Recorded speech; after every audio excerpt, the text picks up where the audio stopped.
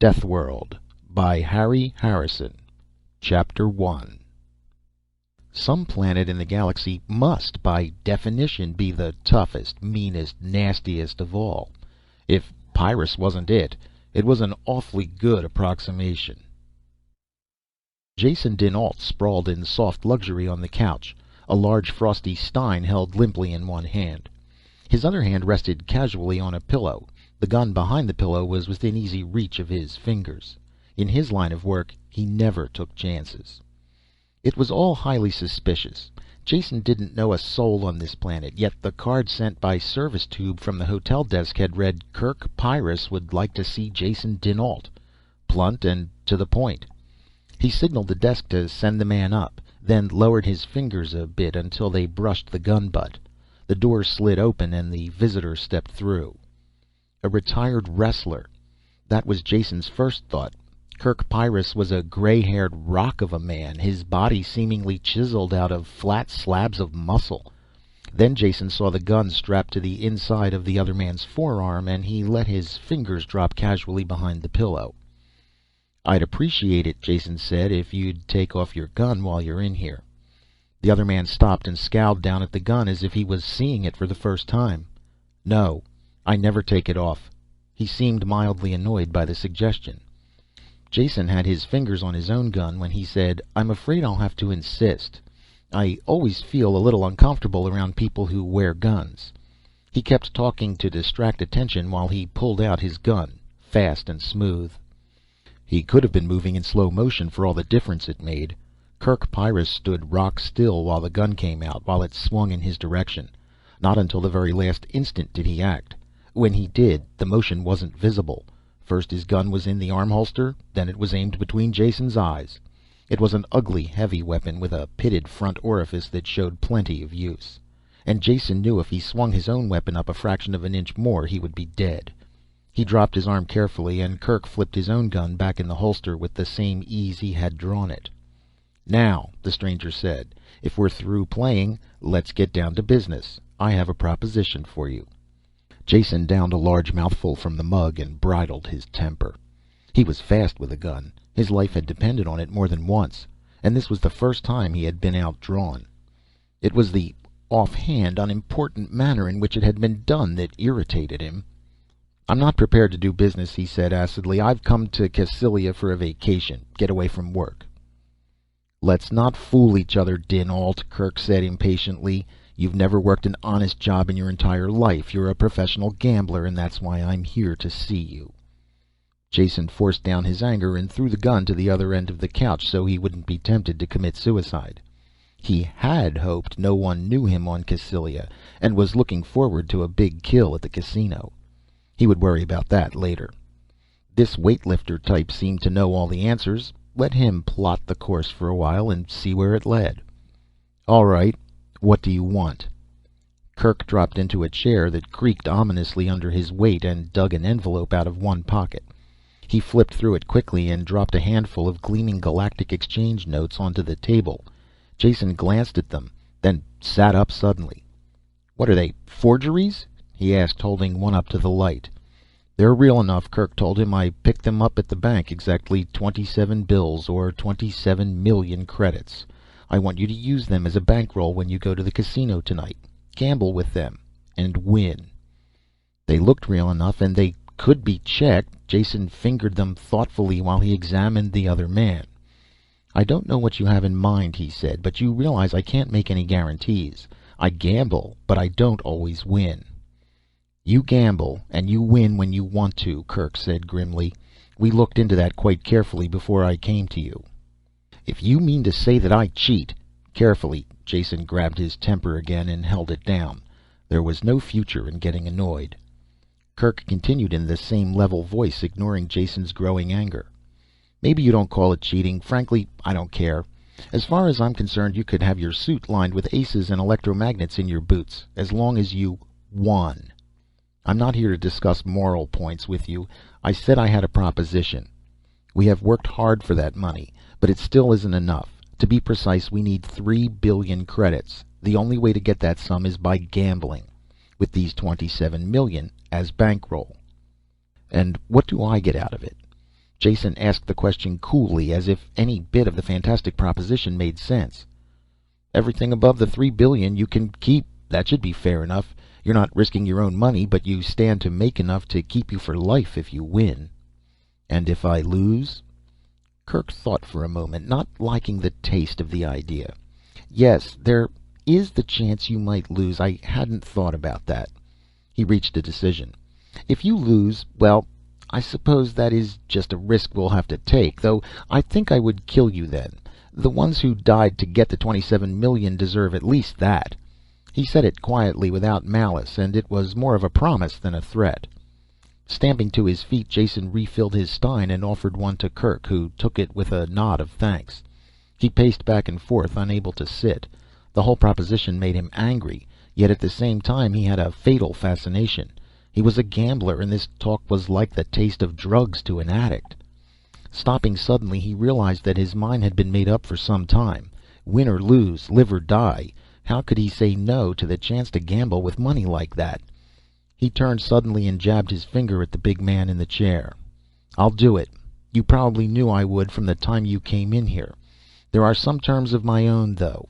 I want to know who you are and who they are you keep talking about, and where did the money come from? Is it stolen?" Kerk drained his own stein and pushed it away from him.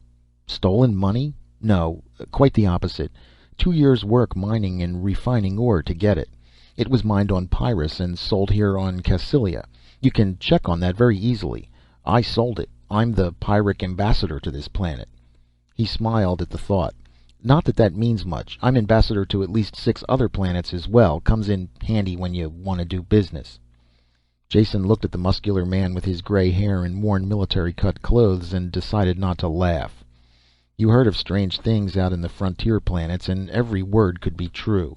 He had never heard of Pyrrus either, though that didn't mean anything. There were over 30,000 known planets in the inhabited universe. "I'll check on what you've told me," Jason said. "If it's true, we can do business. Call me tomorrow." "No," Kerk said. "The money has to be won tonight. I've already issued a check for this 27 million. It will bounce as high as the Pleiades unless we deposit the money in the morning. So that's our time limit." With each moment, the whole affair became more fantastic and more intriguing for Jason. He looked at his watch. There was still enough time to find out if Kerk was lying or not. "All right, we'll do it tonight," he said. "Only I'll have to have one of those bills to check." Kerk stood up.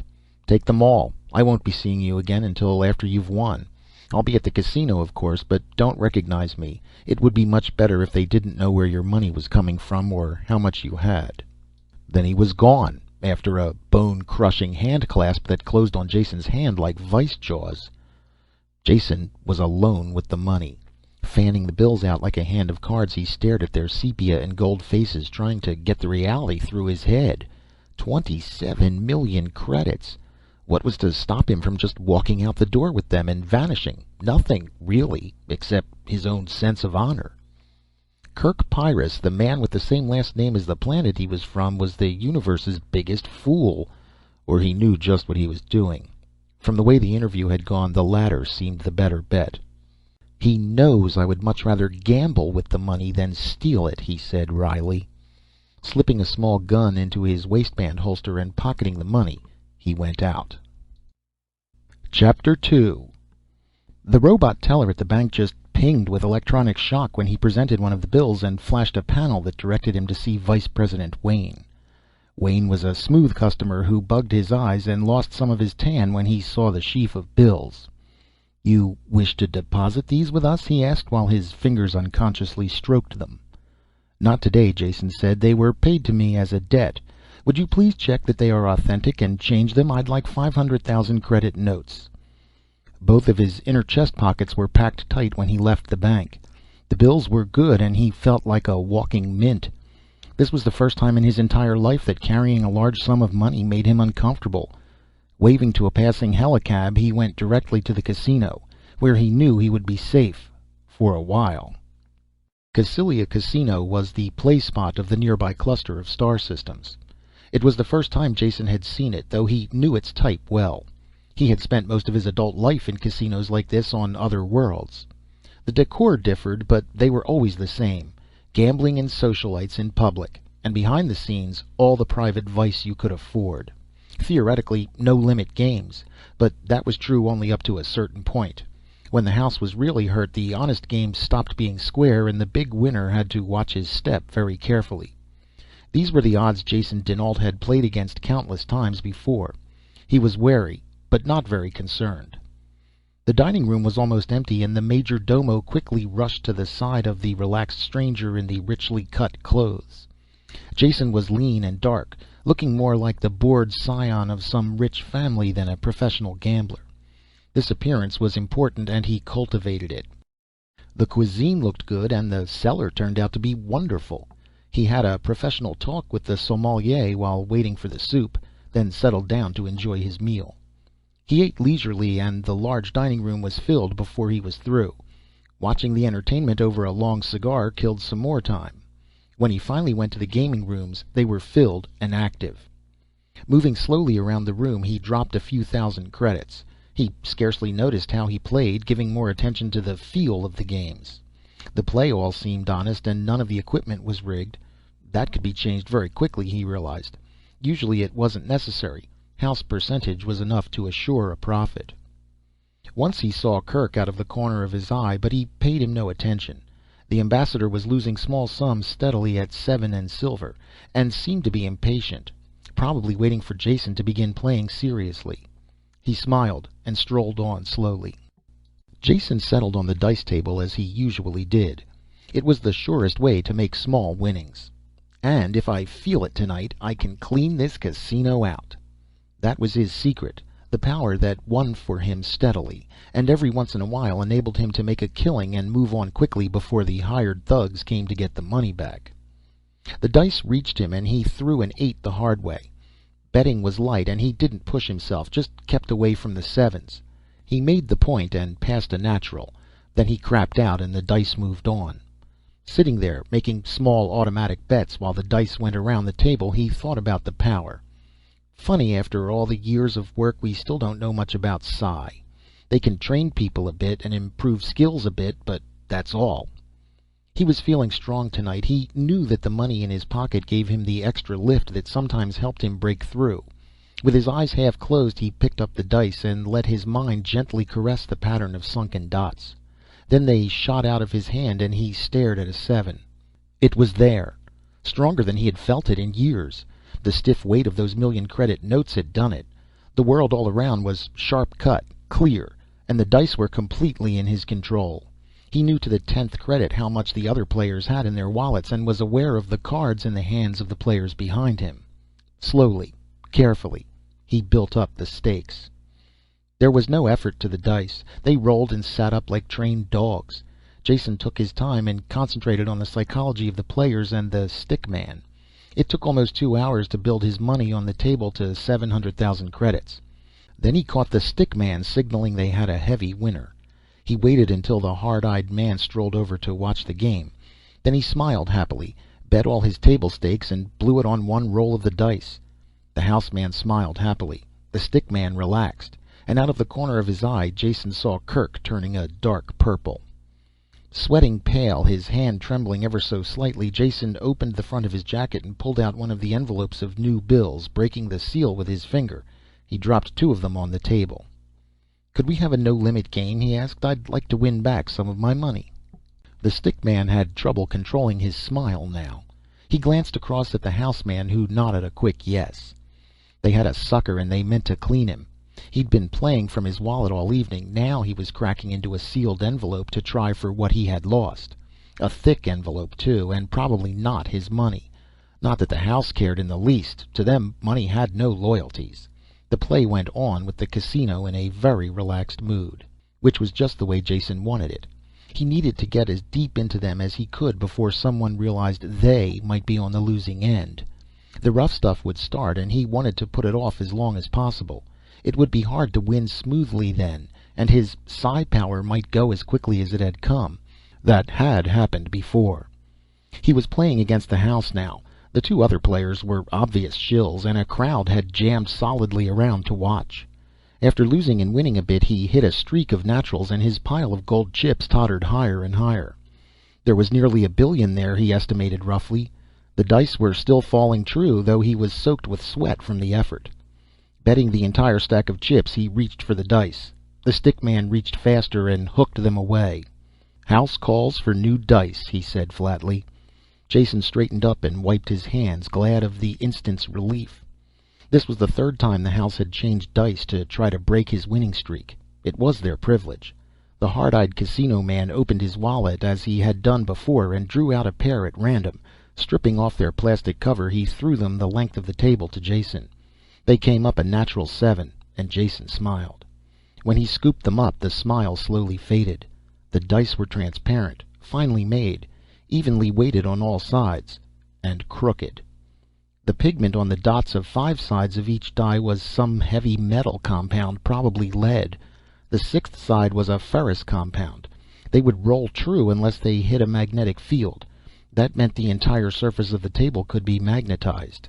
He could never have spotted the difference if he hadn't looked at the dice with his mind.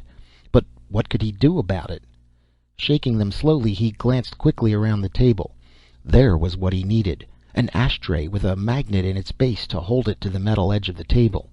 Jason stopped shaking the dice and looked at them quizzically, then reached over and grabbed the ashtray. He dropped the base against his hand.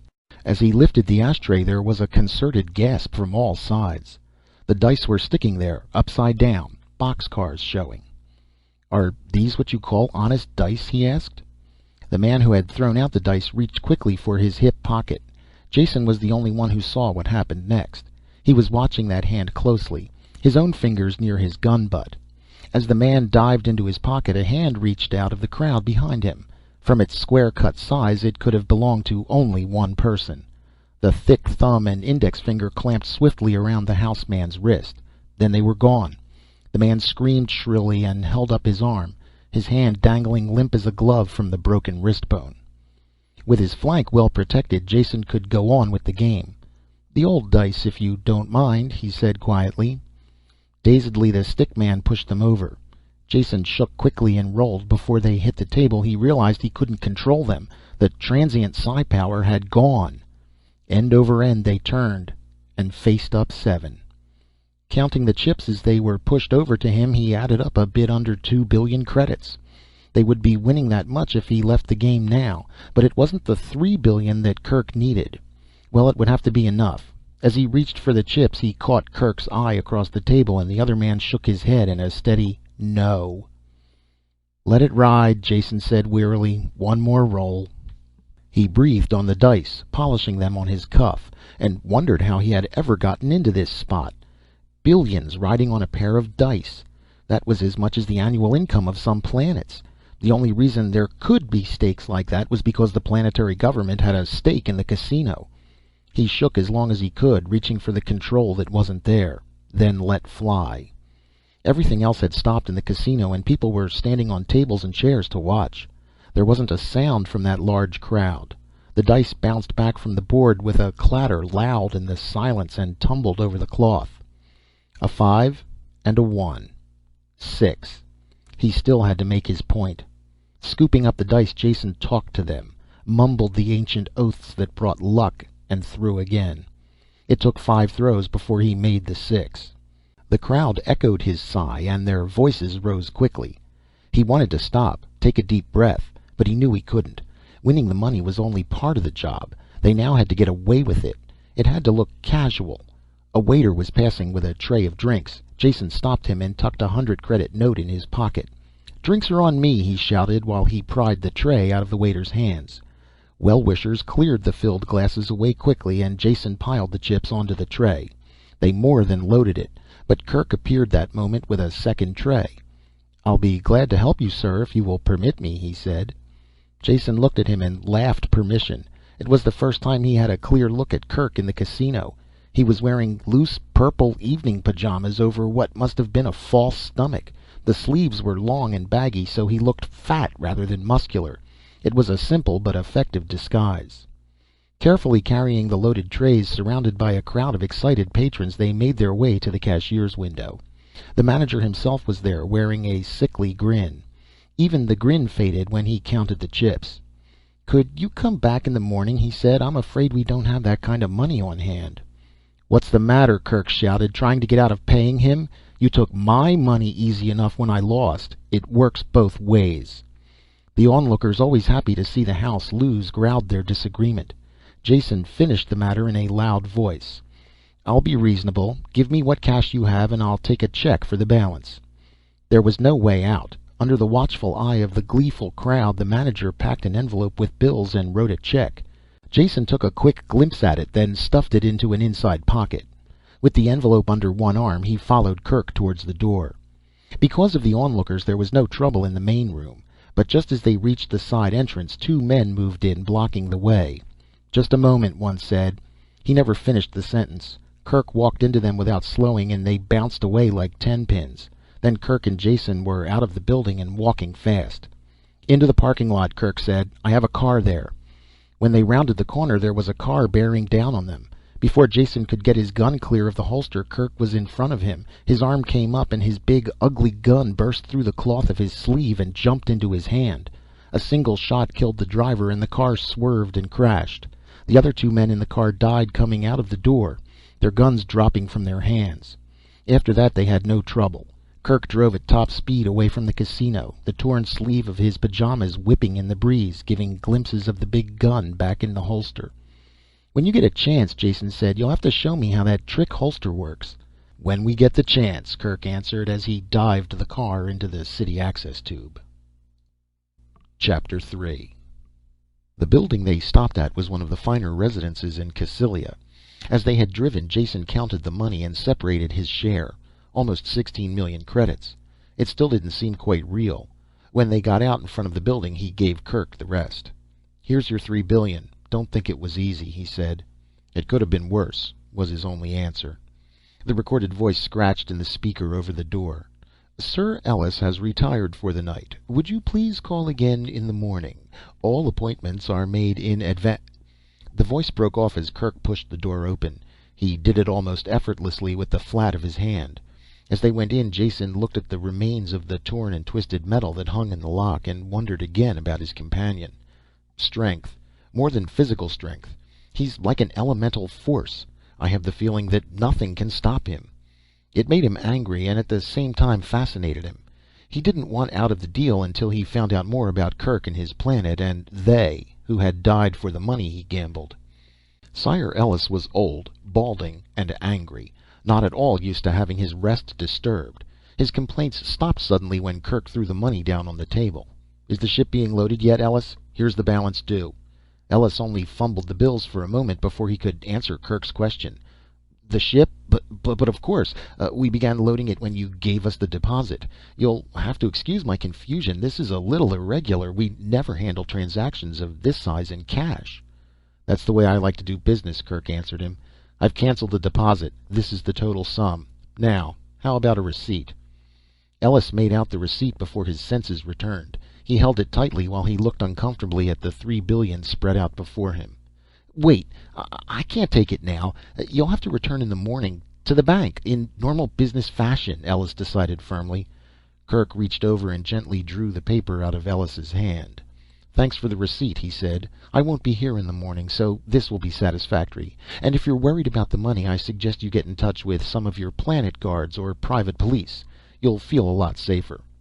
When they left through the shattered door, Ellis was frantically dialing numbers on his screen. Kerk answered Jason's next question before he could ask it. "I imagine you would like to live to spend that money in your pocket, so I've booked 2 seats on an interplanetary ship." He glanced at the car clock.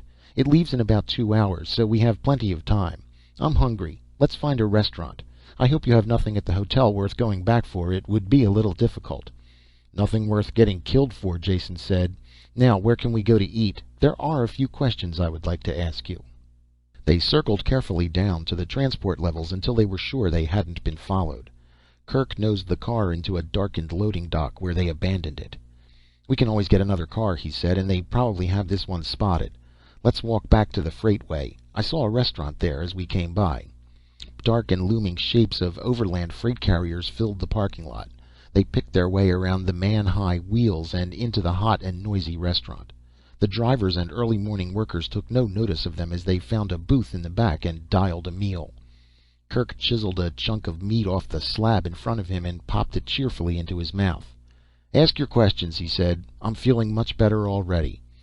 "What's in the ship you arranged for tonight? What kind of cargo was I risking my neck for?" "I thought you were risking your neck for money," Kerk said dryly. "But be assured it was in a good cause. That cargo means the survival of a world. Guns, ammunition, mines, explosives and such." Jason choked over a mouthful of food. "Gun running? What are you doing, financing a private war? And how can you talk about survival with a lethal cargo like that? Don't try and tell me they have a peaceful use. Who are you killing?" Most of the big man's humor had vanished. He had that grim look Jason knew well. "Yes, peaceful would be the right word, because that is basically all we want, just to live in peace. And it is not who are we killing, it is what we are killing." Jason pushed his plate away with an angry gesture. "You're talking in riddles," he said. "What you say has no meaning." "It has meaning enough," Kerk told him, "but only on one planet in the universe. Just how much do you know about Pyrrus?" "Absolutely nothing." For a moment Kerk sat wrapped in memory, scowling distantly. Then he went on. "Mankind doesn't belong on Pyrrus, yet has been there for almost 300 years now. The age of expectancy of my people is 16 years. Of course, most adults live beyond that, but the high child mortality brings the average down. It is everything that a humanoid world should not be. The gravity is nearly twice Earth normal. The temperature can vary daily from Arctic to tropic. The climate, well, you have to experience it to believe it, like nothing you've ever seen anywhere else in the galaxy." "I'm frightened," Jason said dryly. "What do you have, methane or chlorine reactions? I've been down on planets like that." Kerk slammed his hand down hard on the table. The dishes bounced and the table legs creaked. "Laboratory reactions," he growled. "They look great on a bench, but what happens when you have a world filled with those compounds? In an eye wink of galactic time, all the violence is locked up in nice, stable compounds. The atmosphere may be poisonous for an oxygen breather, but taken by itself, it's as harmless as weak beer. There is only one setup that is pure poison as a planetary atmosphere: plenty of H2O, the most universal solvent you can find, plus free oxygen to work on." "Water and oxygen?" Jason broke in. "You mean Earth or a planet like Cassilia here? That's preposterous." "Not at all. Because you were born in this kind of environment, you accept it as right and natural. You take it for granted that metals corrode, coastlines change, and storms interfere with communication. These are normal occurrences on oxygen water worlds. On Pyrrus, these conditions are carried to the nth degree. The planet has an axial tilt of almost 42 degrees, so there is a tremendous change in temperature from season to season. This is one of the prime causes of a constantly changing ice cap. The weather generated by this is spectacular, to say the least." "If that's all," Jason said, "I don't see why—" "That's not all. It's barely the beginning. The open seas perform the dual destructive function of supplying water vapor to keep the weather going and building up gigantic tides. Pyrrus's two satellites, Samus and Bessos, combine at times to pull the oceans up into 30-meter tides, and until you've seen one of these tides lap over into an active volcano, you've seen nothing. Heavy elements are what brought us to Pyrrus, and these same elements keep the planet at a volcanic boil. There have been at least 13 supernovas in the immediate stellar neighborhood. Heavy elements can be found on most of their planets, of course, as well as completely unbreathable atmospheres. Long-term mining and exploitation can't be done by anything but a self-sustaining colony, which meant Pyrrus, where the radioactive elements are locked in the planetary core, surrounded by a shell of lighter ones. While this allows for the atmosphere men need, it also provides unceasing volcanic activity as the molten plasma forces its way to the surface." For the first time Jason was silent, trying to imagine what life could be like on a planet constantly at war with itself. "I've saved the best for last," Kerk said with grim humor. "Now that you have an idea of what the environment is like, think of the kind of life forms that would populate it. I doubt if there is one off-world species that would live a minute. Plants and animals on Pyrrus are tough. They fight the world, and they fight each other. Hundreds of thousands of years of genetic weeding out have produced things that would give even an electronic brain nightmares. Armor-plated, poisonous, claw-tipped, and fanged-mouthed.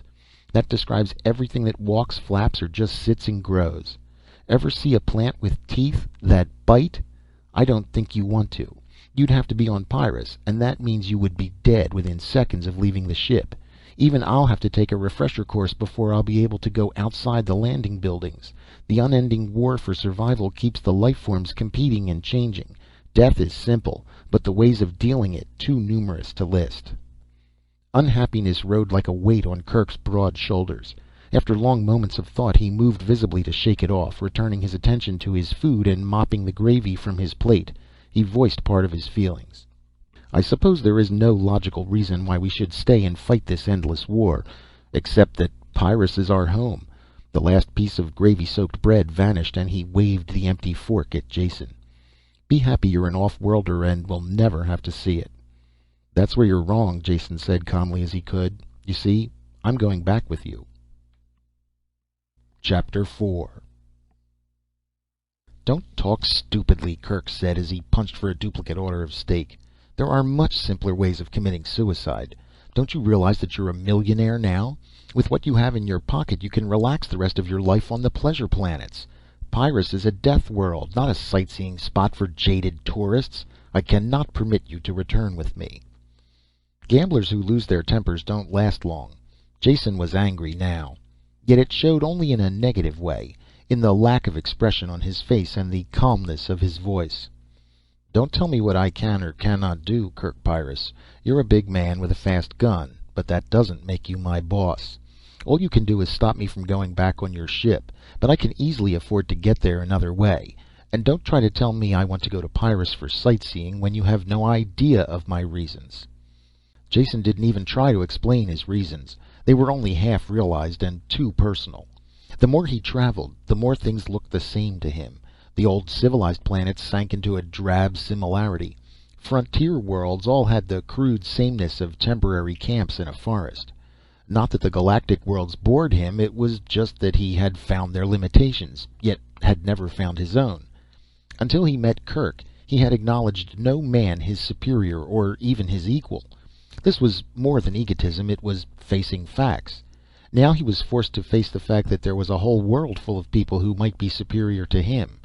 Jason could never rest until he had been there and seen for himself, even if he died in the attempt. None of this could be told to Kerk. There were other reasons he would understand better. You're not thinking ahead when you prevent me from going to Pyrrus, Jason said. I'll not mention any moral debt you owe me for winning that money you needed. But what about the next time? If you needed that much lethal goods once, you probably need it again someday. Wouldn't it be better to have me on hand, old tried and true, than dreaming up some new and possibly unreliable scheme? Kerk chewed pensively on the second serving of steak. That makes sense, and I must admit I hadn't thought of it before. One failing we Pyrrans have is a lack of interest in the future. Staying alive day by day is enough trouble. So we tend to face emergencies as they arrive and let the dim future take care of itself. You can come. I hope you will still be alive when we need you. As Pyrran ambassador to a lot of places, I officially invite you to our planet, all expenses paid, on the condition you obey completely all of our instructions regarding your personal safety. Conditions accepted, Jason said, and wondered why he was so cheerful about signing his own death warrant. Kerk was shoveling his way through his third dessert when his alarm watch gave a tiny hum. He dropped his fork instantly and stood up. Time to go, he said. We're on a schedule. While Jason scrambled to his feet, he jammed coins into the meter until the paid light came on. Then they were out the door and walking fast. Jason wasn't at all surprised when they came on a public escalator just behind the restaurant. He was beginning to realize that since leaving the casino their every move had been carefully planned and timed. Without a doubt the alarm was out and the entire planet being searched for them. Yet so far they hadn't noticed the slightest sign of pursuit. This wasn't the first time Jason had to move just one jump ahead of the authorities, but it was the first time he had to let someone else lead him by the hand while he did it. He had to smile at his own automatic agreement. He had been a loner for so many years that he found a certain inverse pleasure in following someone else. Hurry up, Kerk growled after a quick glance at his watch. He set a steady, killing pace up the escalator steps. They went up 5 levels that way without seeing another person before Kerk relented and let the escalator do the work. Jason prided himself on keeping in condition, but the sudden climb after the sleepless night left him panting heavily and soaked with sweat. Kerk, cool of forehead and breathing normally, didn't show the slightest sign that he had been running. They were at the second motor level when Kerk stepped off the slowly rising steps and waved Jason after him. As they came through the exit to the street, a car pulled up to the curb in front of them. Jason had enough sense not to reach for his gun. At the exact moment they reached the car, the driver opened the door and stepped out. Kerk passed him a slip of paper without saying a word and slipped in behind the wheel. There was just time for Jason to jump in before the car pulled away. The entire transfer had taken less than 3 seconds. There had been only a glimpse of the driver in the dim light, but Jason had recognized him. Of course he had never seen the man before, but after knowing Kerk he couldn't mistake the compact strength of a native Pyrran. "That was the receipt from Ellis you gave him," Jason said. "Of course. That takes care of the ship and the cargo. They'll be off planet and safely away before the casino check is traced to Ellis. So now let's look after ourselves. I'll explain the plan in detail so there will be no slip-ups on your part. I'll go through the whole thing once, and if there are any questions you'll ask them when I'm finished." The tones of command were so automatic that Jason found himself listening in quiet obedience, though one part of his mind wanted him to smile at the quick assumption of his incompetence. Kerk swung the car into the steady line of traffic heading out of the city to the spaceport. He drove easily while he talked. "There's a search on in the city, but we're well ahead of that. I'm sure the Cassylians don't want to advertise their bad sportsmanship, so there won't be anything as crude as a roadblock, but the port will be crawling with every agent they have. They know once the money gets off planet, it's gone forever. When we make a break for it, they will be sure we still have the goods, so there will be no trouble with the munition ship getting clear." Jason sounded a little shocked. "You mean you're setting us up as clay pigeons to cover the takeoff of the ship?" "You could put it that way, but since we have to get off the planet anyway, there is no harm in using our escape as a smokescreen. Now shut up until I've finished like I told you, or one more interruption and I dump you by the road." Jason was sure he would. He listened intently and quietly as Kerk repeated word for word what he had said before, then continued. "The official car gate will probably be wide open with the traffic through it, and a lot of the agents will be in plain clothes. We might even get onto the field without being recognized, though I doubt it. It is of no importance. We will drive through the gate and to the takeoff pad. The Pride of Darkhan, for which we hold tickets, will be sounding its 2-minute siren and unhooking the gangway. By the time we get to our seats, the ship will take off." "That's all very fine," Jason said, "but what will the guards be doing all this time?" "Shooting at us and each other. We will take advantage of the confusion to get aboard." This answer did nothing to settle Jason's mind, but he let it slide for the moment. "All right, say we do get aboard. Why don't they just prevent takeoff until we've been dragged out and stood against a wall?" Kerk spared him a contemptuous glance before he returned his eyes to the road. "I said the ship was the Pride of Darkhan. If you had studied this system at all, you would know what that means. Cassylia and Darkhan are sister planets and rivals in every way. It has been less than 2 centuries since they fought an intra-system war that almost destroyed both of them. Now they exist in an armed-to-the-teeth neutrality that neither dare violate. The moment we set foot aboard the ship, we are on Darkhan territory. There is no extradition agreement between the planets. Cassylia may want us, but not badly enough to start another war." That was all the explanation there was time for. Kerk swung the car out of the rush of traffic and onto a bridge marked "Official Cars Only." Jason had a feeling of nakedness as they rolled under the harsh port lights towards the guarded gate ahead. It was closed. Another car approached the gate from the inside, and Kerk slowed their car to a crawl. One of the guards talked to the driver of the car inside the port and waved to the gate attendant. The barrier gate began to swing inwards, and Kerk jammed down on the accelerator. Everything happened at once. The turbine howled, the spinning tires screeched on the road, and the car crashed open the gate. Jason had vanishing glimpses of the open-mouthed guards, then they were skidding around the corner of a building. A few shots were popped after them, but none came close. Driving with one hand, Kerk reached under the dash and pulled out a gun that was the twin of the monster strapped to his arm. "Use this instead of your own," he said. "Rocket-propelled explosive slugs make a great bang. Don't bother shooting at anyone. I'll take care of that. Just stir up a little action and make them keep their distance. Like this." He fired a single snap shot out the side window and passed the gun to Jason almost before the slug hit. An empty truck blew up with a roar, raining pieces on the cars around and sending their drivers fleeing in panic. After that it was a nightmare ride through a madhouse. Kerk drove with an apparent contempt for violent death. Other cars followed them and were lost in wheel-raising turns. They careened almost the full length of the field, leaving a trail of smoking chaos. Then the pursuit was all behind them, and the only thing ahead was the slim spire of the Pride of Darkhan. The Pride was surrounded by a strong wire fence as suited the begrudged status of her planetary origin. The gate was closed and guarded by soldiers with leveled guns, waiting for a shot at the approaching car. Kerk made no attempt to come near them. Instead, he fed the last reserves of power to the car and headed for the fence. "Cover your face," he shouted. Jason put his arms up in front of his head just as they hit. Torn metal screamed. The fence buckled, wrapped itself around the car, but did not break. Jason flew off the seat and into the padded dash. By the time Kerk had the warped door open, he realized that the ride was over. Kerk must have seen the spin of his eyeballs, because he didn't talk, just pulled Jason out and threw him onto the hood of the ruined car. "Climb over the buckled wire and make a run for the ship," he shouted. If there was any doubt what he meant, he set Jason an example of fine road work. It was inconceivable that someone of his bulk could run so fast, yet he did. He moved more like a charging tank than a man. Jason shook the fog from his head and worked up some speed himself. Nevertheless, he was barely halfway to the ship when Kerk hit the gangway. It was already unhooked from the ship, but the shocked attendants stopped rolling it away as the big man bounded up the steps. At the top, he turned and fired at the soldiers who were charging through the open gate. They dropped, crawled, and returned his fire. Very few shot at Jason's running form. The scene in front of Jason cranked over in slow motion. Kerk standing at the top of the ramp, coolly returning the fire that splashed all about. He could have found safety in an instant through the open port behind him. The only reason he stayed there was to cover Jason.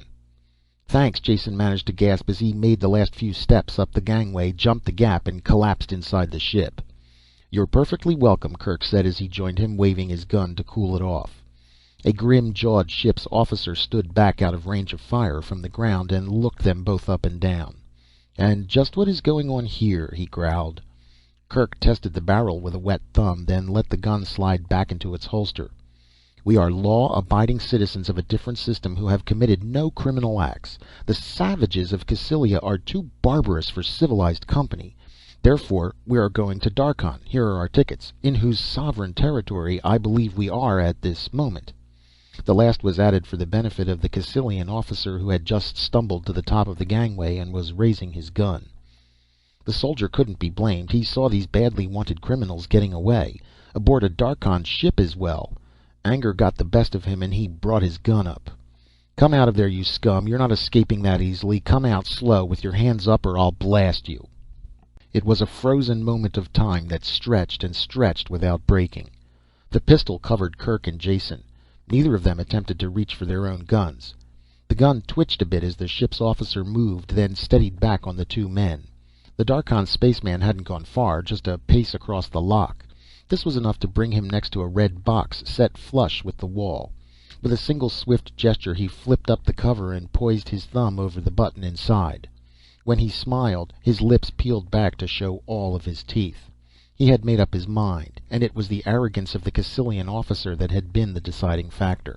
"Fire a single shot into Darkhan territory and I press this button," he shouted. "And you know what this button does. Every one of your ships has them as well. Commit a hostile act against this ship and someone will press a button. Every control rod will be blown out of the ship's pile at that instant, and half of your filthy city will go up in the explosion." His smile was chiseled on his face, and there was no doubt he would do what he said. "Go ahead, fire. I think I would enjoy pressing this." The takeoff siren was hooting now, the close lock light blinking an angry message from the bridge. Like four actors in a grim drama, they faced each other an instant more. Then the Cassilian officer, growling with unvoicable frustrated anger, turned and leapt back to the steps. "All passengers board ship. 45 seconds to take off. Clear the port." The ship's officer slammed shut the cover of the box and locked it as he talked. There was barely time to make the acceleration couches before the Pride of Darkhan cleared ground. Chapter 5. Once the ship was in orbit, the captain sent for Jason and Kerk. Kerk took the floor and was completely frank about the previous night's activities. The only fact of importance he left out was Jason's background as a professional gambler. He drew a beautiful picture of two lucky strangers whom the evil forces of Cassilia wanted to deprive of their gambling profits. All of this fitted perfectly the captain's preconceptions of Cassilia.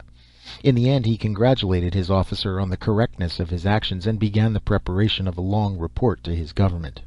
He gave the two men his best wishes, as well as the liberty of the ship.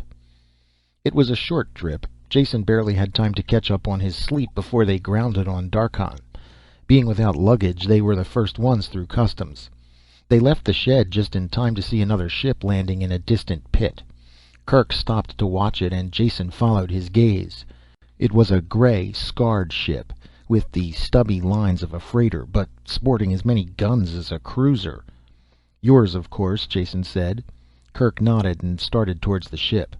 One of the locks opened as they came up, but no one appeared. Instead, a remote-release folding ladder rattled down to the ground. Kerk swarmed up it, and Jason followed glumly. Somehow he felt this was overdoing the no-frills-and-nonsense attitude. Jason was catching on to Pyrran ways, though. The reception aboard ship for the ambassador was just what he expected. Nothing. Kerk closed the lock himself, and they found couches as the takeoff horn sounded. The main jets roared, and acceleration smashed down on Jason. It didn't stop. Instead, it grew stronger, squeezing the air out of his lungs and the sight from his eyes. He screamed, but couldn't hear his own voice through the roaring in his ears. Mercifully, he blacked out. When consciousness returned, the ship was at 0 G. Jason kept his eyes closed and let the pain seep out of his body. Kerk spoke suddenly. He was standing next to the couch. "My fault, Meta. I should have told you we had a 1 G passenger aboard. You might have eased up a bit on your usual bone-breaking takeoff." "It doesn't seem to have harmed him much, but what's he doing here?" Jason felt mild surprise that the second voice was a girl's, but he wasn't interested enough to go through the trouble of opening his sore eyes. "Going to Pyrrus. I tried to talk him out of it, of course, but I couldn't change his mind. It's a shame, too. I would like to have done more for him. He's the one who got the money for us." "Oh, that's awful," the girl said. Jason wondered why it was awful. It didn't make sense to his groggy mind. "It would have been much better if he stayed on Darkhan," the girl continued. "He's very nice looking. I think it's a shame he has to die." That was too much for Jason. He pried one eye open, then the other. The voice belonged to a girl, about 21, who was standing next to the bed, gazing down at Jason. She was beautiful. Jason's eyes opened wider as he realized she was very beautiful, with the kind of beauty never found in the civilized galaxy. The women he had known all ran to pale skin, hollow shoulders, gray faces covered with tints and dyes. They were the product of centuries of breeding weaknesses back into the race, as the advance of medicine kept alive more and more non-survival types. This girl was the direct opposite in every way. She was the product of survival on Pyrrus. The heavy gravity that produced bulging muscles in men brought out firm strength in strap-like female muscles. She had the figure of a goddess, tanned skin and perfectly formed face. Her hair, which was cut short, circled her head like a golden crown. The only unfeminine thing about her was the gun she wore in a bulky forearm holster. When she saw Jason's eyes open, she smiled at him. Her teeth were as even and as white as he had expected. "I'm Meta, pilot of this ship. And you must be?" "Jason Dinalt. That was a lousy takeoff, Meta." "I'm really very sorry," she laughed, "but being born on a 2 G planet does make one a little immune to acceleration. I save fuel, too, with the synergy curve." Kerk gave a noncommittal grunt. "Come along, Meta. We'll take a look at the cargo. Some of the new stuff will plug the gaps in the perimeter." "Oh, yes," she said, almost clapping her hands with happiness. "I read the specs. They're simply wonderful." "Like a schoolgirl with a new dress, or a box of candy." That's a great attitude to have towards bombs and flamethrowers. Jason smiled wryly at the thought as he groaned off the couch. The two Pyrrans had gone, and he pulled himself painfully through the door after them. It took him a long time to find his way to the hold. The ship was big and apparently empty of crew. Jason finally found a man sleeping in one of the brightly lit cabins. He recognized him as the driver who had turned the car over to them on Cassilia. The man who had been sleeping soundly a moment before opened his eyes as soon as Jason drifted into the room. He was wide awake. "How do I get to the cargo hold?" Jason asked. The other told him, closed his eyes, and instantly went back to sleep before Jason could even say thanks. In the hold, Kerk and Meta had opened some of the crates and were chortling with joy over their lethal contents. Meta, a pressure canister in her arms, turned to Jason as he came through the door. "Just look at this," she said. "This powder in here, why, you can eat it like dirt with less harm. Yet it is instantly deadly to all forms of vegetable life." She stopped suddenly as she realized Jason didn't share her extreme pleasure. "I'm sorry, I forgot for a moment there that you weren't a Pyrran. So you don't really understand, do you?" Before he could answer, the PA speaker called her name. "Jump time," she said. "Come with me to the bridge while I do the equations. We can talk there. I know so little about any place except Pyrrus that I have a million questions to ask." Jason followed her to the bridge, where she relieved the duty officer and began taking readings for the jump setting. She looked out of place among the machines, a sturdy but supple figure in a simple one-piece ship suit. Yet there was no denying the efficiency with which she went about her job. "Meta, aren't you a little young to be the pilot of an interstellar ship?" "Am I?" She thought for a second. "I really don't know how old pilots are supposed to be. I have been piloting for about 3 years now, and I'm almost 20. Is that younger than usual?" Jason opened his mouth, then laughed. "I suppose that all depends on what planet you're from. Some places you would have trouble getting licensed, but I'll bet things are different on Pyrrus. By their standards, you must rank as an old lady." "Now you're making a joke," Meta said serenely as she fed a figure into the calculator. "I've seen old ladies on some planets. They are wrinkled and have gray hair. I don't know how old they are. I asked one once, but she wouldn't tell me her age. But I'm sure they must be older than anyone on Pyrrus. No one looks like that there." "I don't mean old that way." Jason groped for the right word. "Not old, but grown up, mature, an adult." "Everyone is grown up," she answered. "At least soon after they leave the wards, and they do that when they're 6. My first child is grown up, and the second one would be too, only he's dead. So I surely must be." That seemed to settle the question for her, though Jason's thoughts jumped with the alien concepts and background inherent behind her words. Meta punched in the last setting, and the course tape began to chunk out of the case. She turned her attention back to Jason. "I'm glad you're aboard this trip, though I am sorry you're going to Pyrrus. But we'll have lots of time to talk. There are so many things I want to find out about other planets, and why people go around acting the way they do. Not at all like home, where you know why people are doing things all the time." She frowned over the tape for a moment, then turned her attention back to Jason. "What is your home planet like?" One after another, the usual lies he told people came to his lips and were pushed away. Why bother lying to a girl who really didn't care if you were serf or noble? To her, there were only 2 kinds of people in the galaxy: Pyrrans and the rest. For the first time since he had fled from Porgor Storsand, he found himself telling someone the truth of his origin. "My home planet? Just about the stuffiest, dullest dead end in the universe. You can't believe the destructive decay of a planet that is mainly agrarian, caste-conscious, and completely satisfied with its own boring existence. Not only is there no change, but no one wants change. My father was a farmer, so I should have been a farmer too, if I had listened to the advice of my betters. It was unthinkable as well as forbidden for me to do anything else, and everything I wanted to do was against the law. I was 15 before I learned to read, out of a book stolen from a noble school. After that there was no turning back. By the time I stowed aboard an off-world freighter at 19, I must have broken every law on the planet, happily. Leaving home for me was just like getting out of prison." Meta shook her head at the thought. "I just can't imagine a place like that, but I'm sure I wouldn't like it there." "I'm sure you wouldn't," Jason laughed. "So once I was in space with no law-abiding talents or skills, I just wandered into one thing and another. In this age of technology, I was completely out of pace. Oh, I suppose I could have done well in some army, but I'm not so good at taking orders. Whenever I gamble, I do well, so little by little I just drifted into it. People are the same everywhere, so I managed to make out well wherever I end up." "I know what you mean about people being alike, but they are so different," she said. I'm not being clear at all, am I? What I mean is that at home I know what people will do and why they do it at the same time. People on all the other planets do act alike, as you said, yet I have very much trouble understanding why. For instance, I like to try the local food when we set down on a planet, and if there is time I always do. There are bars and restaurants near every spaceport, so I go there. And I always have trouble with the men. They want to buy me drinks, hold my hand.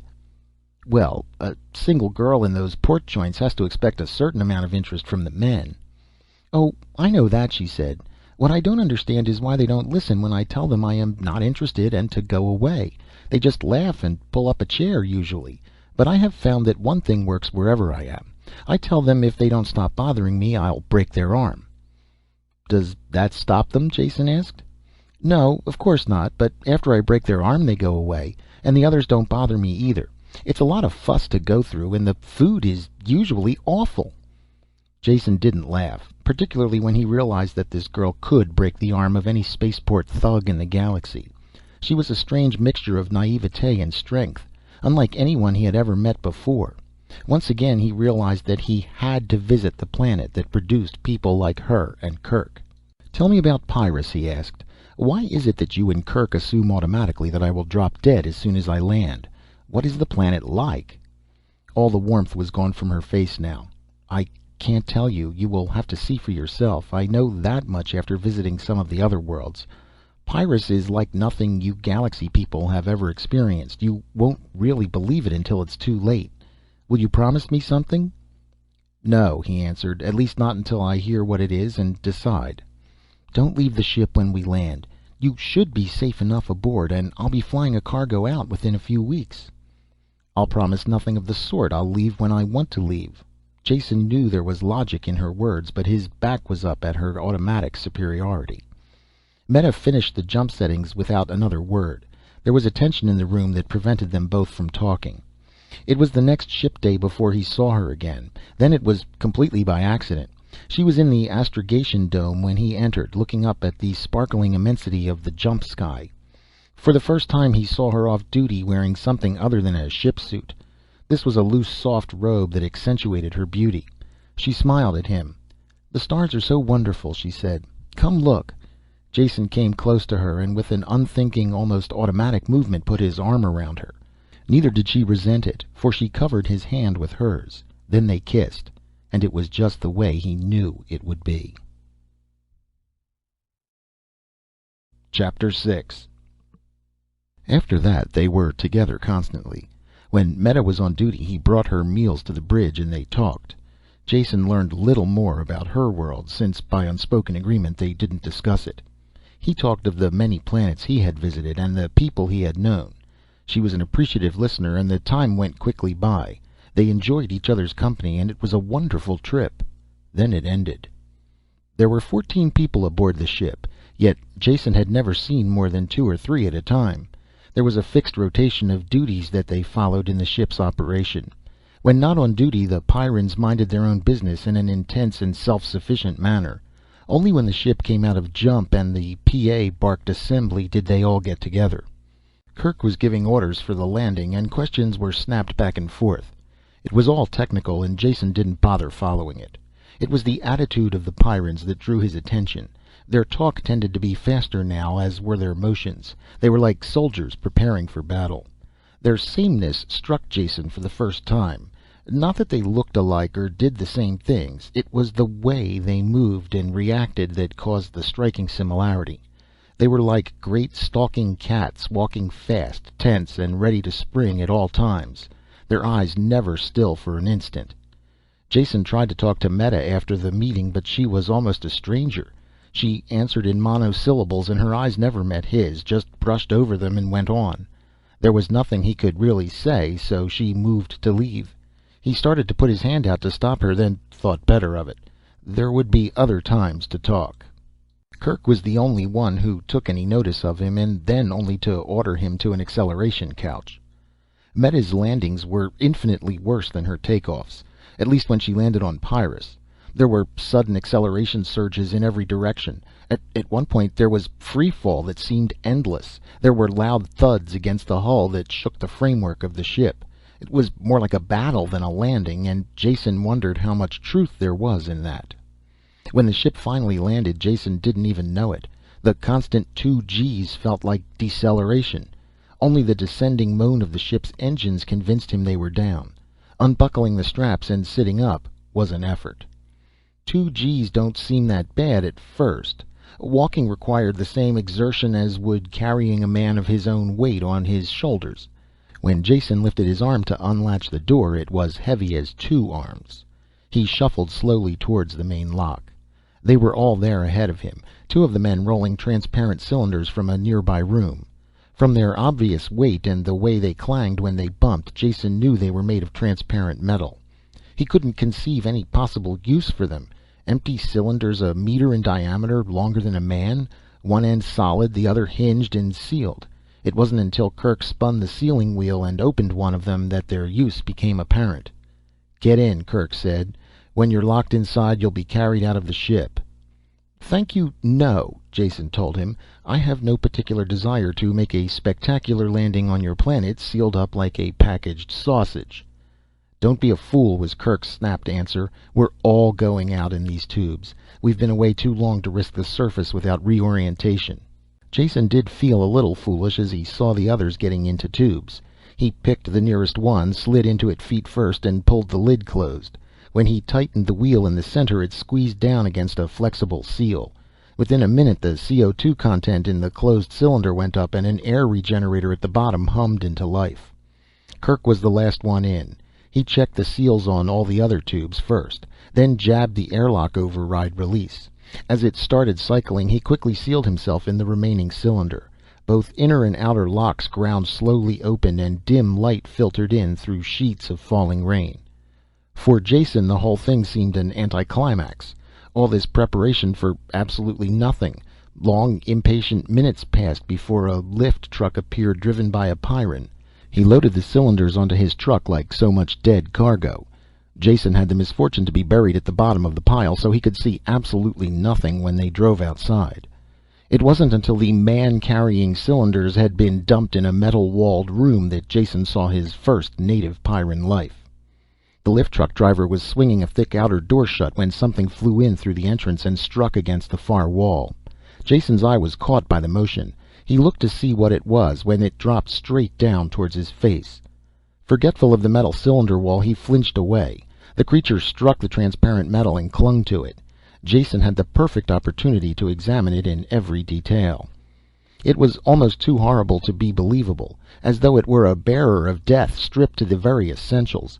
A mouth that split the head in two rows of teeth, serrated and pointed, leathery claw-tipped wings, longer claws on the limbs that tore at the metal wall. Terror rose up in Jason as he saw that the claws were tearing gouges in the transparent metal. Wherever the creature's saliva touched the metal, clouded and chipped under the assault of the teeth. Logic said these were just scratches on the thick tube, they couldn't matter, but blind, unreasoning fear sent Jason curling away as far as he could, shrinking inside himself, seeking escape. Only when the flying creatures began dissolving did he realize the nature of the room outside.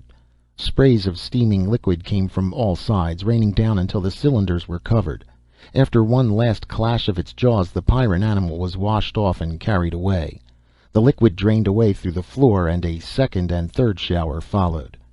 While the solutions were being pumped away, Jason fought to bring his emotions into line. He was surprised at himself. No matter how frightful the creature had been, he couldn't understand the fear it could generate through the wall of the sealed tube. His reaction was all out of proportion to the cause. Even with the creature destroyed and washed out of sight, it took all of his willpower to steady his nerves and bring his breathing back to normal. Meta walked by outside, and he realized the sterilization process was finished. He opened his own tube and climbed wearily out. Meta and the others had gone by this time, and only a hawk-faced stranger remained waiting for him. "I'm Brucco, in charge of the adaptation clinic. Kerk told me who you were. I'm sorry you're here. Now come along. I want some blood samples."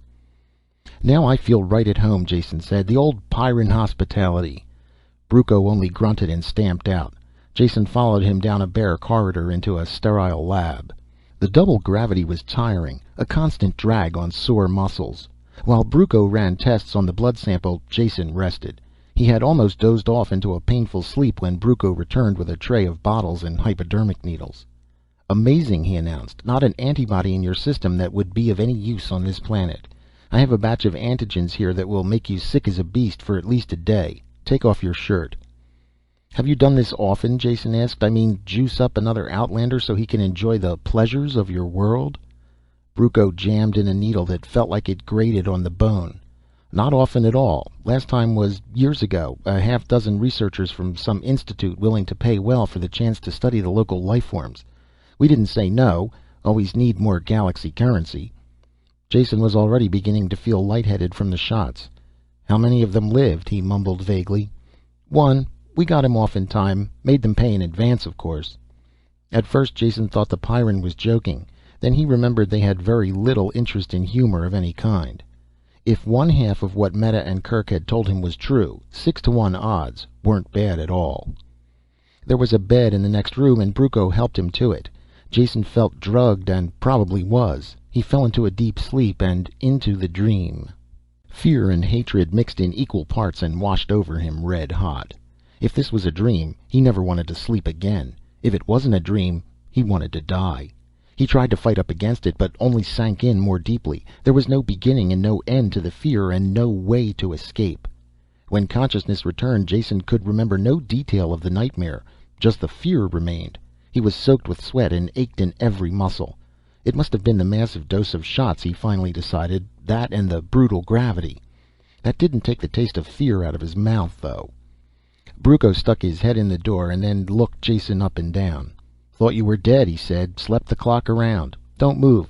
I'll get something to pick you up. The pickup was in the form of another needle and a glassful of evil-looking fluid. It settled his thirst, but made him painfully aware of the gnawing hunger. Want to eat? Brucco asked. I'll bet you do. I've speeded up your metabolism so you'll build muscle faster. Only way you'll ever beat the gravity. Give you quite an appetite for a while, though. Brucco ate at the same time, and Jason had a chance to ask some questions. When do I get a chance to look around your fascinating planet? So far this trip has been about as interesting as a jail term. Relax and enjoy your food. Probably be months before you're able to go outside, if at all. Jason felt his jaw hanging and closed it with a snap. Could you possibly tell me why? Of course. You will have to go through the same training course that our children take. It takes them 6 years. Of course, it's their first 6 years of life, so you might think that you, as an adult, could learn faster. Then again, they have the advantage of heredity. All I can say is you'll go outside these sealed buildings when you're ready. Brucco had finished eating while he talked and sat staring at Jason's bare arms with growing disgust. The first thing we want to get you is a gun, he said. It gives me a sick feeling to see someone without one. Of course, Brucco wore his own gun continually, even within these sealed buildings. Every gun is fitted to its owner and would be useless on anyone else, Brucco said. I'll show you why. He led Jason to an armory jammed with deadly weapons. Put your arm in this while I make the adjustments. It was a box-like machine with a pistol grip on the side. Jason clutched the grip and rested his elbow on a metal loop. Brucco fixed pointers that touched his arm, then copied the results from the meters. Reading the figures from his list, he selected various components from bins and quickly assembled a power holster and gun.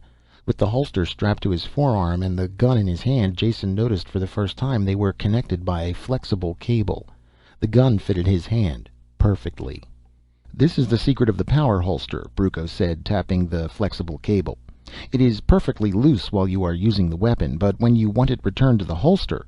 Brucco made an adjustment, and the cable became a stiff rod that whipped the gun from Jason's hand and suspended it in midair. Then the return. The rod cable whirred and snapped the gun back into the holster. The drawing action is the opposite of this, of course. A great gadget, Jason said, but how do I draw? Do I whistle or something for the gun to pop out? No. It's not sonic control, Brucco answered with a sober face. It is much more precise than that. Here, take your left hand and grasp an imaginary gun butt. Tense your trigger finger. Do you notice the pattern of the tendons in the wrist? Sensitive actuators touch the tendons in your right wrist. They ignore all patterns except the one that says, hand ready to receive gun. After a time, the mechanism becomes completely automatic. When you want the gun, it's in your hand. When you don't, it's in the holster. Jason made grasping motions with his right hand, crooked his index finger. There was a sudden smashing pain against his hand and a loud roar. The gun was in his hand. Half the fingers were numb, and smoke curled up from the barrel. Of course, there are only blank cartridges in the gun until you learn control. Guns are always loaded. There is no safety. Notice the lack of a trigger guard. That enables you to bend your trigger finger a slight bit more when drawing, so the gun will fire the instant it touches your hand. It was without a doubt the most murderous weapon Jason had ever handled, as well as being the hardest to manage. Working against the muscle-burning ache of high gravity, he fought to control the devilish device. It had an infuriating way of vanishing into the holster just as he was about to pull the trigger. Even worse was the tendency to leap out before he was quite ready. The gun went to the position where his hand should be. If the fingers weren't correctly placed, they were crashed aside. Jason only stopped the practice when his entire hand was one livid bruise. Complete mastery would come with time, but he could already understand why the Pyrrans never removed their guns. It would be like removing a part of your body. The movement of gun from holster to hand was too fast for him to detect. It was certainly faster than the neural current that shaped the hand into the gun-holding position. For all apparent purposes, it was like having a lightning bolt in your fingertip. Point the finger and blam, there's the explosion. Brucco had left Jason to practice alone. When his aching hand could take no more, he stopped and headed back towards his own quarters. Turning a corner, he had a quick glimpse of a familiar figure going away from him. "Meta, wait a second. I want to talk to you." She turned impatiently as he shuffled up, going as fast as he could in the doubled gravity. Everything about her seemed different from the girl he had known on the ship. Heavy boots came as high as her knees. Her figure was lost in bulky coveralls of some metallic fabric. The trim waist was bulged out by a belt of canisters. Her very expression was coldly distant. "I've missed you," he said. "I hadn't realized you were in this building." He reached for her hand, but she moved it out of his reach. "What is it you want?" she asked. "What is it I want?" he echoed with barely concealed anger. "This is Jason, remember me? We're friends. It is allowed for friends to talk without wanting anything." "What happened on the ship has nothing to do with what happens on Pyrrus." She started forward impatiently as she talked.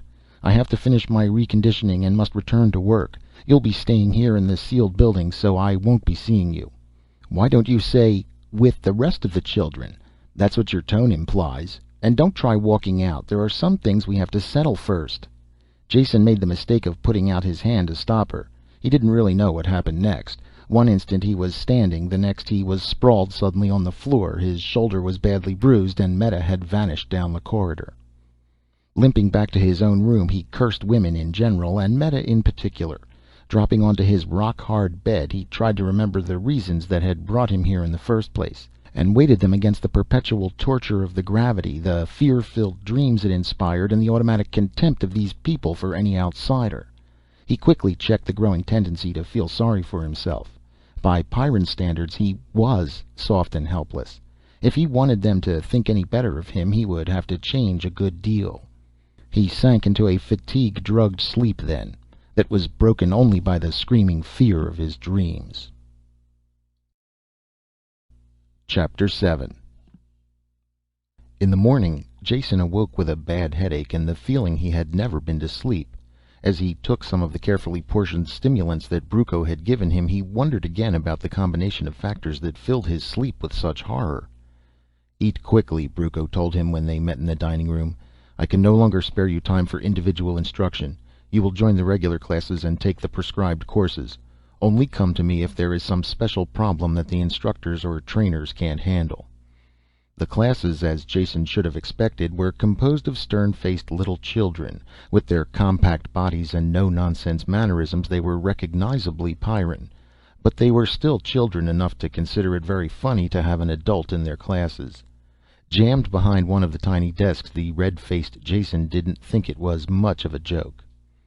All resemblance to a normal school ended with the physical form of the classroom. For one thing, every child, no matter how small, packed a gun, and the courses were all involved with survival. The only possible grade in a curriculum like this was 100%, and students stayed with a lesson until they mastered it perfectly. No courses were offered in the normal scholastic subjects. Presumably these were studied after the child graduated survival school and could face the world alone, which was a logical and cold-hearted way of looking at things. In fact, logical and cold-hearted could describe any Pyrran activity. Most of the morning was spent on the operation of one of the med kits that's strapped around the waist. This was a poison analyzer that was pressed over a puncture wound. If any toxins were present, the antidote was automatically injected on the site. Simple in operation, but incredibly complex in construction. Since all Pyrrans serviced their own equipment, you could then only blame yourself if it failed. They had to learn the construction and repair of all the devices. Jason did much better than the child students, though the effort exhausted him. In the afternoon he had his first experience with a training machine. His instructor was a 12-year-old boy whose cold voice didn't conceal his contempt for the soft off-worlder.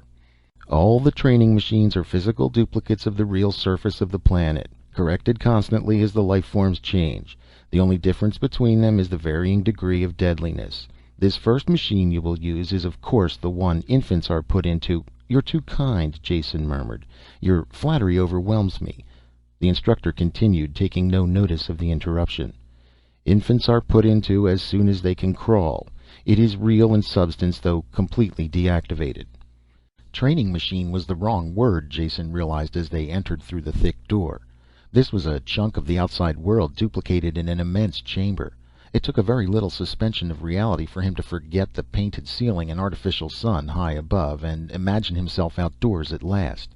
The scene seemed peaceful enough, though clouds banking on the horizon threatened a violent Pyrran storm. "You must wander around and examine things," the instructor told Jason. "Whenever you touch something with your hand, you will be told about it. Like this." The boy bent over and pushed his finger against a blade of the soft grass that covered the ground. Immediately a voice barked from hidden speakers. "Poison grass. Boots to be worn at all times." Jason kneeled and examined the grass. The blade was tipped with a hard, shiny hook. He realized with a start that every single blade of grass was the same. The soft green lawn was a carpet of death. As he straightened up, he glimpsed something under a broad-leafed plant. A crouching, scale-covered animal whose tapered head terminated in a long spike. "What's that in the bottom of my garden?" he asked. "You certainly give the babies pleasant playmates." Jason turned and realized he was talking to air. The instructor was gone. He shrugged and petted the scaly monster. "Horn devil," the impersonal voice said from midair. "Clothing and shoes no protection. Kill it." A sharp crack shattered the silence as Jason's gun went off. The horn devil fell on its side, keyed to react to the blank charge. "Well, I am learning," Jason said, and the thought pleased him. The words "kill it" had been used by Brucco while teaching him to use the gun. Their stimulus had reached an unconscious level. He was aware of wanting to shoot only after he had heard the shot. His respect for Pyrran training techniques went up. Jason spent a thoroughly unpleasant afternoon wandering in the child's garden of horror. Death was everywhere, while all the time the disembodied voice gave him stern advice in simple language, so he could do unto rather than being done in. He had never realized that violent death could come in so many repulsive forms. Everything here was deadly to man, from the smallest insect to the largest plant. Such singleness of purpose seemed completely unnatural. Why was this planet so alien to human life? He made a mental note to ask Brucco. Meanwhile he tried to find one life form that wasn't out for his blood. He didn't succeed. After a long search he found the only thing that when touched didn't elicit deadly advice. This was a chunk of rock that projected from a meadow of poison grass. Jason sat on it with a friendly feeling and pulled his feet up. An oasis of peace.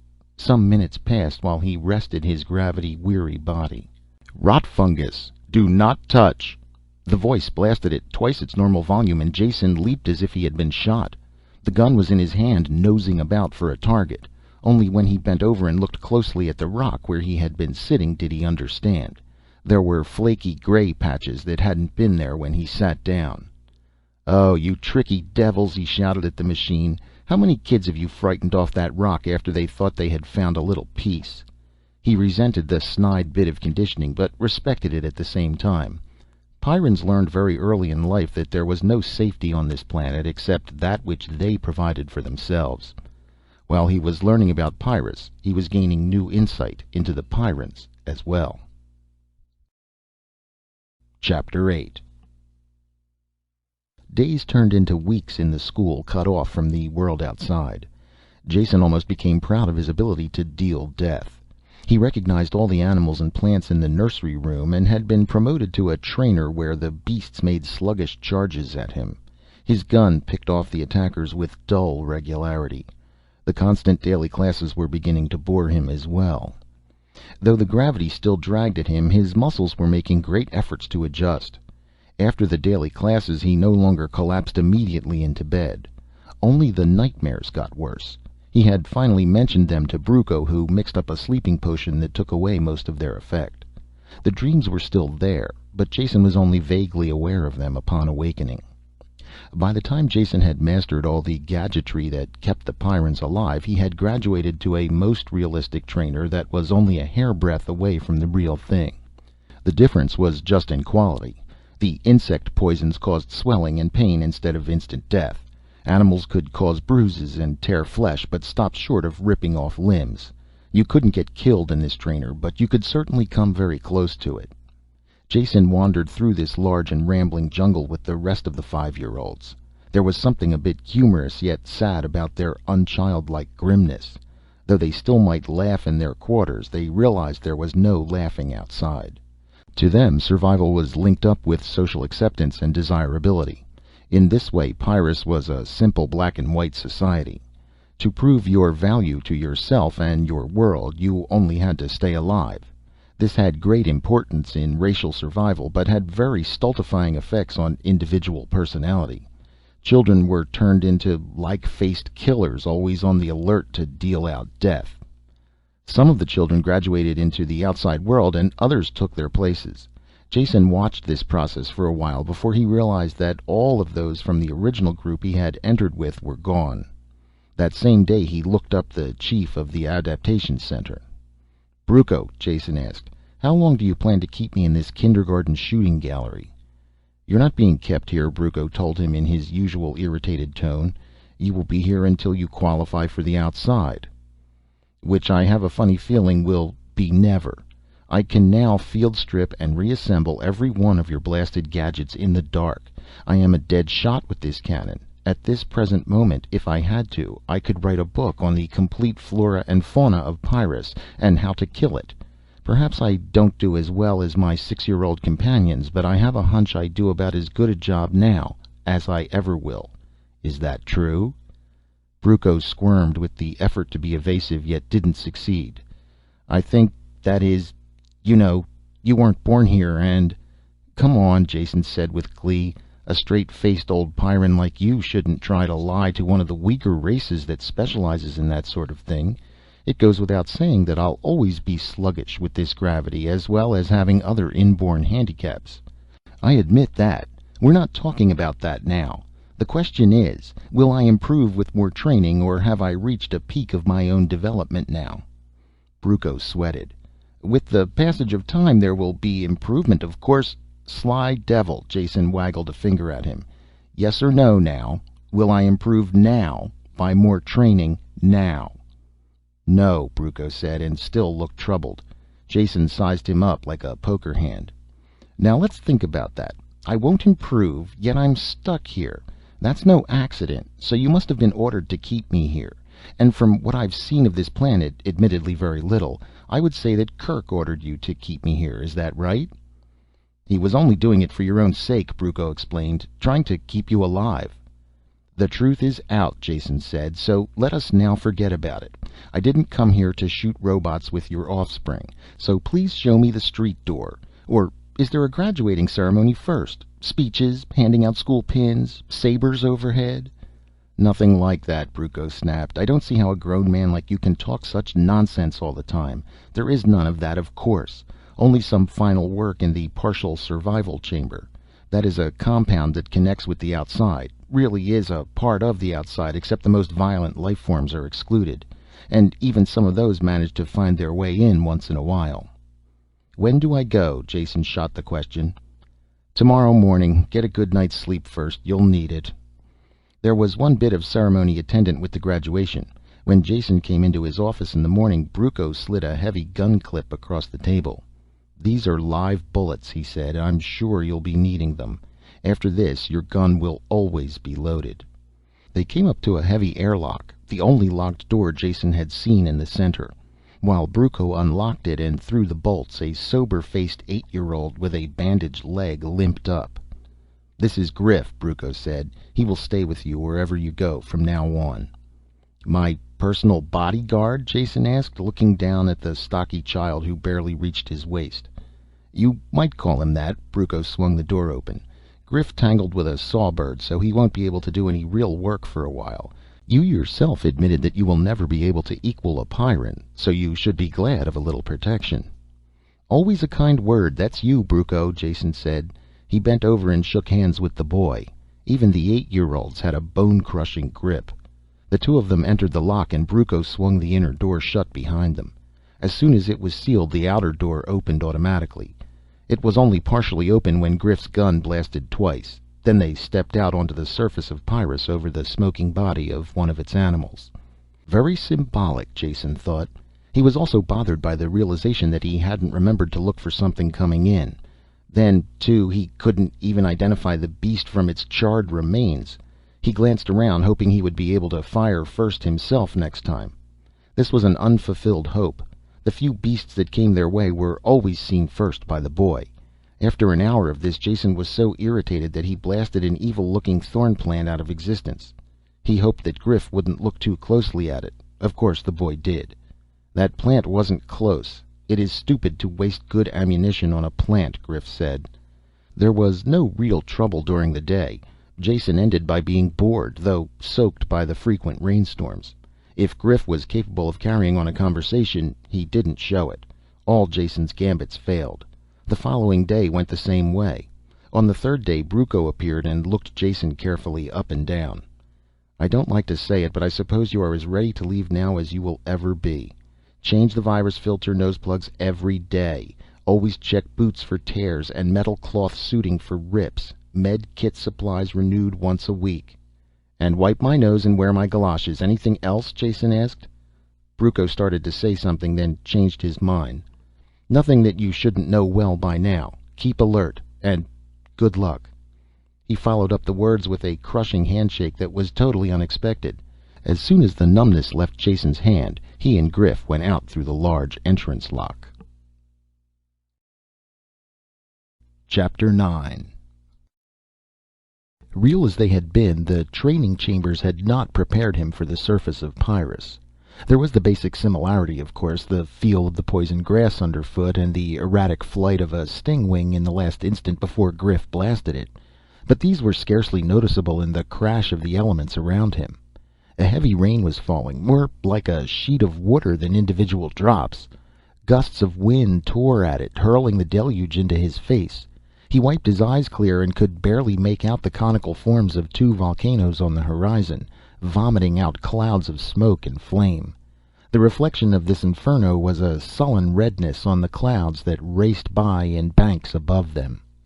There was a rattle on his hard hat and something bounced off to splash to the ground. He bent over and picked up a hailstone as thick as his thumb. A sudden flurry of hail hammered painfully at his back and neck. He straightened hurriedly. As quickly as it started, the storm was over.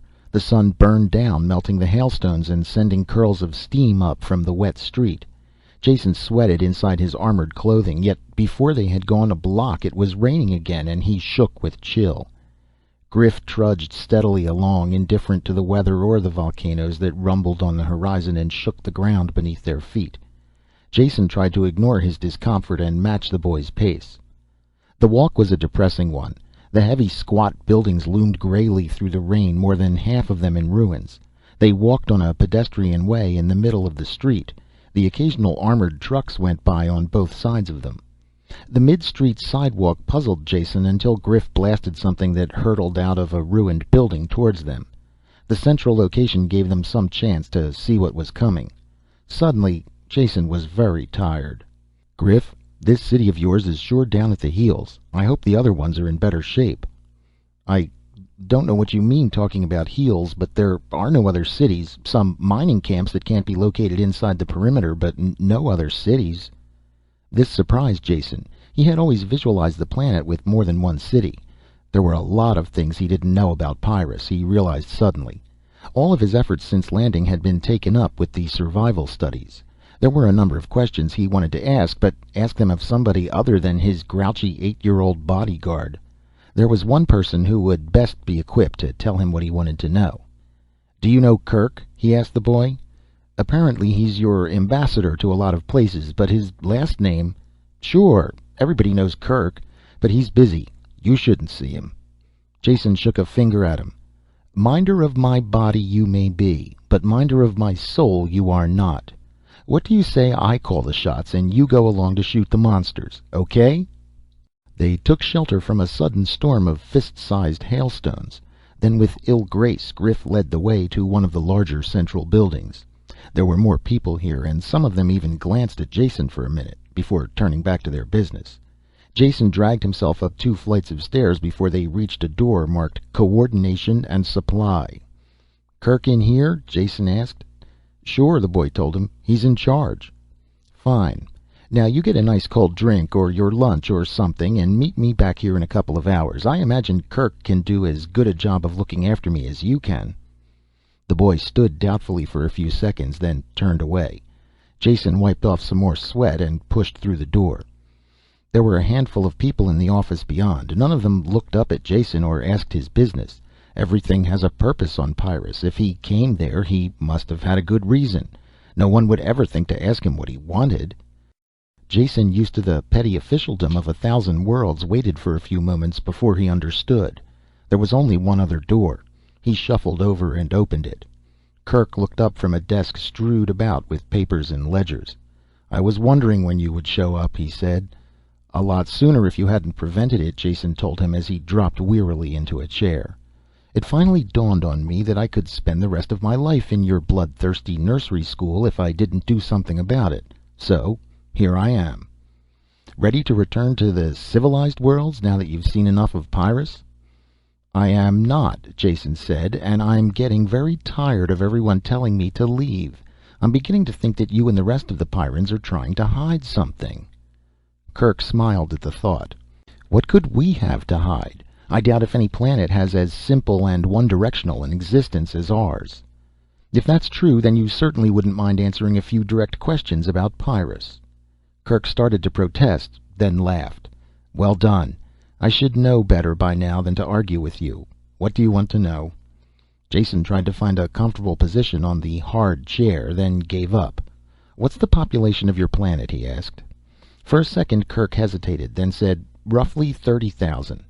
That is not very much for a planet that has been settled this long, but the reason for that is obvious." "All right, population 30,000, Jason said. "Now, how about surface control of your planet?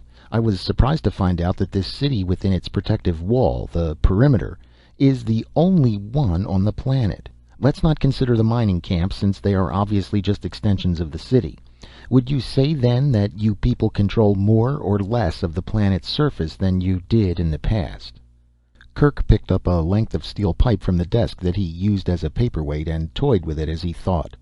The thick steel bent like rubber at his touch as he concentrated on the answer. "That's hard to say offhand. There must be records of that sort of thing, though I wouldn't know where to find them. It depends on so many factors." "Let's forget that for now," Jason said. "I have another question that's really more relevant. Wouldn't you say that the population of Pyrrus is declining steadily year after year?" There was a sharp twang as the steel snapped in Kerk's fingers, the pieces dropping to the floor. He stood over Jason, his hands extended towards the smaller man, his face flushed and angry. "Don't ever say that!" he roared. "Don't let me ever hear you say that again!" Jason sat as quietly as he could, talking slowly and picking out each word with care. His life hung in the balance. "Don't get angry, Kerk. I meant no harm. I'm on your side, remember? I can talk to you because you've seen much more of the universe than the Pyrrans who have never left the planet. You are used to discussing things. You know that words are just symbols. We can talk and know you don't have to lose your temper over mere words." Kerk slowly lowered his arms and stepped away. Then he turned and poured himself a glass of water from a bottle on the desk. He kept his back turned to Jason while he drank. Very little of the sweat that Jason wiped from his sopping face was caused by the heat in the room. I'm sorry, I lost my temper," Kerk said, dropping heavily into his chair. "Doesn't usually happen. Been working hard lately. Must have got my temper on edge." He made no mention of what Jason had said. "Happens to all of us," Jason told him. "I won't begin to describe the condition my nerves were in when I hit this planet. I'm finally forced to admit that everything you said about Pyrrus is true. It is the most deadly spot in the system, and only native-born Pyrrans could possibly survive here. I can manage to fumble along a bit after my training, but I know I would never stand a chance on my own. You probably know I have an 8-year-old as a bodyguard. Gives a good idea of my real status here." Anger suppressed, Kerk was back in control of himself now. His eyes narrowed in thought. "Surprises me to hear you say that. Never thought I would hear you admit that anyone could be better than you at anything. Isn't that why you came here, to prove that you were as good as any native-born Pyrran?"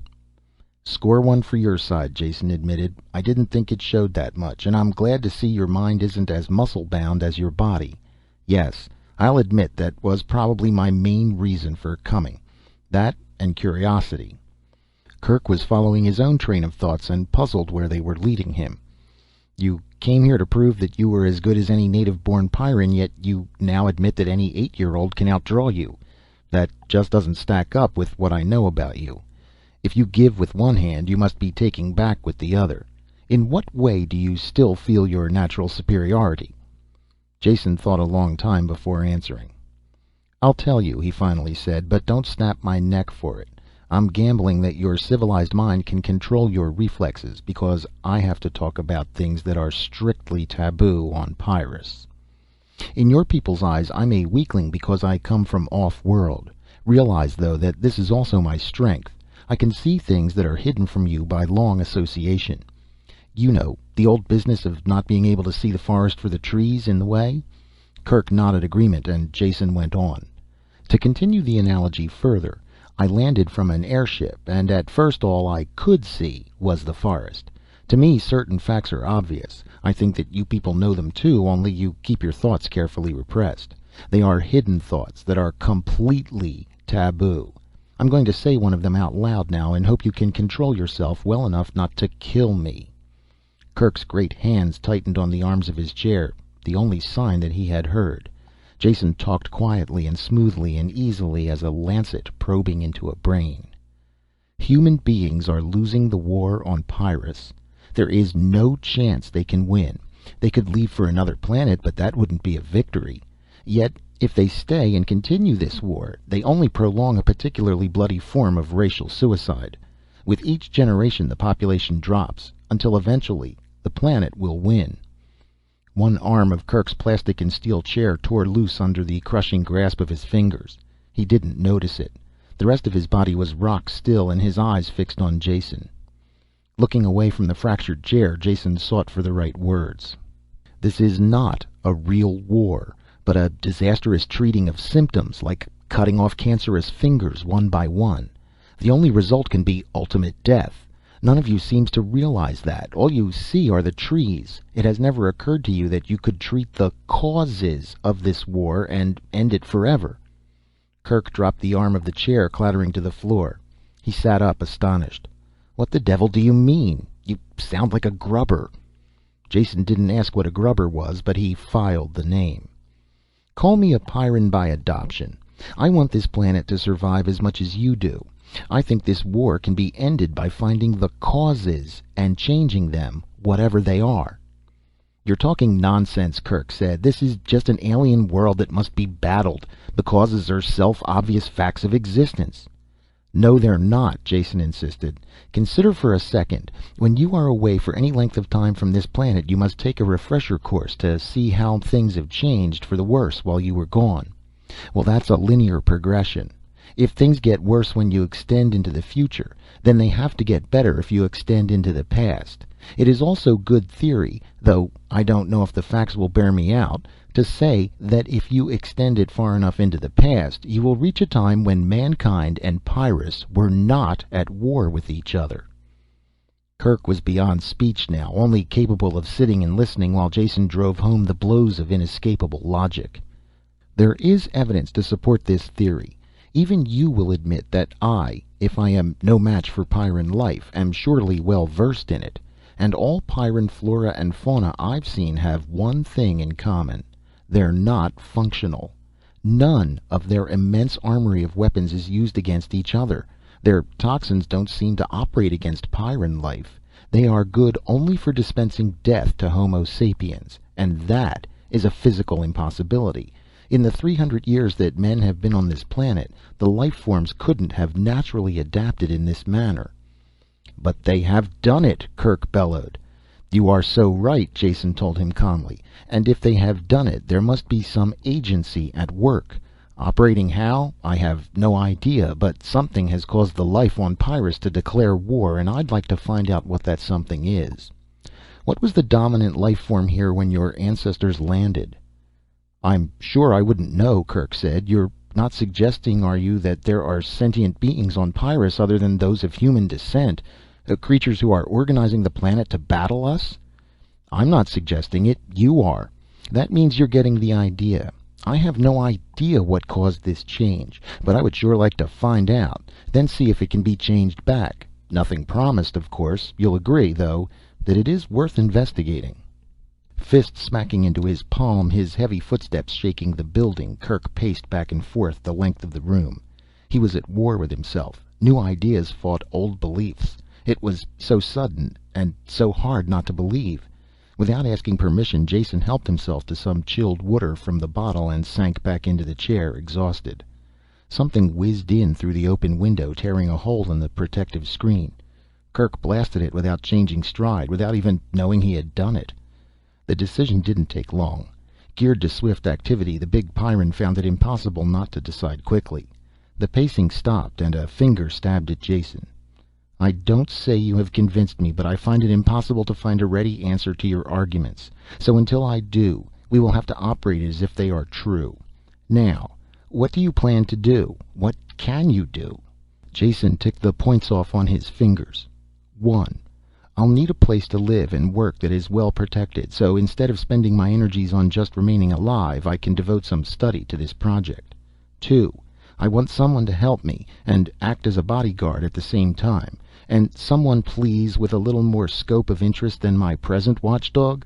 I would suggest Meta for the job." "Meta?" Kerk was surprised. "She is a space pilot and defense screen operator. What good could she possibly be on a project like this?" "The most good possible. She has had experience on other worlds and can shift her point of view, at least a bit. And she must know as much about this planet as any other educated adult and can answer any questions I ask." Jason smiled. "In addition to which, she is an attractive girl whose company I enjoy." Kerk grunted. "I was wondering if you would get around to mentioning that last reason. The others make sense, though, so I'm not going to argue. I'll round up a replacement for her and have Meta sent here. There are plenty of sealed buildings you can use." After talking to one of the assistants from the outer office, Kerk made some calls on the screen. The correct orders were quickly issued. Jason watched it all with interest. "Pardon me for asking," he finally said, "but are you the director of this planet? You just snap your fingers and they'll all jump?" "I suppose it looks that way," Kerk admitted, "but that is just an illusion. No one is in complete charge on Pyrrus. Neither is there anything resembling a democratic system. After all, our total population is about the size of an army division. Everyone does the job they are best qualified for. Various activities are separated into departments with the most qualified person in charge. I run coordination and supply, which is about the loosest category. We fill in the gaps between departments and handle procuring from off-planet." Meta came in then and talked to Kerk. She completely ignored Jason's presence. "I was relieved and sent here," she said. "What is it? Change in flight schedule?" "You might call it that," Kerk said. "As of now, you are dismissed from all your old assignments and assigned to a new department. Investigation and research. That tired-looking fellow there is your department head." "A sense of humor," Jason said. "The only native-born one on Pyrrus. Congratulations. There's hope for the planet yet." Meta glanced back and forth between them. "I don't understand. I can't believe it. I mean, a new department. Why?" "I'm sorry," Kerk said. "I didn't mean to be cruel. I thought perhaps you might feel more at ease. What I said was true. Jason has a way, or may have a way, to be of immense value to Pyrrus. Will you help him?" Meta had her composure back and a little anger. "Do I have to? Is that an order? You know I have work to do. I'm sure you will realize it is more important than something a person from off-planet might imagine. He can't really understand." "Yes, it's an order." The snap was back in Kerk's voice. Meta flushed at the tone. "Perhaps I can explain," Jason broke in. "After all, the whole thing is my idea. But first I would like your cooperation. Will you take the clip out of your gun and give it to Kerk?" Meta looked frightened, but Kerk nodded in solemn agreement. Just for a few minutes, Meta. I have my gun, so you'll be safe here. I think I know what Jason has in mind, and from personal experience, I'm afraid he is right. Reluctantly, Meta passed over the clip and cleared the charge in the gun's chamber. Only then did Jason explain. I have a theory about life on Pyrrus, and I'm afraid I'll have to shatter some illusions when I explain. To begin with, the fact must be admitted that your people are slowly losing the war here and will eventually be destroyed. Before he was halfway through the sentence, Meta's gun was directed between his eyes, and she was wildly snapping the trigger. There was only hatred and revulsion in her expression. Kerk took her by the shoulders and sat her in his chair, before anything worse happened. It took a while before she could calm down enough to listen to Jason's words. It's not easy to have the carefully built-up falsehoods of a lifetime shattered. Only the fact that she had seen something of other worlds enabled her to listen at all. The light of unreason was still in her eyes when he had finished telling her the things he and Kerk had discussed. She sat tensely, pushing forward against Kerk's hands as if they were the only things that stopped her from leaping at Jason. Maybe that's too much to assimilate in one sitting, Jason said, so let's put it in simpler terms. I believe we can find a reason for this unrelenting hatred of humans. Perhaps we don't smell right. Maybe I'll find an essence of crushed Pyrran bugs that will render us immune when we rub it in. I don't know yet, but whatever the results, we must make the investigation. Kerk agrees with me on that. Meta looked at Kerk and he nodded agreement. Her shoulders slumped in sudden defeat. She whispered the words. I can't say I agree or even understand all that you said, but I'll help you, if Kerk thinks that is the right thing to do. I do, he said. Now, do you want the clip back for your gun? Not planning to take any more shots at Jason? That was foolish of me, she said coldly while she reloaded the gun. I don't need a gun. If I had to kill him, I could do it with my bare hands. I love you too, Jason smiled at her. Are you ready to go now? Of course. She brushed a fluffy curl of hair into place. First we'll find a place where you can stay. I'll take care of that. After that, the work of the new department is up to you. Chapter 10. There were empty rooms in one of the computer buildings. These were completely sealed to keep stray animal life out of the delicate machinery. While Meta checked a bedroll out of stores, Jason painfully dragged a desk, table, and chairs in from a nearby empty office.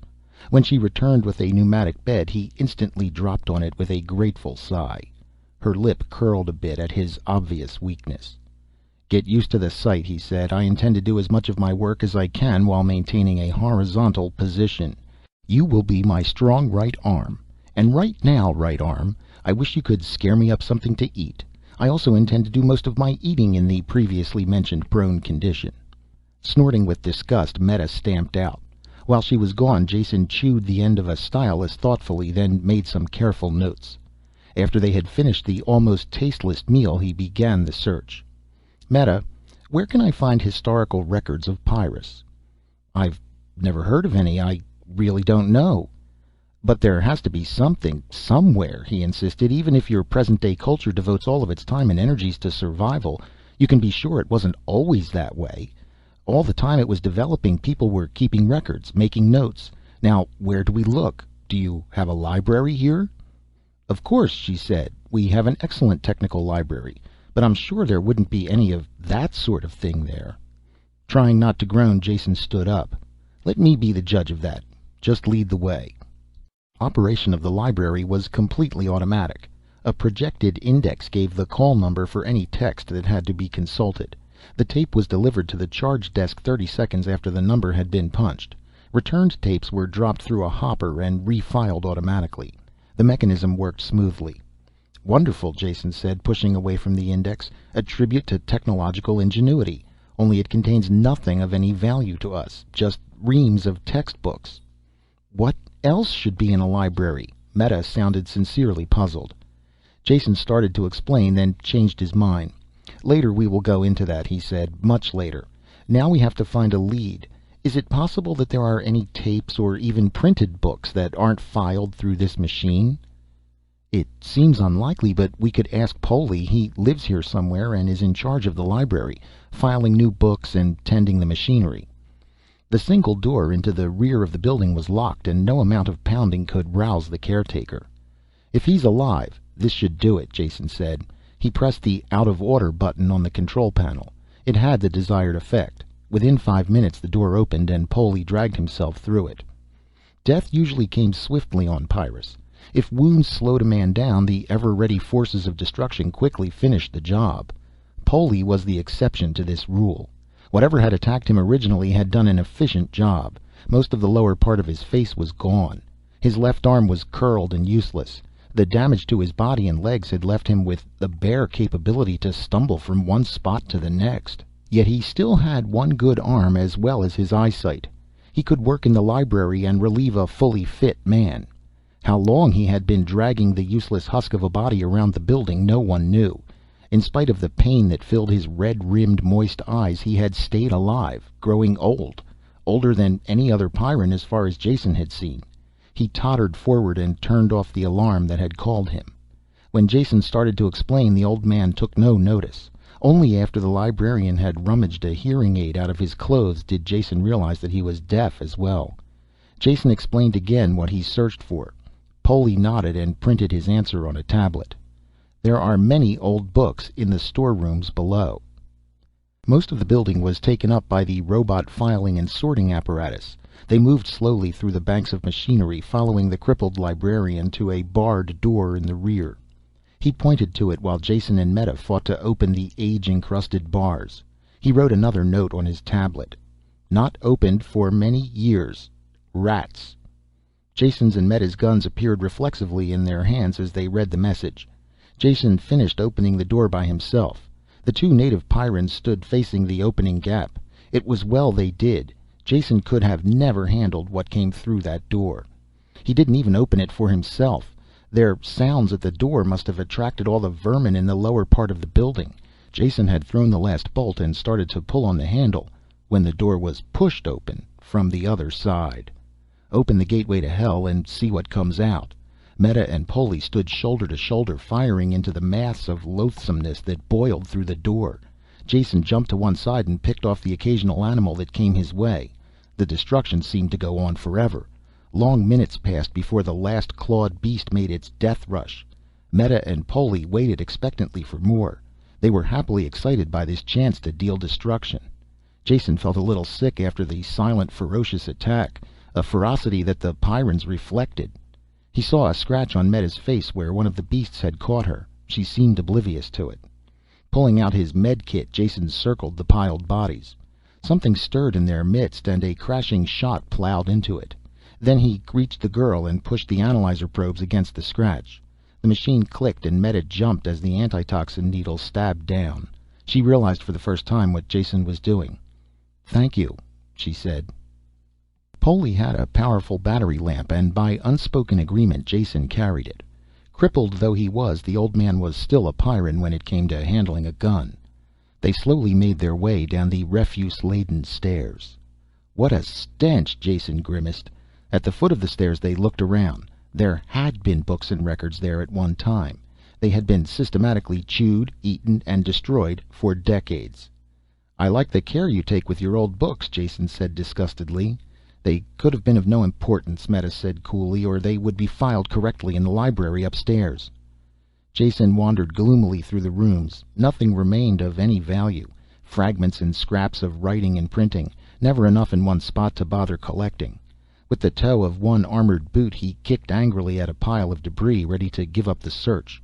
There was a glint of rusty metal under the dirt. "Hold this." He gave the light to Meta and began scratching aside the rubble. A flat metal box with a dial lock built into it was revealed. "Why, that's a log box," Meta said, surprised. "That's what I thought," Jason said. Chapter 11. Resealing the cellar, they carried the box back to Jason's new office. Only after spraying with decontaminant did they examine it closely. Meta picked out engraved letters on the lid. "S.T. Pollux Victory. That must be the name of the spacer this log came from, but I don't recognize the class, or whatever it is the initials S.T. stand for." "Stellar Transport," Jason told her as he tried the lock mechanism. "I've heard of them, but I've never seen one.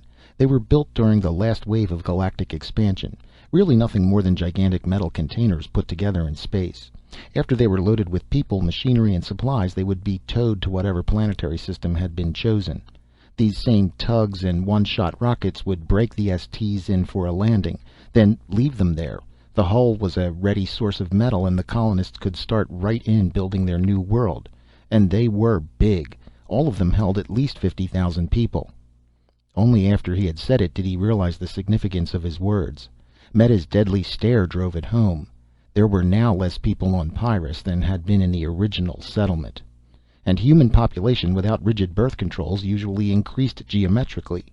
Jason Dinalt suddenly remembered Meta's itchy trigger finger. "But we can't be sure how many people were aboard this one," he said hurriedly, "or even if this is the log of the ship that settled Pyrrus. Can you find something to pry this open with? The lock is corroded into a single lump." Meta took her anger out on the box. Her fingers managed to force a gap between lid and bottom. She wrenched at it. Rusty metal screeched and tore. The lid came off in her hands, and a heavy book thudded to the table. The cover legend destroyed all doubt. "Log of St. Pollux Victory, outward bound Satani to Pyrrus. 55,000 settlers aboard." Meta couldn't argue now. She stood behind Jason with tight clenched fists and read over his shoulder as he turned the brittle yellowed pages. He quickly skipped through the opening part that covered the sailing preparations and trip out. Only when he had reached the actual landing did he start reading slowly. The impact of the ancient words leaped out at him.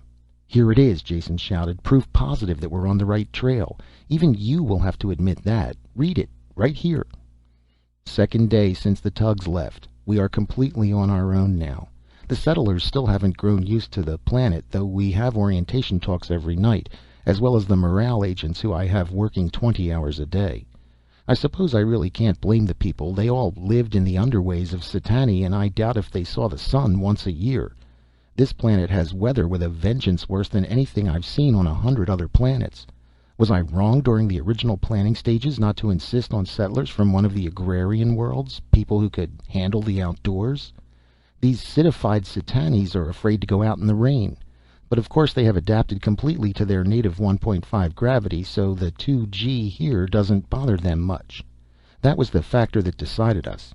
Anyway, too late now to do anything about it, or about the unending cycle of rain, snow, hail, hurricanes, and such. Answer will be to start the mines going, sell the metals, and build completely enclosed cities. The only thing on this forsaken planet that isn't actually against us are the animals. A few large predators at first, but the guards made short work of them.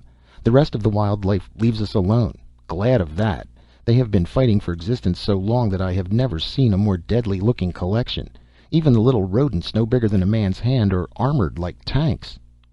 "I don't believe a word of it," Meta broke in. "That can't be Pyrrus he's writing about."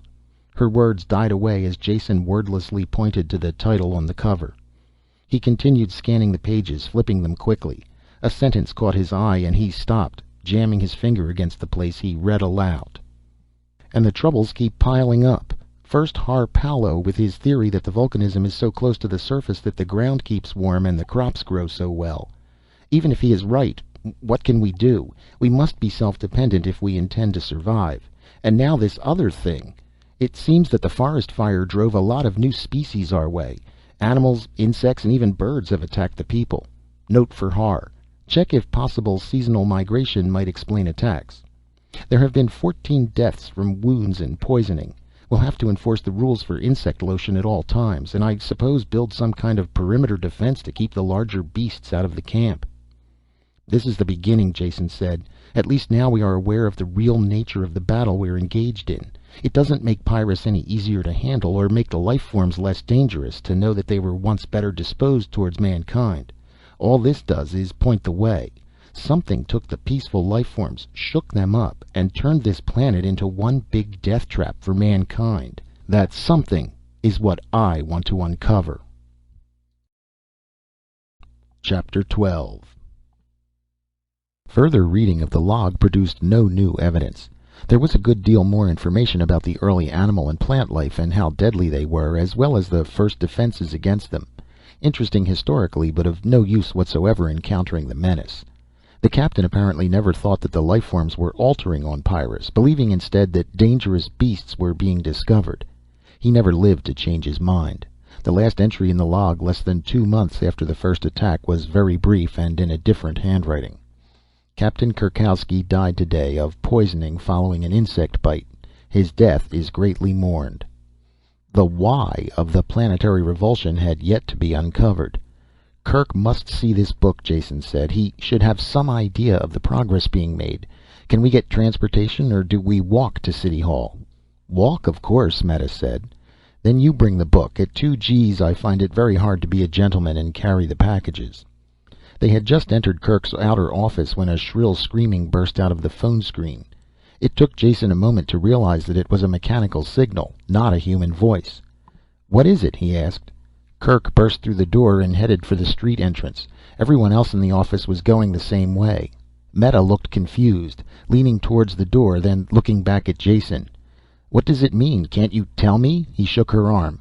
"Sector alarm. A major breakthrough of some kind at the perimeter. Everyone but other perimeter guards has to answer." "Well, go then," he said. "Don't worry about me. I'll be all right." His words acted like a trigger release. Meta's gun was in her hand and she was gone before he had finished speaking. Jason sat down wearily in the deserted office. The unnatural silence in the building began to get on his nerves. He shifted his chair over to the phone screen and switched it on to receive. The screen exploded with color and sound. At first Jason could make no sense of it at all, just a confused jumble of faces and voices. It was a multi-channel set designed for military use. A number of images were carried on the screen at one time, rows of heads or hazy backgrounds where the user had left the field of view. Many of the heads were talking at the same time, and the babble of their voices made no sense whatsoever. After examining the controls and making a few experiments, Jason began to understand the operation. Though all stations were on the screen at all times, their audio channels could be controlled. In that way, 2, 3, or more stations could be hooked together in a link-up. They would be in round-robin communication with each other, yet never out of contact with the other stations. Identification between voice and sound was automatic. Whenever one of the picture images spoke, the image would glow red. By trial and error, Jason brought in the audio for the stations he wanted and tried to follow the course of the attack. Very quickly he realized this was something out of the ordinary. In some way, no one made it clear, a section of the perimeter had been broken through and emergency defenses had been thrown up to encapsulate it. Kerk seemed to be in charge, at least he was the only one with an override transmitter. He used it for general commands. The many tiny images faded and his face appeared on top of them, filling the entire screen. "All perimeter stations, send 25% of your complement to Area 12. The small images reappeared and the babble increased, red lights flickering from face to face.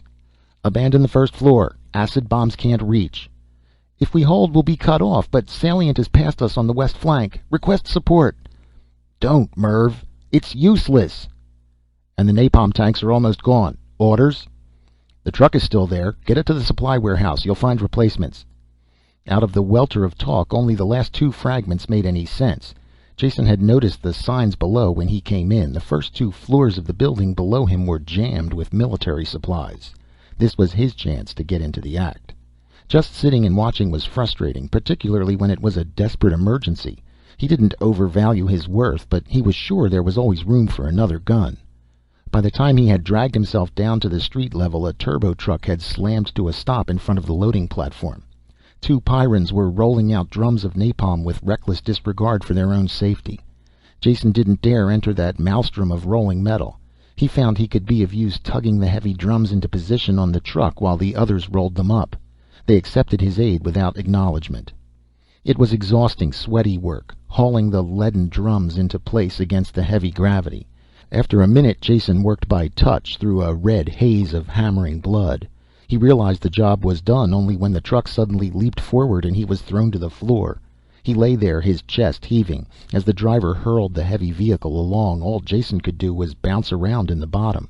He could see well enough, but was still gasping for breath when they braked at the fighting zone. To Jason it was a scene of incredible confusion. Guns firing, flames, men and women running on all sides. The napalm drums were unloaded without his help, and the truck vanished for more. Jason leaned against a wall of half-destroyed building and tried to get his bearings. It was impossible. There seemed to be a great number of small animals. He killed 2 that attacked him. Other than that, he couldn't determine the nature of the battle. A Pyrran, tan face white with pain and exertion, stumbled up. His right arm, wet with raw flesh and dripping blood, hung limply at his side. It was covered with freshly applied surgical foam. He held his gun in his left hand, a stump of control cable dangling from it. Jason thought the man was looking for medical aid. He couldn't have been more wrong. Clenching the gun in his teeth, the Pyrran clutched the barrel of napalm with his good hand and hurled it over on its side. Then, with the gun once more in his hand, he began to roll the drum along the ground with his feet. It was slow, cumbersome work, but he was still in the fight. Jason pushed through the hurrying crowd and bent over the drum. "Let me do it," he said. "You can cover us both with your gun." The man wiped the sweat from his eyes with the back of his arm and blinked at Jason. He seemed to recognize him. When he smiled, it was a grimace of pain, empty of humor. "Do that. I can still shoot. 2 half men. Maybe we equal 1 whole." Jason was laboring too hard to even notice the insult. An explosion had blasted a raw pit in the street ahead. 2 people were at the bottom, digging it even deeper with shovels. The whole thing seemed meaningless. Just as Jason and the wounded man rolled up the drum, the diggers leaped out of the excavation and began shooting down into its depths. One of them turned, a young girl, barely in her teens. "Praise perimeter," she breathed. "They found the napalm. One of the new horrors is breaking through towards 13. We just found it." Even as she talked, she swiveled the drum around, kicked the easy-off plug, and began dumping the gelid contents into the hole. When half of it had gurgled down, she kicked the drum itself in. Her companion pulled a flare from his belt, lit it, and threw it after the drum. "Back, quick! They don't like heat," he said. This was putting it very mildly. The napalm caught. Tongues of flame and roiling, greasy smoke climbed up to the sky. Under Jason's feet, the earth shifted and moved. Something black and long stirred in the heart of the flame, then arched up into the sky over their heads. In the midst of the searing heat, it still moved with alien, jolting motions. It was immense, at least 2 meters thick, and with no indication of its length. The flames didn't stop it at all, just annoyed it. Jason had some idea of the thing's length as the street cracked and buckled for 50 meters on each side of the pit. Great loops of the creature began to emerge from the ground. He fired his gun, as did the others, not that it seemed to have any effect. More and more people were appearing, armed with a variety of weapons. Flamethrowers and grenades seemed to be the most effective. "Clear the area. We're going to saturate it. Fall back." The voice was so loud it jarred Jason's ear. He turned and recognized Kerk, who had arrived with truckloads of equipment. He had a power speaker on his back. The mic hung in front of his lips. His amplified voice brought an instant reaction from the crowd. They began to move. There was still doubt in Jason's mind what to do. Clear the area? But what area? He started towards Kerk before he realized that the rest of the Pyrrans were going in the opposite direction. Even under 2 gravities, they moved. Jason had a naked feeling of being alone on the stage. He was in the center of the street, and the others had vanished. No one remained except the wounded man Jason had helped. He stumbled towards Jason, waving his good arm. Jason couldn't understand what he said. Kerk was shouting orders again from one of the trucks. They had started to move too. The urgency struck home, and Jason started to run. It was too late. On all sides the earth was buckling, cracking, as more loops of the underground thing forced its way into the light. Safety lay ahead. Only in front of it rose an arch of dirt-encrusted gray. There are seconds of time that seem to last an eternity. A moment of subjective time that is grabbed and stretched to an infinite distance. This was one of those moments. Jason stood frozen. Even the smoke in the sky hung unmoving. The high-standing loop of alien life was before him, every detail piercingly clear. Thick as a man, ribbed and gray as old bark. Tendrils projected from all parts of it, pallid and twisting lengths that writhed slowly with snake-like life. Shaped like a plant, yet with the motions of an animal, and cracking, splitting. This was the worst. Seams and openings appeared. Splintering, gaping mouths that vomited out a horde of pallid animals. Jason heard their shriekings, shrill yet remote. He saw the needle-like teeth that lined their jaws. The paralysis of the unknown held him there. He should have died. Kerk was thundering at him through the power speaker. Others were firing into the attacking creature. Jason knew nothing. Then he was shot forward, pushed by a rock-hard shoulder. The wounded man was still there, trying to get Jason clear, gun clenched in his jaws. He dragged Jason along with his good arm, towards the creature. The others stopped firing. They saw his plan, and it was a good one. A loop of the thing arched into the air, leaving an opening between its body and the ground. The wounded Pyrran planted his feet and tightened his muscles. One-handed, with a single thrust, he picked Jason off the ground and sent him hurtling under the living arch. Moving tendrils brushed fire along his face. Then he was through, rolling over and over on the ground. The wounded Pyrran leapt after him. It was too late. There had been a chance for one person to get out. The Pyrran could have done it easily. Instead, he had pushed Jason first. The thing was aware of movement when Jason brushed its tendrils. It dropped and caught the wounded man under its weight. He vanished from sight as the tendrils wrapped around him and the animals swarmed over. His trigger must have pulled back to full automatic, because the gun kept firing a long time after he should have been dead. Jason crawled. Some of the fanged animals ran towards him but were shot. He knew nothing about this. Then rude hands grabbed him up and pulled him forward. He slammed into the side of a truck, and Kerk's face was in front of his, flushed and angry. One of the giant fists closed on the front of Jason's clothes, and he was lifted off his feet, shaken like a limp bag of rags. He offered no protest, and could not have, even if Kerk had killed him. When he was thrown to the ground, someone picked him up and slid him into the back of the truck. He did not lose consciousness as the truck bounced away, yet he could not move. In a moment the fatigue would go away and he would sit up. That was all he was, just a little tired. Even as he thought this, he passed out. Chapter 13. "Just like old times," Jason said when Brucco came into the room with a tray of food. Without a word, Brucco served Jason and the wounded men in the other beds, then left. "Thanks," Jason called after his retreating back. A joke, a twist of a grin, like it always was, sure. But even as he grinned and his lips shaped a joke, Jason felt them like a veneer on the outside. Something plastered on with a life of its own. Inside he was numb and immovable. His body was stiff, and his eyes still watched that arch of alien flesh descend and smother the one-armed Pyrran with its million burning fingers. He could feel himself under the arch. After all, hadn't the wounded man taken his place? He finished the meal without realizing that he ate. Ever since that morning when he had recovered consciousness, it had been like this. He knew that he should have died out there in that battle-torn street. His life should have been snuffed out for making the mistake of thinking that he could actually help the battling Pyrrans instead of being underfoot and in the way. If it hadn't been for Jason, the man with the wounded arm would have been brought here to the safety of the reorientation buildings. He knew he was lying in the bed that belonged to that man. The man who had given his life for Jason's. The man whose name he didn't even know. There were drugs in the food, and they made him sleep. The medicated pads soaked the pain and rawness out of the burns where the tentacles had seared his face. When he awoke the second time, his touch with reality had been restored. A man had died so he could live. Jason faced the fact. He couldn't restore that life, no matter how much he wanted to. What he could do was make the man's death worthwhile. If it can be said that any death was worthwhile. He forced his thoughts from that track. Jason knew what he had to do. His work was even more important now. If he could solve the riddle of this deadly world, he could repay in part the debt he owed. Sitting up made his head spin, and he held to the edge of the bed until it slowed down. The others in the room ignored him as he slowly and painfully dragged on his clothes. Brucco came in, saw what he was doing, and left again without a word. Dressing took a long time, but it was finally done. When Jason finally left the room, he found Kerk waiting for him. "Kerk, I want to tell you." "Tell me nothing." The thunder of Kerk's voice bounced back from the ceiling and walls. "I'm telling you. I'll tell you once, and that will be the end of it. You're not wanted on Pyrrus, Jason dinAlt. Neither you nor your precious off-world schemes are wanted here. I let you convince me once with your twisted tongue. Helped you at the expense of more important work. I should have known what the result of your logic would be. Now I've seen. Welf died so you could live. He was twice the man you will ever be."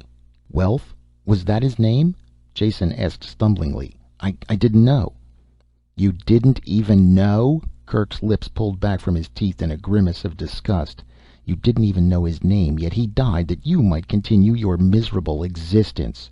Kerk spat as if the words gave a vile flavor to his speech and stamped towards the exit lock. Almost as an afterthought, he turned back to Jason. "You'll stay here in the sealed buildings until the ship returns in 2 weeks. Then you will leave this planet and never come back. If you do, I will kill you instantly, with pleasure." He started through the lock. "Wait," Jason shouted. "You can't decide like that. You haven't even seen the evidence I've uncovered. Ask Meta." The lock thumped shut and Kerk was gone. The whole thing was just too stupid. Anger began to replace the futile despair of a moment before. He was being treated like an irresponsible child, the importance of his discovery of the log completely ignored. Jason turned and saw for the first time that Brucco was standing there. "Did you hear that?" Jason asked him. "Yes, and I quite agree. You can consider yourself lucky." Lucky? Jason was the angry one now. Lucky to be treated like a moronic child with contempt for everything I do? "I said lucky," Brucco snapped. Welf was Kerk's only surviving son. Kerk had high hopes for him, was training him to take his place eventually. He turned to leave, but Jason called after him. "Wait, I'm sorry about Welf. I can't be any sorrier knowing that he was Kerk's son. But at least it explains why Kerk is so quick to throw me out, as well as the evidence I have uncovered. The log of the ship." "I know. I've seen it," Brucco said. "Meta brought it in. Very interesting historical document." "That's all you can see it as? A historical document? The significance of the planetary change escapes you?" "It doesn't escape me," Brucco answered briefly, "but I cannot see that it has any relevancy today. The past is unchangeable, and we must fight in the present. That is enough to occupy all of our energies." Jason felt too exhausted to argue the point anymore. He ran into the same stone wall with all the Pyrrans. Theirs was a logic of the moment. The past and the future unchangeable, unknowable, and uninteresting. "How's the perimeter battle going?" he asked, wanting to change the subject. "Finished, or in the last stages at least." Brucco was almost enthusiastic as he showed Jason some stereos of the attackers. He did not notice Jason's repressed shudder. "This was one of the most serious breakthroughs in years, but we caught it in time. I hate to think what would have happened if they hadn't been detected for a few weeks more." "What are those things?" Jason asked. "Giant snakes of some kind?" "Don't be absurd," Brucco snorted. He tapped the stereo with his thumbnail. "Roots. That's all. Greatly modified, but still roots. They came in under the perimeter barrier, much deeper than anything we'd had before. Not a real threat in themselves, as they have very little mobility. Die soon after being cut. The danger came from their being used as access tunnels. They're bored through and through with animal runs, and 2 or 3 species of beasts live in a sort of symbiosis inside. Now we know what they are and can watch for them. The danger was they could have completely undermined the perimeter and come in from all sides at once. Not much we could have done then. The edge of destruction. Living on the lip of a volcano, the Pyrrans took satisfaction from any day that passed without total annihilation. There seemed no way to change their attitude. Jason let the conversation die there. He picked up the log of the Pollux victory from Brucco's quarters and carried it back to his room. The wounded Pyrrans there ignored him as he dropped onto the bed and opened the book to the first page. For 2 days he did not leave his quarters. The wounded men were soon gone and he had the room to himself. Page by page he went through the log until he knew every detail of the settlement of Pyrrus. His notes and cross-references piled up. He made an accurate map of the original settlement superimposed over a modern one. They didn't match at all. It was a dead end. With one map held over the other, what he had suspected was painfully clear. The descriptions of terrain and physical features in the log were accurate enough. The city had obviously been moved since the first landing. Whatever records had been kept would be in the library, and he had exhausted that source. Anything else would have been left behind and long since destroyed. Rain lashed against the thick window above his head, lit suddenly by a flare of lightning. The unseen volcanoes were active again, vibrating the floor with their rumblings deep in the earth. The shadow of defeat pressed heavily down on Jason, rounding his shoulders and darkening even more the overcast day. Chapter 14. Jason spent one depressed day living on his bunk counting rivets, forcing himself to accept defeat. Kerk's order that he was not to leave the sealed building tied his hands completely. He felt himself close to the answer, but he was never going to get it. One day of defeat was all he could take. Kerk's attitude was completely emotional, untempered by the slightest touch of logic. This fact kept driving home until Jason could no longer ignore it. Emotional reasoning was something he had learned to mistrust early in life. He couldn't agree with Kerk in the slightest, which meant he had to utilize the 10 remaining days to solve the problem. If it meant disobeying Kerk, it would still have to be done. He grabbed up his notepad with a new enthusiasm. His first sources of information had been used up, but there must be others. Chewing the scriber and needling his brain, he slowly built up a list of other possibilities. Any idea, no matter how wild, was put down. When the plate was filled, he wiped the long shots and impossibles, such as consulting off-world historical records. This was a Pyrran problem and had to be settled on this planet or not at all. The list worked down to 2 probables. Either old records, notebooks or diaries that individual Pyrrans might have in their possession, or verbal histories that had been passed down the generations by word of mouth. The first choice seemed to be the most probable, and he acted on it at once. After a careful check of his med kit and gun, he went to see Brucco. "What's new and deadly in the world since I left?" he asked. Brucco glared at him. "You can't go out. Kerk has forbidden it." "Did he put you in charge of guarding me to see if I obeyed?" Jason's voice was quiet and cold. Brucco rubbed his jaw and frowned in thought. Finally he just shrugged. "No, I'm not guarding you, nor do I want the job. As far as I know, this is between you and Kerk, and it can stay that way. Leave whenever you want, and get yourself killed quietly someplace so there will be an end to the trouble you cause once and for all." "I love you too," Jason said. "Now brief me on the wildlife." The only new mutation that routine precautions wouldn't take care of was a slate-colored lizard that spit a fast nerve poison with deadly accuracy. Death took place in seconds if the saliva touched any bare skin.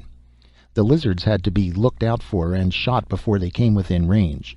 An hour of lizard blasting in the training chamber made him proficient in the exact procedure. Jason left the sealed buildings quietly, and no one saw him go. He followed the map to the nearest barracks, shuffling tiredly through the dusty streets. It was a hot, quiet afternoon, broken only by the rumblings from the distance and the occasional crack of his gun. It was cool inside the thick-walled barracks buildings, and he collapsed into a bench until the sweat dried and his heart stopped pounding. Then he went to the nearest recreation room to start his search. Before it began, it was finished. None of the Pyrrans kept old artifacts of any kind and thought the whole idea was very funny. After the 20th negative answer, Jason was ready to admit defeat in this line of investigation.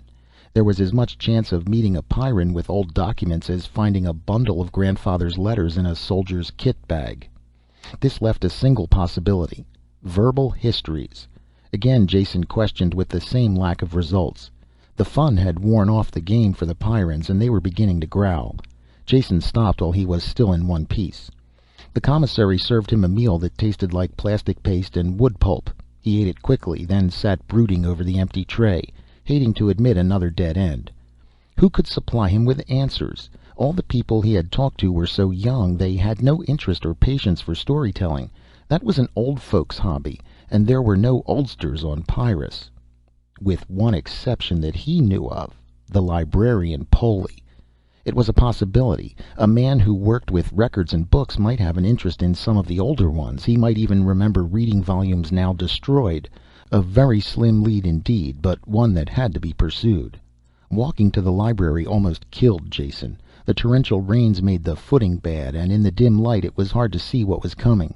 A snapper came in close enough to take out a chunk of flesh before he could blast it. The antitoxin made him dizzy, and he lost some blood before he could get the wound dressed.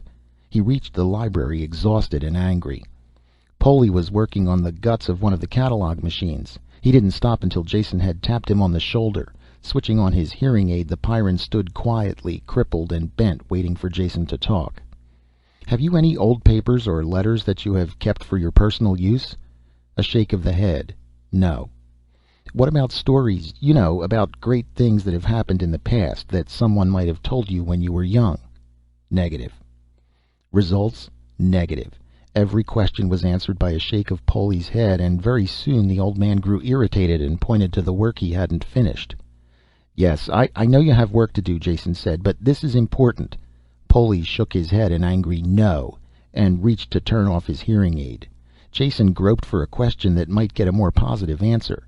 There was something tugging at his mind, a word he had heard and made a note of to be investigated later. Something that Kerk had said. That's it. It was right there on the tip of his tongue. Just a second, Polly. Just one more question. What is a grubber? Have you ever seen one, or know what they do, or where they can be found? The words were cut off as Polly whirled and lashed the back of his good arm into Jason's face. Though the man was aged and crippled, the blow almost fractured Jason's jaw, sending him sliding across the floor. Through a daze he saw Polly hobbling towards him, making thick bubbling noises in his ruined throat. What remained of his face twisted and worked with anger. This was no time for diplomacy. Moving as fast as he could with the high G foot-slapping shuffle, Jason headed for the sealed door. He was no match for any Pyrran in hand-to-hand combat, young and small or old and crippled. The door thunked open as he went through and barely closed in Polly's face. Outside, the rain had turned to snow, and Jason trudged wearily through the slush, rubbing his sore jaw and turning over the only fact he had. Grubber was a key, but to what? And who did he dare ask for more information? Kerk was the man he had talked to best, but not anymore. That left only Meta as a possible source. He wanted to see her at once, but sudden exhaustion swept through him. It took all of his strength to stumble back to the school buildings. In the morning he ate and left early. There was only a week left. It was impossible to hurry, and he cursed as he dragged his double-weight body to the assignment center. Meta was on night perimeter duty and should be back to her quarters soon. He shuffled over there and was lying on her bunk when she came in. "Get out," she said in a flat voice, "or do I throw you out?" "Patience, please," he said as he sat up. "Just resting here until you came back. I have a single question, and if you will answer it for me, I'll go and stop bothering you." "What is it?" she asked, tapping her foot with impatience, but there was also a touch of curiosity in her voice. Jason thought carefully before he spoke. "Now, please, don't shoot me.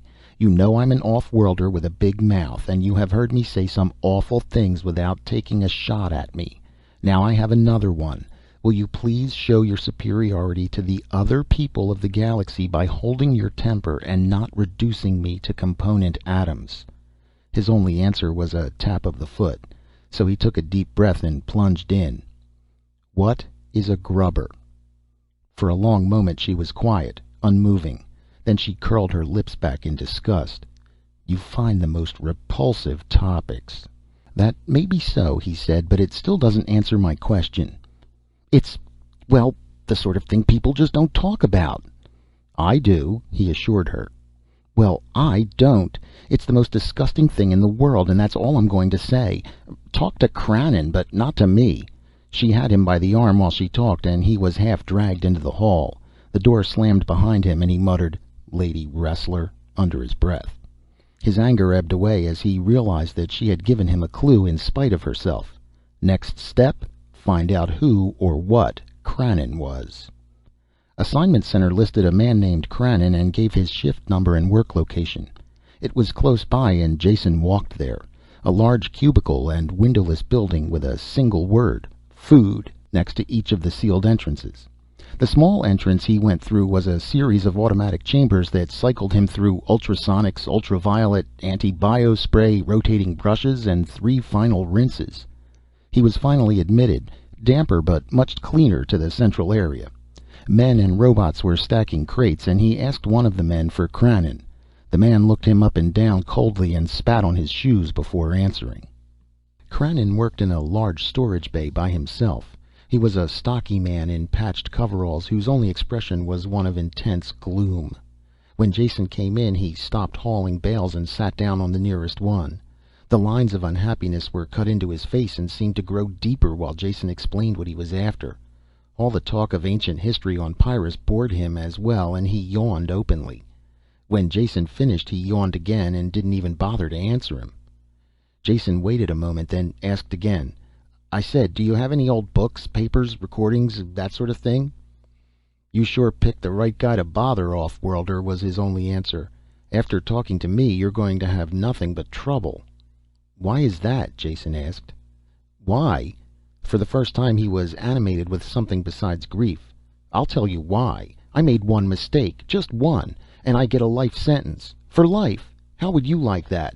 Just me alone, being by myself all the time, even taking orders from grubbers." Jason controlled himself, keeping the elation out of his voice. "Grubbers? What are grubbers?" The enormity of the question stopped Krannon.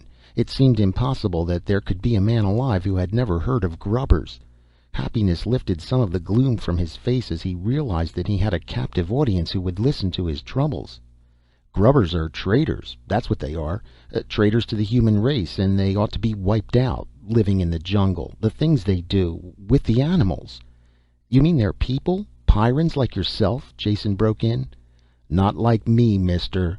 Don't make that mistake again if you want to go on living.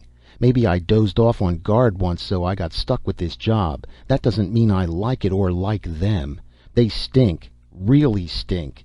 And if it wasn't for the food we get from them, they'd all be dead tomorrow. That's the kind of killing job I could really put my heart into." "If they supply you with food, you must give them something in return." "Trade goods, beads, knives, the usual things. Supply sends them over in cartons, and I take care of the delivery." "How?" Jason asked. "By armored truck to the delivery site. Then I go back later to pick up the food they've left in exchange." "Can I go with you on the next delivery?" Krannon frowned over the idea for a minute. "Yeah, I suppose it's all right if you're stupid enough to come. You can help me load.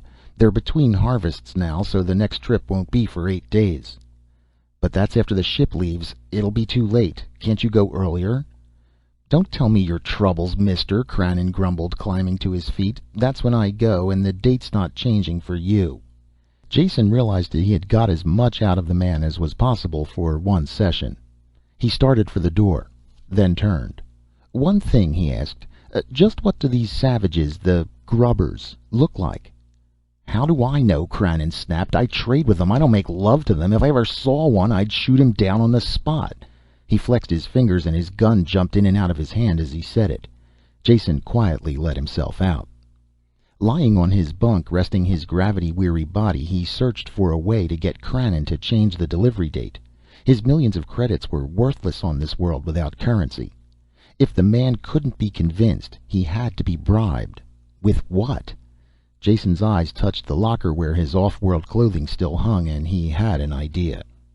It was morning before he could return to the food warehouse, and one day closer to his deadline. Krannon didn't bother to look up from his work when Jason came in. "Do you want this?" Jason asked, handing the outcast a flat gold case inset with a single large diamond. Krannon grunted and turned it over in his hands. "A toy," he said. "What's it good for?" "Well, when you press this button you get a light." A flame appeared through a hole in the top. Krannon started to hand it back. "What do I need a little fire for? Here, keep it." "Wait a second," Jason said. "That's not all it does. When you press the jewel in the center, one of these comes out." A black pellet the size of his fingernail dropped into his palm. "A grenade, made of solid ultranite. Just squeeze it hard and throw. 3 seconds later it explodes with enough force to blast open this building." This time Krannon almost smiled as he reached for the case. Destructive and death-dealing weapons are like candy to a Pyrran. While he looked at it, Jason made his offer. "The case and bombs are yours if you move the date of your next delivery up to tomorrow and let me go with you." "Be here at 0500, Krannon said. "We leave early." Chapter 15. The truck rumbled up to the perimeter gate and stopped. Krannon waved to the guards through the front window, then closed a metal shield over it. When the gates swung open, the truck, really a giant armored tank, ground slowly forward. There was a second gate beyond the first that did not open until the interior one was closed. Jason looked through the second driver's periscope as the outer gate lifted. Automatic flamethrowers flared through the opening, cutting off only when the truck reached them. A scorched area ringed the gate. Beyond that, the jungle began. Unconsciously, Jason shrank back in his seat. All the plants and animals he had seen only specimens of existed here in profusion. Thorn-ringed branches and vines laced themselves into a solid mat through which the wildlife swarmed. A fury of sound hurled at them. Thuds and scratchings rang on the armor. Krannon laughed and closed the switch that electrified the outer grid. The scratchings died away as the beasts completed the circuit to the grounded hull. It was slow speed, low gear work tearing through the jungle. Krannon had his face buried in the periscope mask and silently fought the controls. With each mile the going seemed to get better, until he finally swung up the periscope and opened the window armor. The jungle was still thick and deadly, but nothing like the area immediately around the perimeter. It appeared as if most of the lethal powers of Pyrrus were concentrated in the single area around the settlement. Why? Jason asked himself. Why this intense and planetary hatred? The motors died and Krannon stood up, stretching. "We're here," he said. "Let's unload." There was bare rock around the truck, a rounded hillock that projected from the jungle, too smooth and steep for vegetation to get a hold. Krannon opened the cargo hatches and they pushed out the boxes and crates. When they finished, Jason slumped down, exhausted, onto the pile. "Get back in. We're leaving," Krannon said. "You are. I'm staying right here." Krannon looked at him coldly. "Get in the truck or I'll kill you." "No one stays out here. For one thing, you couldn't live an hour alone. But worse than that, the grubbers would get you. Kill you at once, of course, but that's not important. But you have equipment that we can't allow into their hands. You want to see a grubber with a gun?" While the Pyrran talked, Jason's thoughts had rushed ahead. He hoped that Krannon was as thick of head as he was fast of reflex. Jason looked at the trees, let his gaze move up through the thick branches. Though Krannon was still talking, he was automatically aware of Jason's attention. When Jason's eyes widened and his gun jumped into his hand, Krannon's own gun appeared and he turned in the same direction. "There, in the top!" Jason shouted, and fired into the tangle of branches. Krannon fired too. As soon as he did, Jason hurled himself backwards, curled into a ball, rolling down the inclined rock. The shots had covered the sounds of his movements, and before Krannon could turn back, the gravity had dragged him down the rock into the thick foliage. Crashing branches slapped at him, but slowed his fall. When he stopped moving, he was lost in the tangle. Krannon's shots came too late to hit him. Lying there, tired and bruised, Jason heard the Pyrran cursing him out. He stamped around the rock, fired a few shots, but knew better than to enter the trees. Finally he gave up and went back to the truck. The motor gunned into life and the treads clanked and scraped down the rock and back into the jungle. There were muted rumblings and crashes that slowly died away. Then Jason was alone. Up until that instant he hadn't realized quite how alone he would be. Surrounded by nothing but death, the truck already vanished from sight, he had to force down an overwhelming desire to run after it. What was done was done. This was a long chance to take, but it was the only way to contact the grubbers. They were savages, but still they had come from human stock, and they hadn't sunk so low as to stop barter with the civilized Pyrrans. He had to contact them, befriend them, find out how they had managed to live safely on this madhouse world. If there had been another way to lick the problem, he would have taken it. He didn't relish the role of martyred hero, but Kerk and his deadline had forced his hand. The contact had to be made fast, and this was the only way. There was no telling where the savages were or how soon they would arrive. If the woods weren't too lethal, he could hide there, pick his time to approach them. If they found him among the supplies, they might skewer him on the spot with a typical Pyrran reflex. Walking warily, he approached the line of trees. Something moved on a branch, but vanished as he came near. None of the plants near a thick-trunked tree looked poisonous, so he slipped behind it. There was nothing deadly in sight, and it surprised him. He let his body relax a bit, leaning against the rough bark. Something soft and choking fell over his head. His body was seized in a steel grip. The more he struggled, the tighter it held him, until the blood thundered in his ears and his lungs screamed for air. Only when he grew limp did the pressure let up. His first panic ebbed a little when he realized that it wasn't an animal that attacked him. He knew nothing about the grubbers, but they were human, so he still had a chance. His arms and legs were tied, the power holster ripped from his arm. He felt strangely naked without it.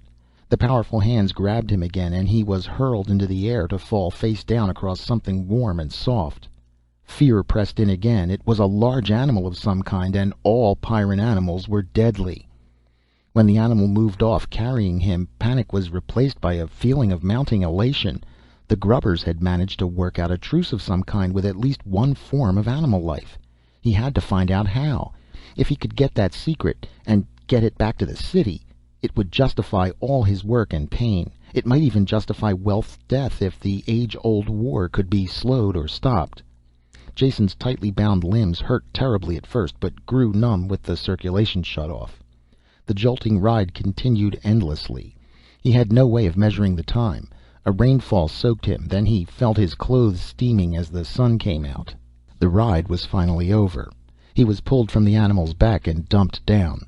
His arms dropped free as someone loosed the bindings. The returning circulation soaked him in pain as he lay there, struggling to move. When his hands finally obeyed him, he lifted them to his face and stripped away the covering, a sack of thick fur. Light blinded him as he sucked in breath after breath of clean air. Blinking against the glare, he looked around. He was lying on a floor of crude planking, the setting sun shining into his eyes through the doorless entrance of the building. There was a plowed field outside, stretching down the curve of hill to the edge of the jungle. It was too dark to see much inside the hut. Something blocked the light of the doorway, a tall, animal-like figure. On second look, Jason realized it was a man with long hair and thick beard. He was dressed in furs, even his legs were wrapped in fur leggings. His eyes were fixed on his captive, while one hand fondled an axe that hung from his waist. "Who are you? What do you want?" the bearded man asked suddenly. Jason picked his words slowly, wondering if this savage shared the same hair-trigger temper as the city dwellers. "My name is Jason. I come in peace. I want to be your friend." "Lies!" the man grunted and pulled the axe from his belt. "Junk man tricks. I saw you hide. Wait to kill me. Kill you first." He tested the edge of the blade with a horny thumb, then raised it. "Wait," Jason said desperately. "You don't understand." The axe swung down. "I'm from off-world and—" A solid thunk shook him as the axe buried itself in the wood next to his head. At the last instant the man had twitched it aside. He grabbed the front of Jason's clothes and pulled him up until their faces touched. "It's true?" he shouted. "You from off-world?" His hand opened and Jason dropped back before he could answer. The savage jumped over him towards the dim rear of the hut. "Reese must know of this," he said as he fumbled with something on the wall. Light sprang out. All Jason could do was stare. The hairy, fur-covered savage was operating a communicator. The calloused, dirt-encrusted fingers deftly snapped open the circuits and dialed a number. Chapter 16. It made no sense. Jason tried to reconcile the modern machine with the barbarian and couldn't. Who was he calling? The existence of one communicator meant there was at least another. Was Reese a person or a thing? With a mental effort he grabbed hold of his thoughts and braked them to a stop. There was something new here, factors he hadn't counted on. He kept reassuring himself that there was an explanation for everything once you had the facts straight. Jason closed his eyes, shutting out the glaring rays of the sun where it cut through the treetops, and reconsidered his facts. They separated evenly into two classes, those he had observed for himself and those he had learned from the city dwellers. This last class of facts he would hold, to see if they fitted with what he learned. There was a good chance that most or all of them would prove false. "Get up," the voice jarred into his thoughts. "We're leaving." His legs were still numb and hardly usable. The bearded man snorted in disgust and hauled him to his feet, propping him against the outer wall. Jason clutched the knobby bark of the logs when he was left alone. He looked around, soaking up impressions. It was the first time he had been on a farm since he had run away from home. A different world with a different ecology, but the similarity was apparent enough to him. A new sown field stretched down the hill in front of the shack, plowed by a good farmer, even well-cast furrows that followed the contour of the slope. Another large log building was next to this one, probably a barn. There was a snuffling sound behind him and Jason turned quickly and froze. His hand called for the missing gun and his fingers tightened down on a trigger that wasn't there. It had come out of the jungle and padded up quietly behind him. It had 6 thick legs with clawed feet that dug into the ground. The 2-meter-long body was covered with matted yellow and black fur, all except the skull and shoulders. These were covered with overlapping horny plates. Jason could see all this because the beast was that close. He waited to die. The mouth opened, a frog-like division of the hairless skull revealing double rows of jagged teeth. "Here, Fido," the bearded man said, coming up behind Jason and snapping his fingers at the same time. The thing bounded forward, brushing past the dazed Jason, and rubbed his head against the man's leg.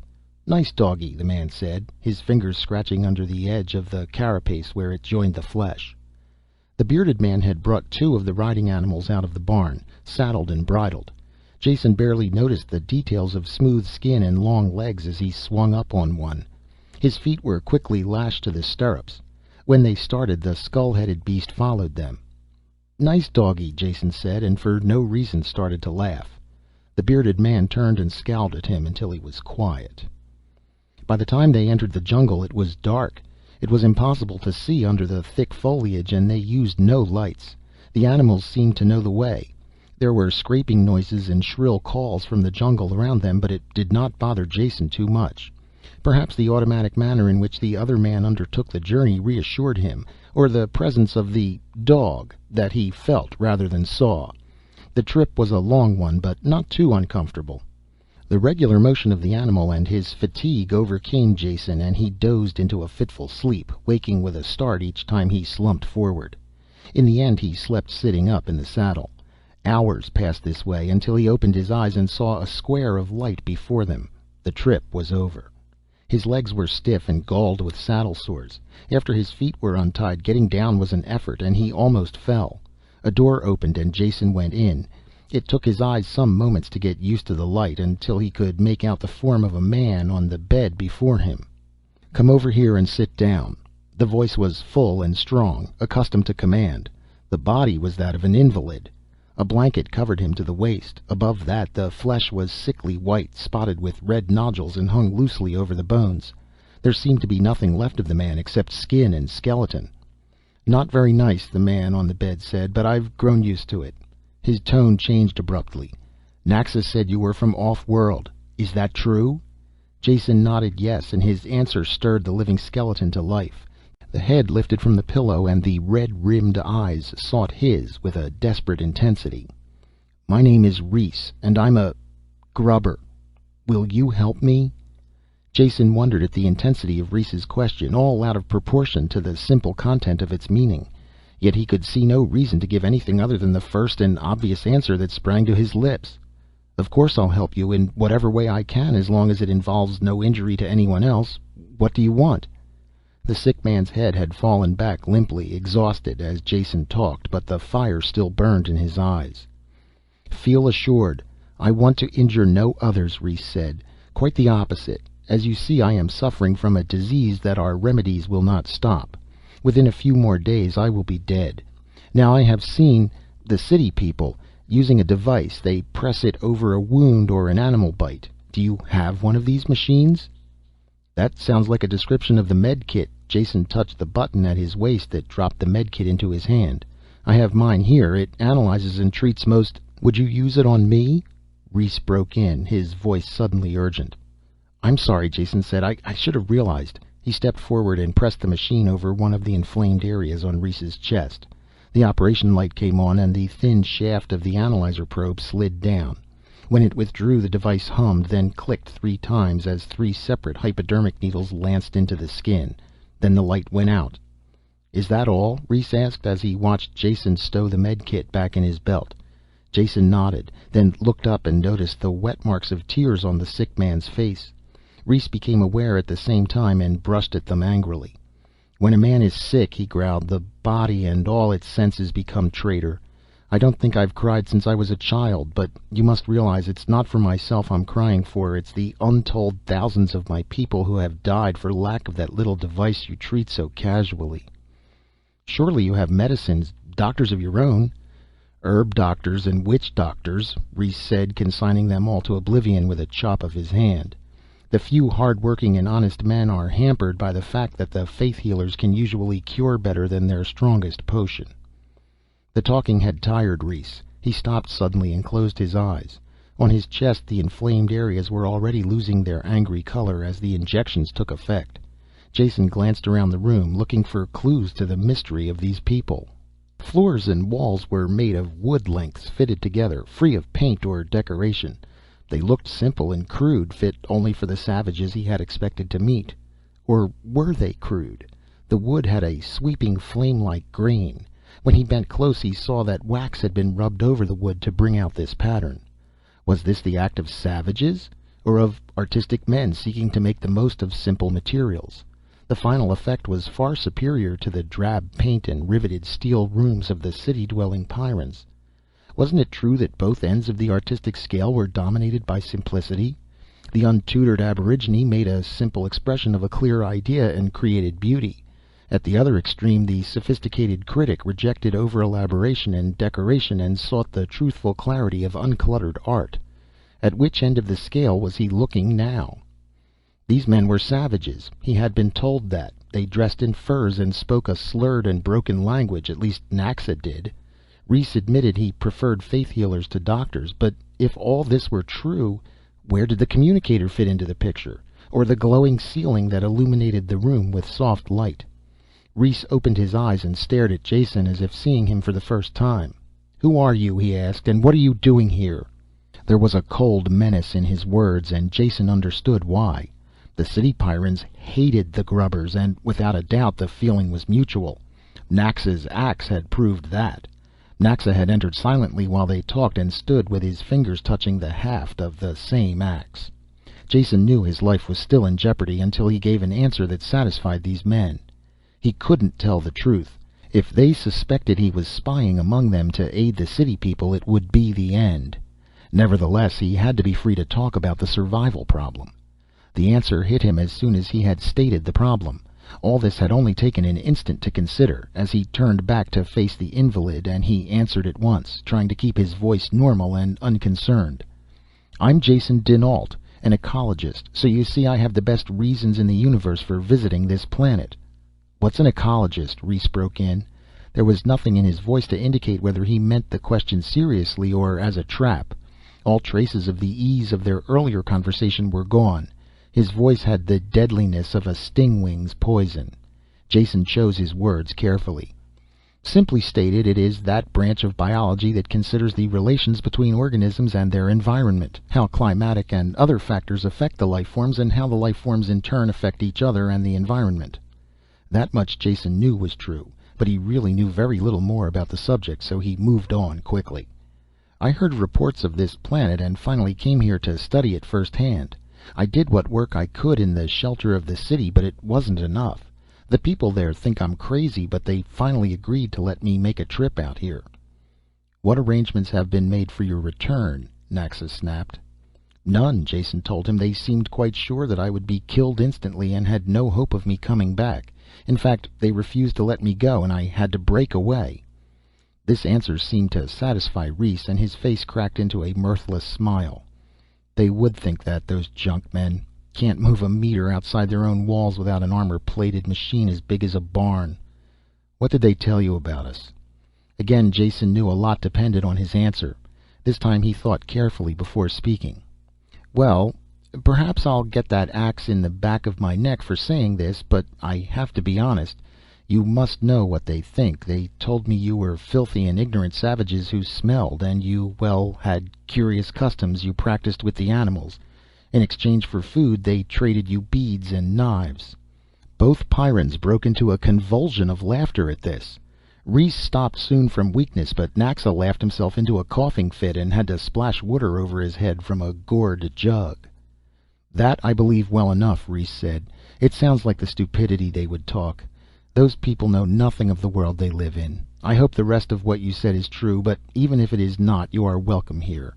You are from off-world, that I know. No junk man would have lifted a finger to save my life. You are the first off-worlder my people have ever known, and for that you are doubly welcome. We will help you in any way we can. My arm is your arm." These last words had a ritual sound to them, and when Jason repeated them, Naxa nodded at the correctness of this. At the same time, Jason felt that they were more than empty ritual. Interdependence meant survival on Pyrrus, and he knew that these people stood together to the death against the mortal dangers around them. He hoped the ritual would include him in that protective sphere. "That's enough for tonight," Reese said. "The spotted sickness has weakened me, and your medicine has turned me to jelly. You will stay here, Jason. There is a blanket, but no bed, at least for now." Enthusiasm had carried Jason this far, making him forget the 2G exertions of the long day. Now fatigue hit him a physical blow. He had dim memories of refusing food and rolling in the blanket on the floor. After that, oblivion. Chapter 17. Every square inch of his body ached where the doubled gravity had pressed his flesh to the unyielding wood of the floor. His eyes were gummy and his mouth was filled with an indescribable taste that came off in chunks. Sitting up was an effort and he had to stifle a groan as his joints cracked. "Good day, Jason," Reese called from the bed. "If I didn't believe in medicine so strongly, I would be tempted to say there is a miracle in your machine that has cured me overnight." There was no doubt that he was on the mend. The inflamed patches had vanished and the burning light was gone from his eyes. He sat propped up on the bed, watching the morning sun melt the night's hailstorm into the fields. "There's meat in the cabinet there," he said, "and either water or visk to drink." The visk proved to be a distilled beverage of extraordinary potency that instantly cleared the fog from Jason's brain, though it did leave a slight ringing in his ears. And the meat was a tenderly smoked joint, the best food he had tasted since leaving Darkhan. Taken together, they restored his faith in life and the future. He lowered his glass with a relaxed sigh and looked around. With the pressures of immediate survival and exhaustion removed, his thoughts returned automatically to his problem. What were these people really like, and how had they managed to survive in the deadly wilderness? In the city he had been told they were savages. Yet there was a carefully tended and repaired communicator on the wall, and by the door a crossbow that fired machined metal bolts. He could see the tool marks still visible on their shanks. The one thing he needed was more information. He could start by getting rid of some of his misinformation. "Reese, you laughed when I told you what the city people said about trading you trinkets for food. What do they really trade you?"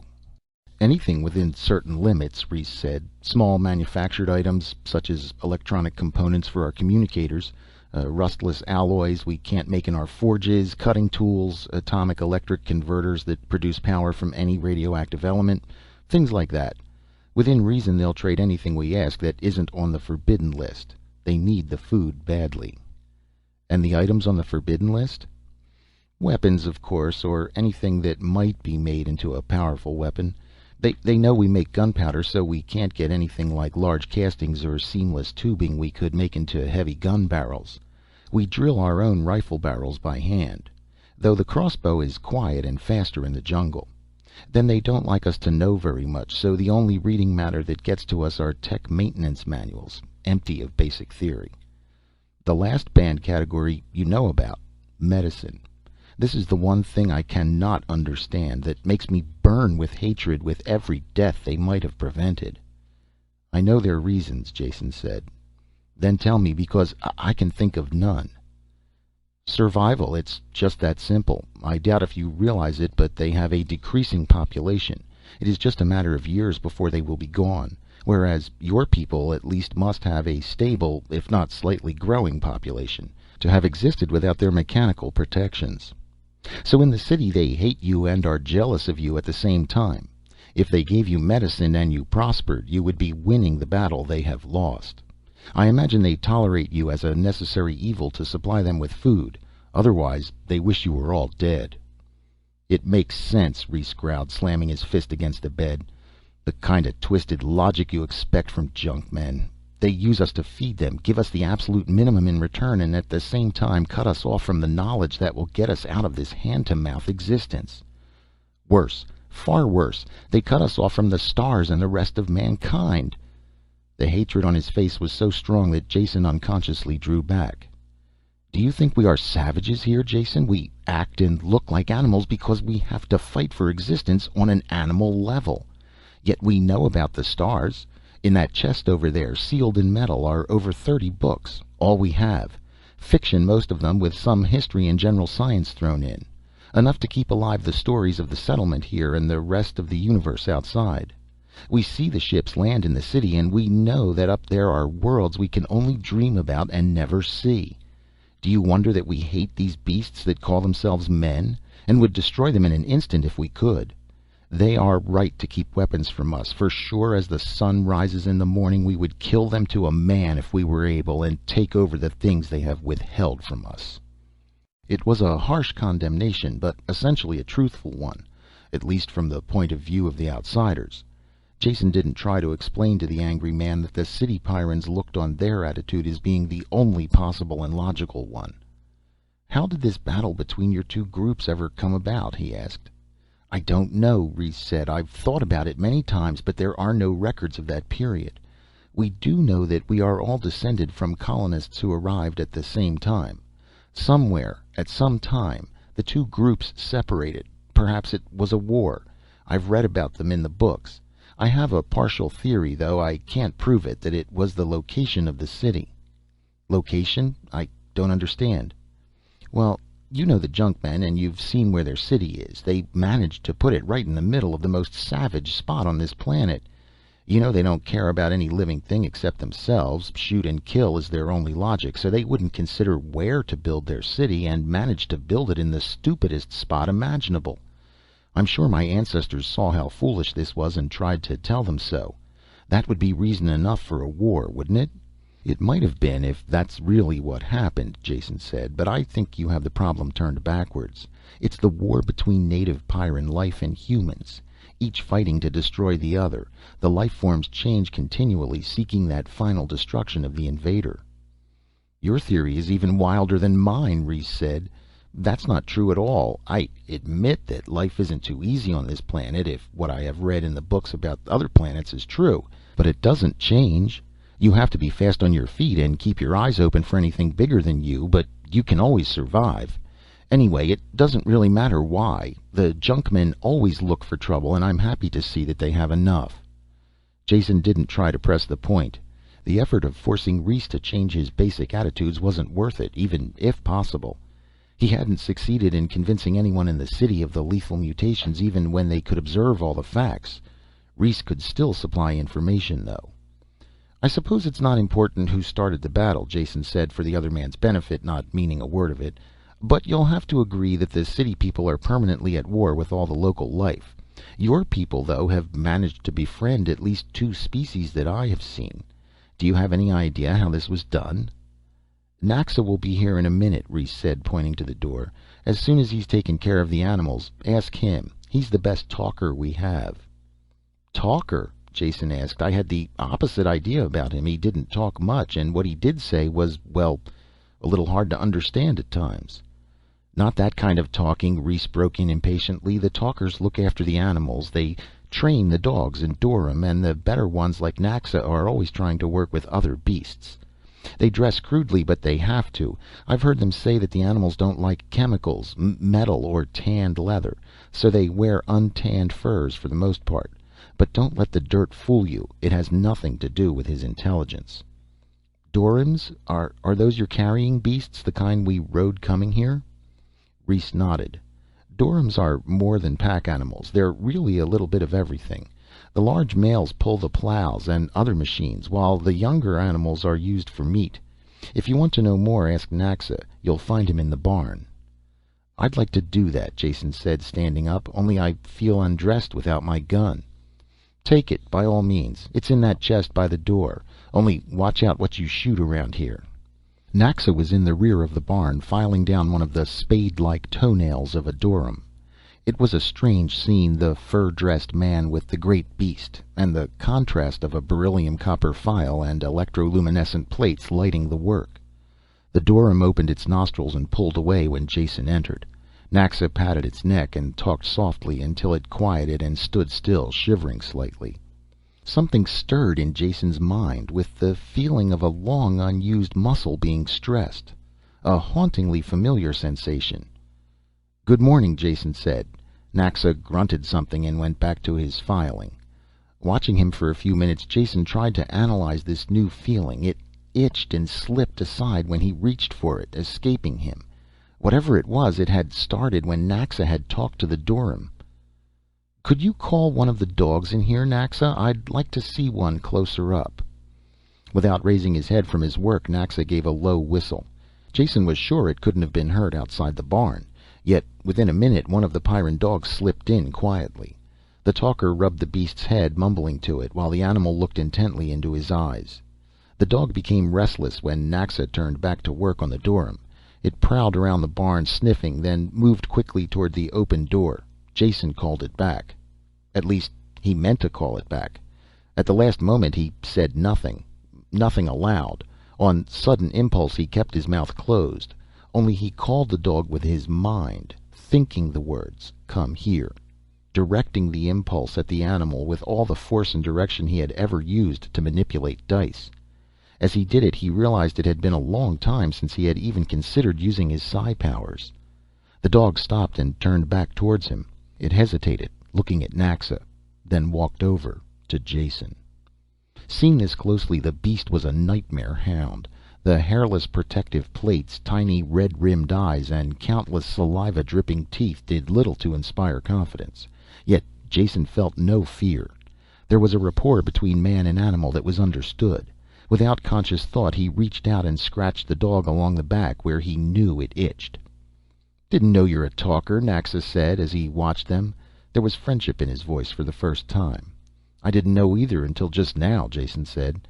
He looked into the eyes of the animal before him, scratched the ridged and ugly back, and began to understand.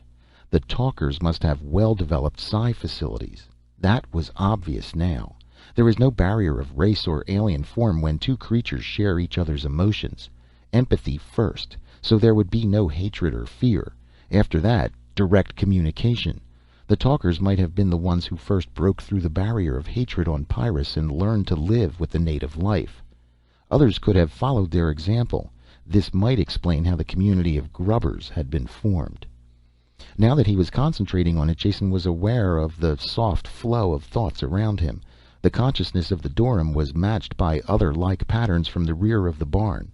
He knew without going outside that more of the big beasts were in the field back there. "This is all new to me," Jason said. "Have you ever thought about it, Naxa? What does it feel like to be a talker? I mean, do you know why it is you can get the animals to obey you while other people have no luck at all?" Thinking of this sort troubled Naxa. He ran his fingers through his thick hair and scowled as he answered. "Never thought about it. Just do it. Just get to know the beast real good. Then you can guess what they're going to do. That's all." It was obvious that Naxa had never thought about the origins of his ability to control animals. And if he hadn't, probably no one else had. They had no reason to. They simply accepted the powers of talkers as one of the facts of life. Ideas slipped towards each other in his mind like the pieces of a puzzle joining together. He had told Kerk that the native life on Pyrrus had joined in battle against mankind. He didn't know why. Well, he still didn't know why, but he was getting an idea of how. "About how far are we from the city?" Jason asked. "Do you have an idea how long it would take us to get there by Durham?" "Half a day there, half back. Why? You want to go?" "I don't want to get into the city, not yet, but I would like to get close to it," Jason told him. "See what Reese says," was Naxa's answer. Reese granted instant permission without asking any questions. They saddled up and left at once in order to complete the round trip before dark. They had been traveling less than an hour before Jason knew they were going in the direction of the city. With each minute the feeling grew stronger. Naxa was aware of it too, stirring in the saddle with unvoiced feelings. They had to keep touching and reassuring their mounts, which were growing skittish and restless. "This is far enough," Jason said. Naxa gratefully pulled to a stop. The wordless thought beat through Jason's mind, filling it. He could feel it on all sides, only much stronger ahead of them in the direction of the unseen city. Naxa and the Dorms reacted in the same way, restless, uncomfortable, not knowing the cause. One thing was obvious now. The Pyrran animals were sensitive to psi radiation. Probably the plants and lower life forms as well. Perhaps they communicated by it, since they obeyed the men who had a strong control of it.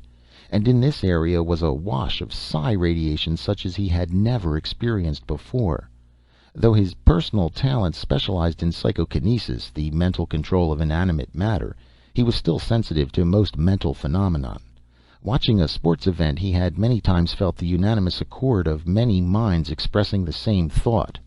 What he felt now was like that, only terribly different. A crowd exulted at some success on the field or groaned at a failure. The feeling fluxed and changed as the game progressed. Here the wash of thought was unending, strong, and frightening. It didn't translate into words very well. It was part hatred, part fear, and all destruction. "Kill the enemy" was as close as Jason could express it, but it was more than that, an unending river of mental outrage and death. "Let's go back now," he said, suddenly battered and sickened by the feelings he had let wash through him. As they started the return trip, he began to understand many things. His sudden unspeakable fear when the Pyrran animal had attacked him that first day on the planet. And his recurrent nightmares that had never completely ceased, even with drugs. Both of these were his reaction to the hatred directed at the city, though for some reason he hadn't felt it directly up to now. Enough had reached through to him to get a strong emotional reaction. Reese was asleep when they got back, and Jason couldn't talk to him until morning. In spite of his fatigue from the trip, he stayed awake late into the night, going over in his mind the discoveries of the day. Could he tell Reese what he had found out? Not very well. If he did that, he would have to explain the importance of his discovery and what he meant to use it for. Nothing that aided the city dwellers would appeal to Reese in the slightest. Best to say nothing until the entire affair was over. Chapter 18. After breakfast, he told Reese that he wanted to return to the city. "Then you've seen enough of our barbarian world and wish to go back to your friends to help them wipe us out, perhaps?" Reese said it lightly, but there was a touch of cold malice behind his words. "I hope you don't really think that," Jason told him. "You must realize that the opposite is true. I would like to see this civil war ended and your people getting all the benefits of science and medicine that have been withheld. I'll do everything I can to bring that about." "They'll never change," Reese said gloomily. "Don't waste your time. But there's one thing you must do, for your protection and ours. Don't admit or even hint that you've talked to any grubbers." "Why not?" "Why not? Suffering death, are you that simple? They will do anything to see that we don't rise too high, and would much prefer to see us all dead. Do you think they would hesitate to kill you if they as much as suspected you had contacted us? They realize, even if you don't, that you can single-handedly alter the entire pattern of power on this planet. The ordinary junkman may think of us as being only one step above the animals, but the leaders don't. They know what we need and what we want. They could probably guess just what it is I'm going to ask you. Help us, Jason dinAlt. Get back among those human pigs and lie. Say you never talked to us, that you hid in the forest and we attacked you and you had to shoot to save yourself. We'll supply some recent corpses to make that part of your story sound good. Make them believe you, and even after you think you have them convinced, keep on acting the part because they will be watching you. Then tell them you have finished your work and are ready to leave. Get safely off Pyrrus to another planet, and I promise you, anything in the universe, whatever you want, you shall have. Power, money, anything. This is a rich planet. The junkmen mine and sell the metal, but we could do it much better. Bring a spaceship back here and land anywhere on this continent. We have no cities, but our people have farms everywhere. They will find you. We will then have commerce, trade, on our own. This is what we all want, and we will work hard for it. And you will have done it. Whatever you want, we will give. That is a promise, and we do not break our promises." The intensity and magnitude of what he described rocked Jason. He knew that Reese spoke the truth, and the entire resources of the planet would be his if he did as asked. For 1 second he was tempted, savoring the thought of what it would be like. Then came realization that it would be a half answer, and a poor one at that. If these people had the strength they wanted, their first act would be the attempted destruction of the city men. The result would be bloody civil war that would probably destroy them both. Reese's answer was a good one, but only half an answer. Jason had to find a better solution, one that would stop all the fighting on this planet and allow the two groups of humans to live in peace. "I will do nothing to injure your people, Reese, and everything in my power to aid them," Jason said. This half answer satisfied Reese, who could see only one interpretation of it. He spent the rest of the morning on the communicator arranging for the food supplies that were being brought to the trading site. "The supplies are ready and we have sent the signal," he said.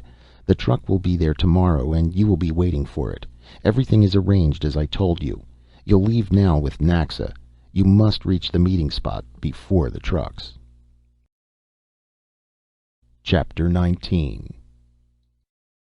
"Truck's almost here. You know what to do?" Naxa asked. Jason nodded and looked again at the dead man. Some beast had torn his arm off and he had bled to death. The severed arm had been tied into the shirt sleeve, so from a distance it looked normal. Seen close up, this limp arm plus the white skin and shocked expression on the face gave Jason an unhappy sensation. He liked to see his corpses safely buried. However, he could understand its importance today. "Here they are. Wait until his back's turned," Naxa whispered. The armored truck had 3 powered trailers in tow this time. The train ground up the rock slope and whined to a stop. Krannon climbed out of the cab and looked carefully around before opening up the trailers. He had a lift robot along to help him with the loading. "Now!" Naxa hissed. Jason burst into the clearing, running, shouting Krannon's name. There was a crackling behind him as 2 of the hidden men hurled the corpse through the foliage after him. He turned and fired without stopping, setting the thing afire in midair. There was a crack of another gun as Krannon fired. His shot jarred the twice-dead corpse before it hit the ground. Then he was lying prone, firing into the trees behind the running Jason. Just as Jason reached the truck, there was a whirring in the air, and hot pain ripped into his back, throwing him to the ground. He looked around as Krannon dragged him through the door and saw the metal shaft of a crossbow sticking out of his shoulder. "Lucky," the Pyrran said. "An inch lower would have got your heart. I warned you about those grubbers. You're lucky to get off with only this." He lay next to the door and snapped shots into the now quiet wood. Taking out the bolt hurt much more than it had going in. Jason cursed the pain as Krannon put on a dressing, and admired the singleness of purpose of the people who had shot him. They had risked his life to make his escape look real, and also risked the chance that he might turn against them after being shot. They did a job completely and thoroughly, and he cursed them for their efficiency. Krannon climbed warily out of the truck after Jason was bandaged. Finishing the loading quickly, he started the train of trailers back towards the city. Jason had an anti-pain shot and dozed off as soon as they started. While he slept, Krannon must have radioed ahead, because Kerk was waiting when they arrived. As soon as the truck entered the perimeter, he threw open the door and dragged Jason out. The bandage pulled and Jason felt the wound tear. He ground his teeth together. Kerk would not have the satisfaction of hearing him cry out. "I told you to stay in the buildings until the ship left. Why did you leave? Why did you go outside? You talked to the grubbers, didn't you?" With each question he shook Jason again. "I didn't talk to anyone," Jason managed to get the words out. "They tried to take me. I shot 2. Hid out until the trucks came back." "Got another one then," Krannon said. "I saw it. Good shooting. Think I got some too. Let him go, Kerk. They shot him in the back before he could reach the truck." That's enough explanations, Jason thought to himself. Don't overdo it. Let him make up his mind later. Now's the time to change the subject. There's one thing that will get his mind off the grubbers. "I've been fighting your war for you, Kerk, while you stayed safely inside the perimeter." Jason leaned back against the side of the truck as the other loosened his grip.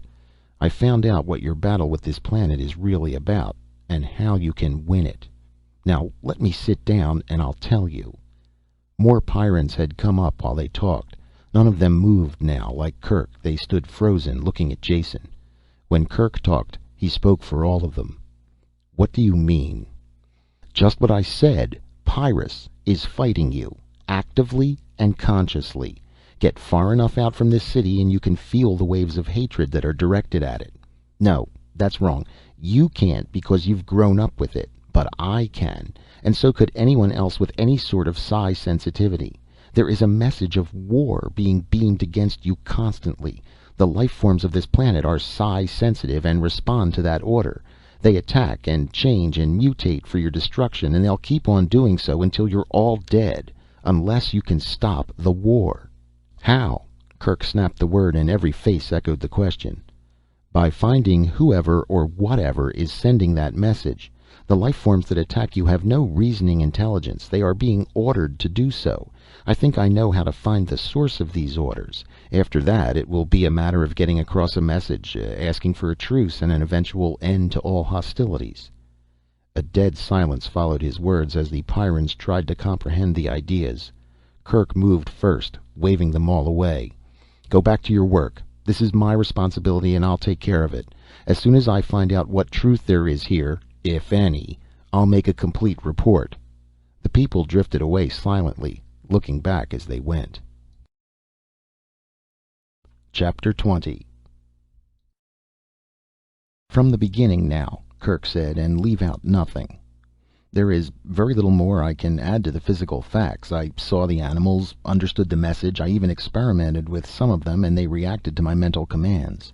What I must do now is track down the source of the orders that keep this war going.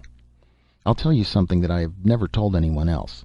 I'm not only lucky at gambling, I have enough psi ability to alter probability in my favor.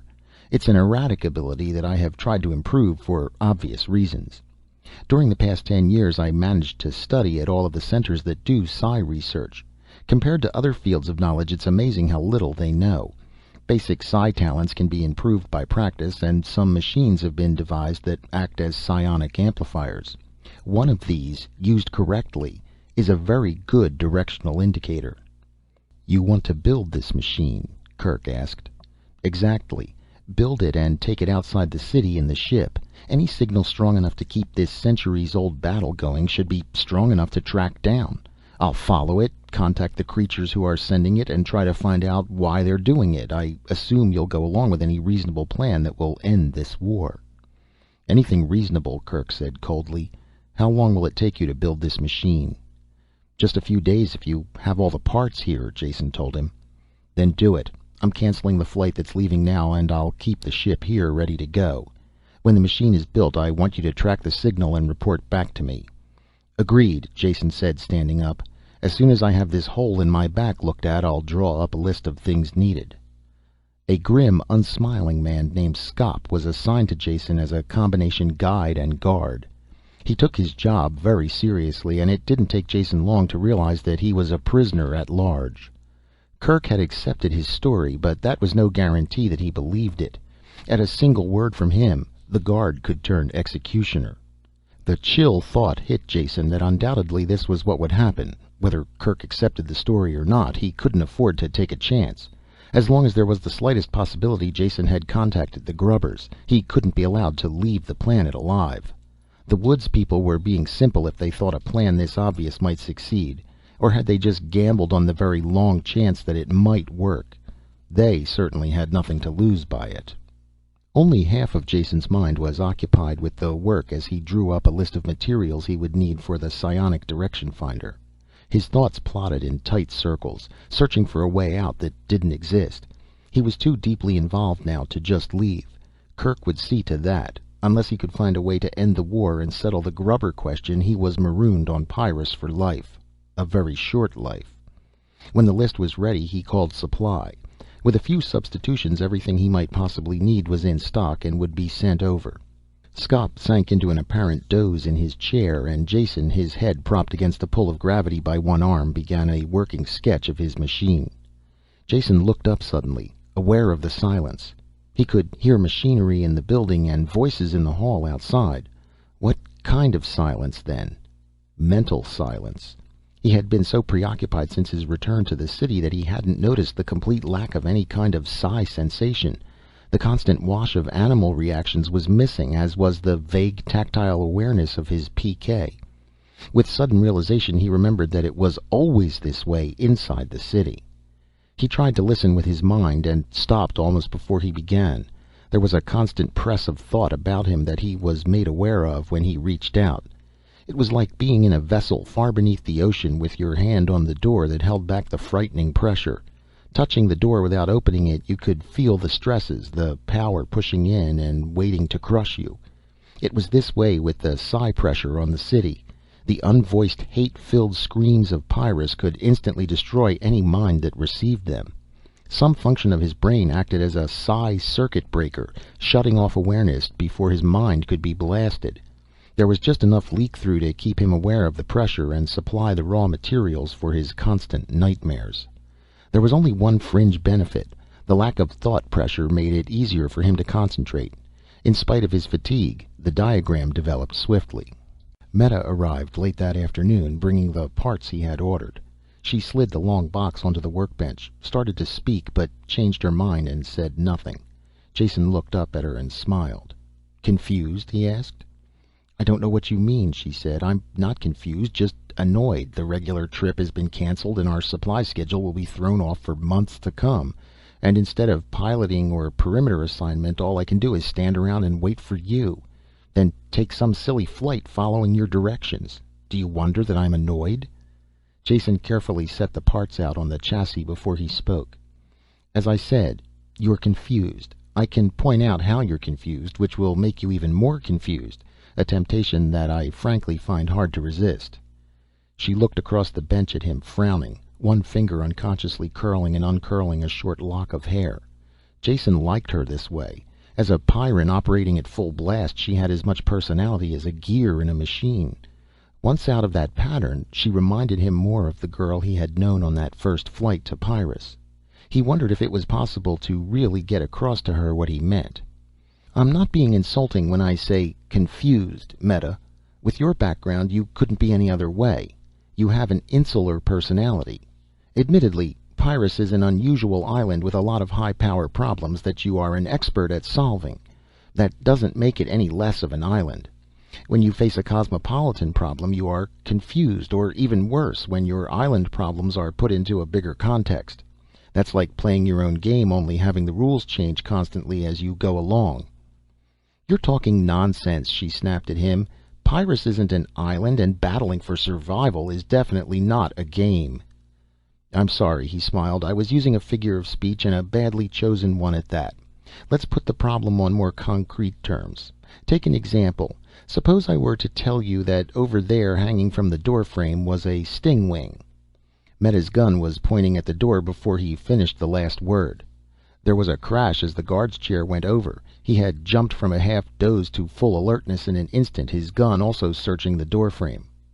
"That was just an example," Jason said. "There's really nothing there." The guard's gun vanished, and he scowled a look of contempt at Jason as he righted the chair and dropped into it. "You both have proved yourself capable of handling a Pyrran problem," Jason continued. "But what if I said that there is a thing hanging from the doorframe that looks like a stingwing, but is really a kind of large insect that spins a fine silk that can be used to weave clothes?" The guard glared from under his thick eyebrows at the empty doorframe. His gun whined part way out, then snapped back into the holster. He growled something inaudible at Jason, then stamped into the outer room, slamming the door behind him. Meta frowned in concentration and looked puzzled. "It couldn't be anything except a stingwing," she finally said. "Nothing else could possibly look like that, and even if it didn't spin silk, it would bite if you got near, so you would have to kill it." She smiled with satisfaction at the indestructible logic of her answer. "Wrong again," Jason said. "I just described the mimic spinner that lives on Stover's planet. It imitates the most violent forms of life there, does such a good job that it has no need for other defenses. It'll sit quietly on your hand and spin for you by the yard. If I dropped a shipload of them here on Pyrrus, you never could be sure when to shoot, could you?" "But they are not here now," Meta insisted. "Yet they could be quite easily, and if they were, all the rules of your game would change. Getting the idea now?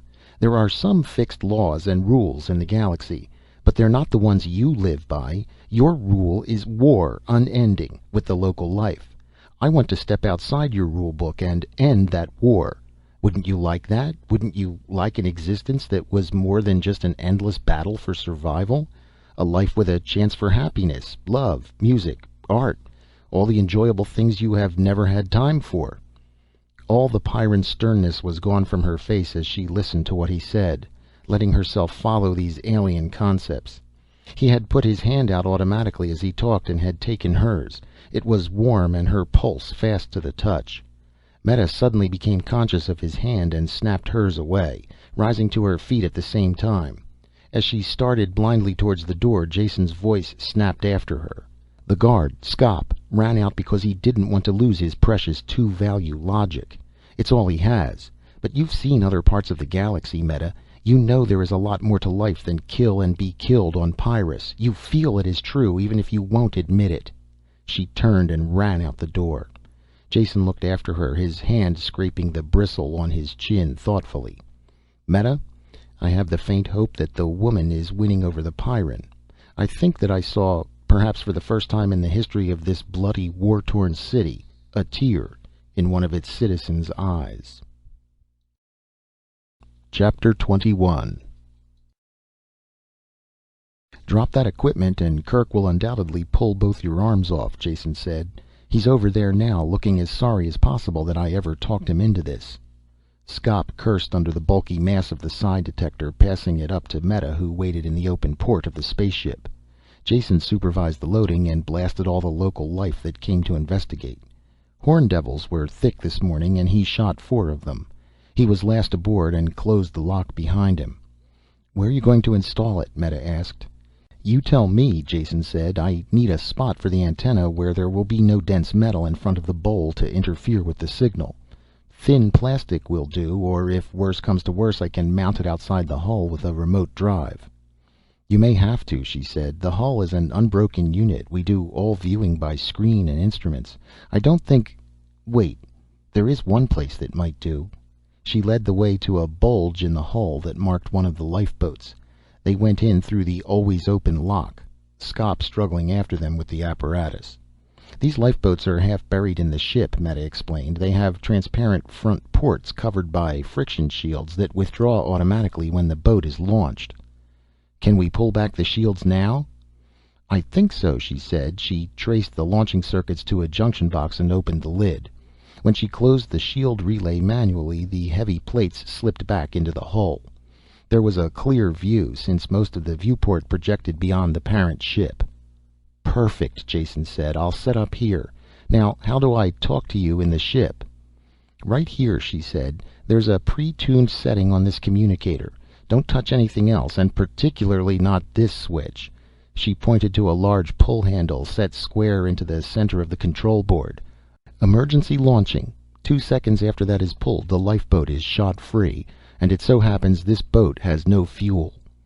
"Hands off for sure," Jason said. "Now have Husky there run me in a line with ship's power and I'll get this stuff set up."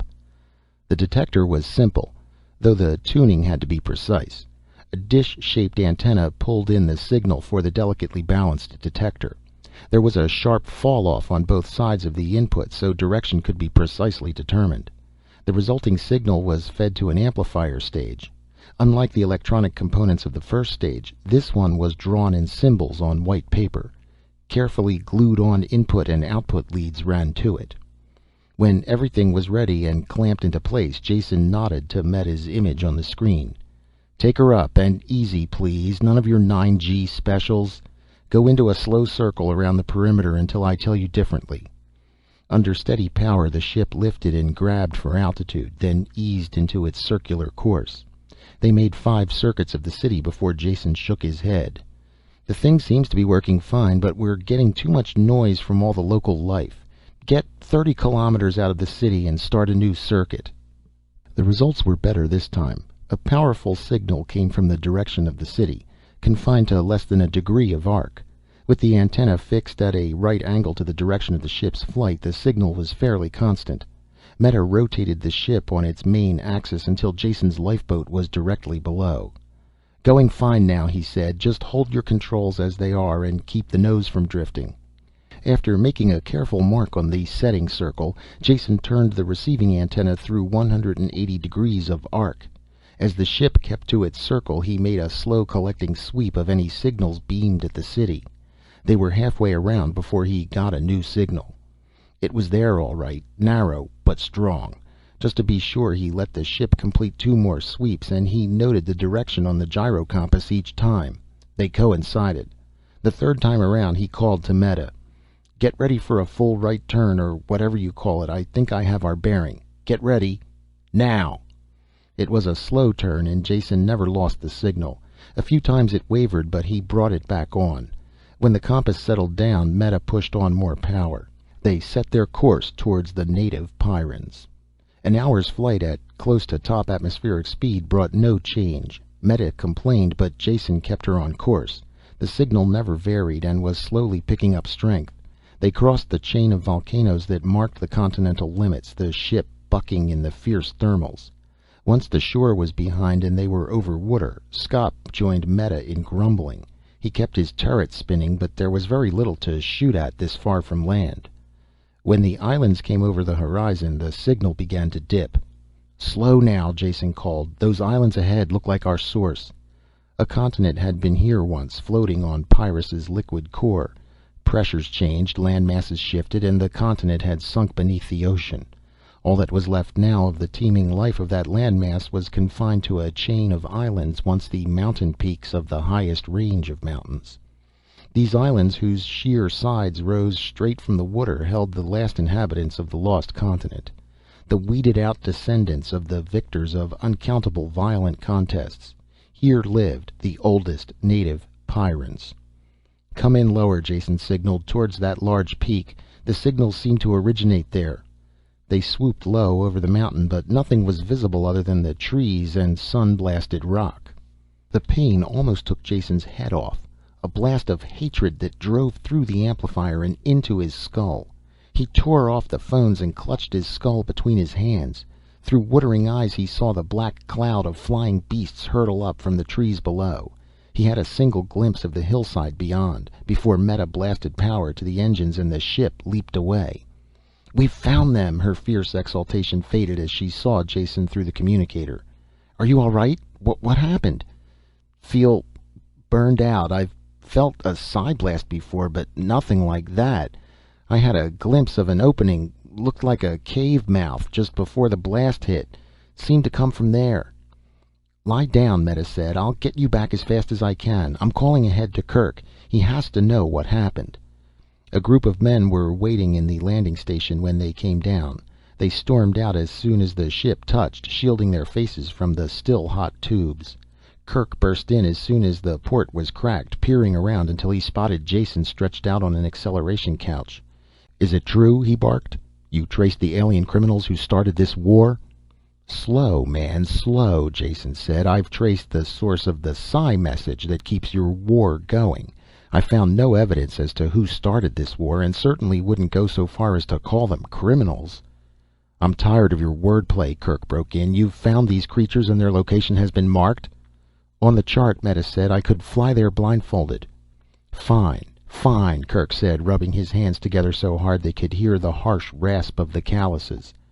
"It takes a real effort to grasp the idea that after all these centuries the war might be coming to an end. But it's possible now. Instead of simply killing off these self-renewing legions of the damned that attack us, we can get to the leaders, search them out, carry the war to them for a change, and blast their stain from the face of this planet." "Nothing of the sort," Jason said, sitting up with an effort. "Nothing doing. Since I came to this planet I have been knocked around and risked my life 10 times over. Do you think I have done this just to satisfy your bloodthirsty ambitions? It's peace I'm after, not destruction. You promised to contact these creatures, attempt to negotiate with them. Aren't you a man of honor who keeps his word?" "I'll ignore the insult, though I'd have killed you for it at any other time," Kerk said. "You've been of great service to our people, and we are not ashamed to acknowledge an honest debt. At the same time, do not accuse me of breaking promises that I never made. I recall my exact words. I promised to go along with any reasonable plan that would end this war. That is just what I intend to do. Your plan to negotiate a peace is not reasonable. Therefore, we are going to destroy the enemy." "Think first," Jason called after Kerk, who had turned to leave. "What is wrong with trying negotiation or an armistice? Then, if it fails, you can try your way." The compartment was getting crowded as other Pyrrans pushed in. Kerk, almost to the door, turned back to face Jason. "I'll tell you what's wrong with armistice," he said. "It's a coward's way out, that's what it is. It's all right for you to suggest it. You're from off-world and don't know any better. But do you honestly think I could entertain such a defeatist notion for one instant? When I speak not only for myself, but for all of us here.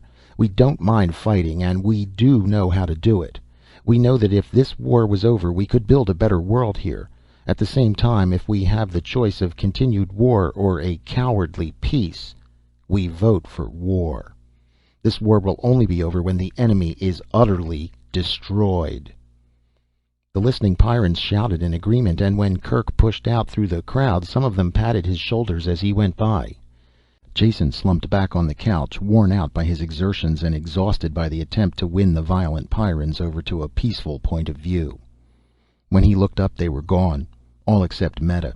She had the same look of bloodthirsty elation as the others, but it drained away when she glanced at him. "What about it, Meta?" he asked bitterly. "No doubts? Do you think that destruction is the only way to end this war?" "I don't know," she said. "I can't be sure. For the first time in my life, I find myself with more than one answer to the same question. Congratulations, he said. It's a sign of growing up. Chapter 22. Jason stood to one side and watched the deadly cargo being loaded into the hold of the ship. The Pyrrans were in good humor as they stowed away riot guns, grenades, and gas bombs. When the backpack atom bomb was put aboard, one of them broke into a marching song, and the others picked it up. Maybe they were happy, but the approaching carnage only filled Jason with an intense gloom. He felt that somehow he was a traitor to life. Perhaps the life form he had found needed destroying, and perhaps it didn't. Without making the slightest attempt at conciliation, destruction would be plain murder. Kerk came out of the operations building, and the starter pumps could be heard whining inside the ship. They would leave within minutes. Jason forced himself into a foot-dragging rush and met Kerk halfway to the ship. "I'm coming with you, Kerk. You owe me at least that much for finding them." Kerk hesitated, not liking the idea. "This is an operational mission," he said. "No room for observers, and the extra weight. And it's too late to stop us, Jason. You know that." "You Pyrrans are the worst liars in the universe," Jason said. "We both know that ship can lift 10 times the amount it's carrying today. Now, do you let me come, or forbid me without reason at all?" "Get aboard," Kerk said, "but keep out of the way or you'll get trampled." This time, with a definite destination ahead, the flight was much faster. Meta took the ship into the stratosphere in a high ballistic arc that ended at the islands.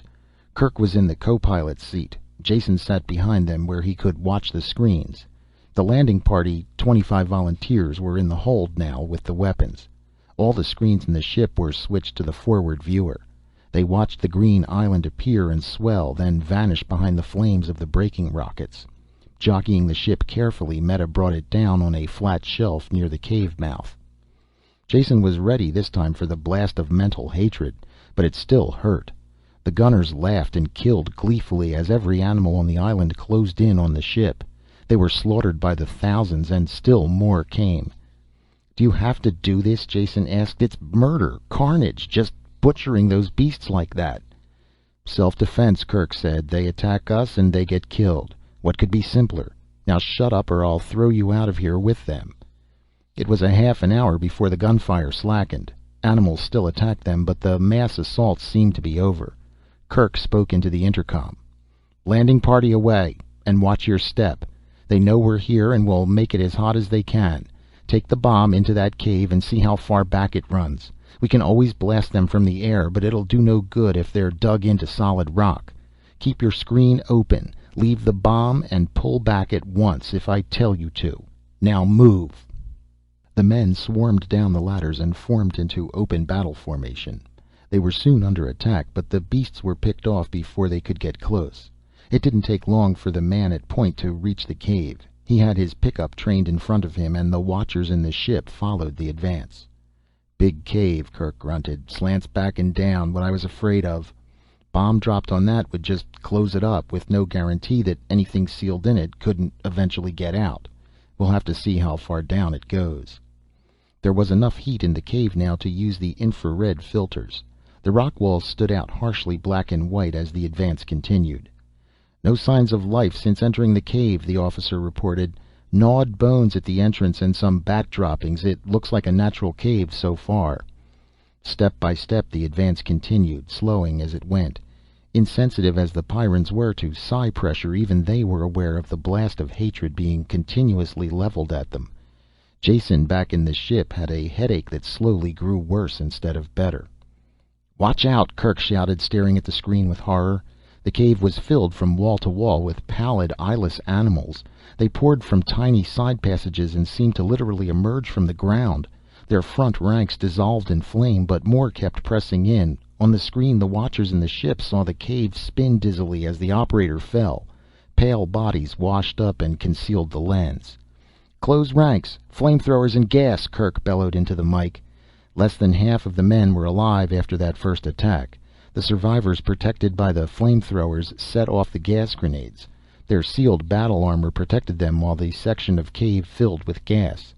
Someone dug through the bodies of their attackers and found the pickup. "Leave the bomb there and withdraw," Kerk ordered. "We've had enough losses already." A different man stared out of the screen. The officer was dead. "Sorry, sir," he said, "but it will be just as easy to push ahead as back as long as the gas grenades hold out. We're too close to pull back now." "That's an order," Kerk shouted, but the man was gone from the screen and the advance continued. Jason's fingers hurt where he had them clamped to the chair arm. He pulled them loose and massaged them. On the screen the black and white cave flowed steadily towards them. Minute after minute went by this way. Each time the animals attacked again, a few more gas grenades were used up. "Something ahead looks different," the panting voice cracked from the speaker. The narrow cave slowly opened out into a gigantic chamber, so large the roof and far walls were lost in the distance. "What are those?" Kerk asked. "Get a searchlight over to the right there." The picture on the screen was fuzzy and hard to see now, dimmed by the layers of rock in between. Details couldn't be made out clearly, but it was obvious this was something unusual. "Never saw anything quite like them before," the speaker said. "Look like big plants of some kind, 10 meters tall at least, yet they're moving. Those branches, tentacles, or whatever they are, keep pointing towards us, and I get the darkest feeling in my head." "Blast one, see what happens," Kerk said. The gun fired, and at the same instant an intensified wave of mental hatred rolled over the men, dropping them to the ground. They rolled in pain, blacked out, and unable to think or fight the underground beasts that poured over them in a renewed attack. In the ship, far above, Jason felt the shock to his mind and wondered how the men below could have lived through it. The others in the control room had been hit by it as well. Kerk pounded on the frame of the screen and shouted to the unhearing men below. "Pull back! Come back!" It was too late. The men only stirred slightly as the victorious Pyrran animals washed over them, clawing for the joints in their armor. Only one man moved, standing up and beating the creatures away with his bare hands. He stumbled a few feet and bent over the writhing mass below him. With a heave of his shoulders he pulled another man up. The man was dead, but his shoulder pack was still strapped to his back. Bloody fingers fumbled at the pack. Then both men were washed back under the wave of death. "That was the bomb," Kerk shouted to Meta. "If he didn't change the setting, it's still on 10-second minimum. Get out of here." Jason had just time to fall back on the acceleration couch before the rockets blasted. The pressure leaned on him and kept mounting. Vision blacked out, but he didn't lose consciousness. Air screamed across the hull, then the sound stopped as they left the atmosphere behind. Just as Meta cut the power, a glare of white light burst from the screens. They turned black instantly as the hull pickups burned out. She switched filters into place, then pressed the button that rotated new pickups into position. Far below, in the boiling sea, a climbing cloud of mushroom-shaped flame filled the spot where the island had been seconds before. The three of them looked at it, silently and unmoving. Kerk recovered first. "Head for home, Meta, and get operations on the screen. 25 men dead, but they did their job. They knocked out those beasts, whatever they were, and ended the war. I can't think of a better way for a man to die." Meta set the orbit, then called operations. "Trouble getting through," she said. "I have a robot landing beam response, but no one is answering the call." A man appeared on the empty screen. He was beaded with sweat and had a harried look in his eyes. "Kerk," he said, "is that you? Get the ship back here at once. We need her firepower at the perimeter. All blazes broke loose a minute ago. A general attack from every side, worse than I've ever seen." "What do you mean?" Kerk stammered in unbelief. "The war is over. We blasted them, destroyed their headquarters completely." "The war is going like it has never gone before," the other snapped back. "I don't know what you did, but it stirred up a stew pot of hell here. Now stop talking and get the ship back." Kerk turned slowly to face Jason, his face pulled back in a look of raw animal savagery. You did this. I should have killed you the first time I saw you. I wanted to. Now I know I was right. You've been like a plague since you came here, sowing death in every direction. I knew you were wrong, yet I let your twisted words convince me. And look what has happened. First you killed Welf, then you murdered those men in the cave. Now this attack on the perimeter. All who die there, you will have killed." Kerk advanced on Jason, step by slow step, hatred twisting his features. Jason backed away until he could retreat no further, his shoulders against the chart case. Kerk's hand lashed out, not a fighting blow, but an open slap. Though Jason rolled with it, it still battered him and stretched him full length on the floor. His arm was against the chart case, his fingers near the sealed tubes that held the jump matrices. Jason seized one of the heavy tubes with both hands and pulled it out. He swung it with all his strength into Kerk's face.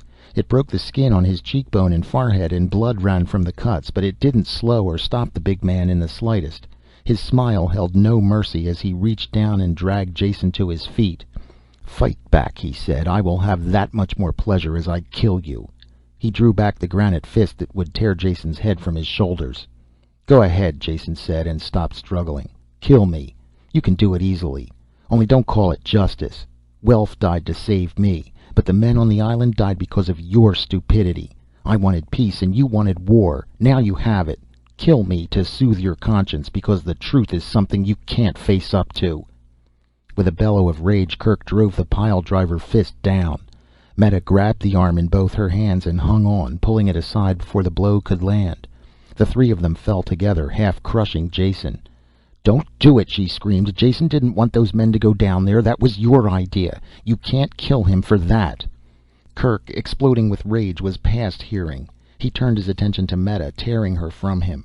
She was a woman, and her supple strength was meager compared to his great muscles, but she was a Pyrran woman, and she did what no off-worlder could do.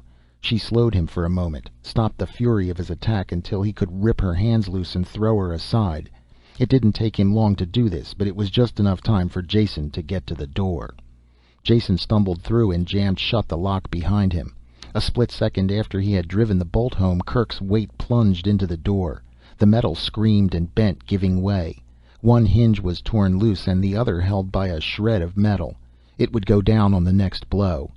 Jason wasn't waiting for that. He hadn't stayed to see if the door would stop the raging Pyrran. No door on the ship could stop him. Fast as possible, Jason went down the gangway. There was no safety on the ship, which meant he had to get off it. The lifeboat deck was just ahead. Ever since first seeing them, he had given a lot of thought to the lifeboats. Though he hadn't looked ahead to this situation, he knew a time might come when he would need transportation of his own. The lifeboats had seemed to be the best bet, except that Meta had told him they had no fuel. She had been right in one thing. The boat he had been in had empty tanks. He had checked. There were 5 other boats, though, that he hadn't examined. He had wondered about the idea of useless lifeboats and come to what he hoped was a correct conclusion. This spaceship was the only one the Pyrrans had. Meta had told him once that they always had planned to buy another ship, but never did. Some other necessary war expense managed to come up first. The ship was really enough for their uses. The only difficulty lay in the fact they had to keep that ship in operation or the Pyrran city was dead. Without supplies they would be wiped out in a few months. Therefore the ship's crew couldn't conceive of abandoning their ship. No matter what kind of trouble she got into, they couldn't leave her. When the ship died, so did their world.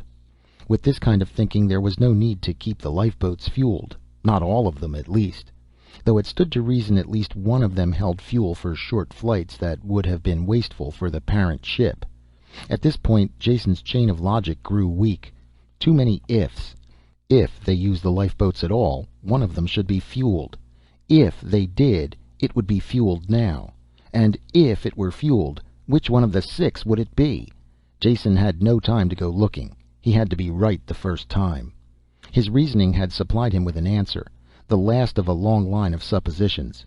If a boat were fueled, it should be the one nearest to the control cabin, the one he was diving towards now. His life depended on this string of guesses. Behind him the door went down with a crash. Kerk bellowed and leaped. Jason hurled himself through the lifeboat port with the nearest thing to a run he could manage, under the doubled gravity. With both hands he grabbed the emergency launching handle and pulled down. An alarm bell rang and the port slammed shut, literally in Kerk's face. Only his Pyrran reflexes saved him from being smashed by it. Solid fuel launchers exploded and blasted the lifeboat clear of the parent ship. Their brief acceleration slammed Jason to the deck. Then he floated as the boat went into freefall. The main drive rockets didn't fire. In that moment Jason learned what it was like to know he was dead.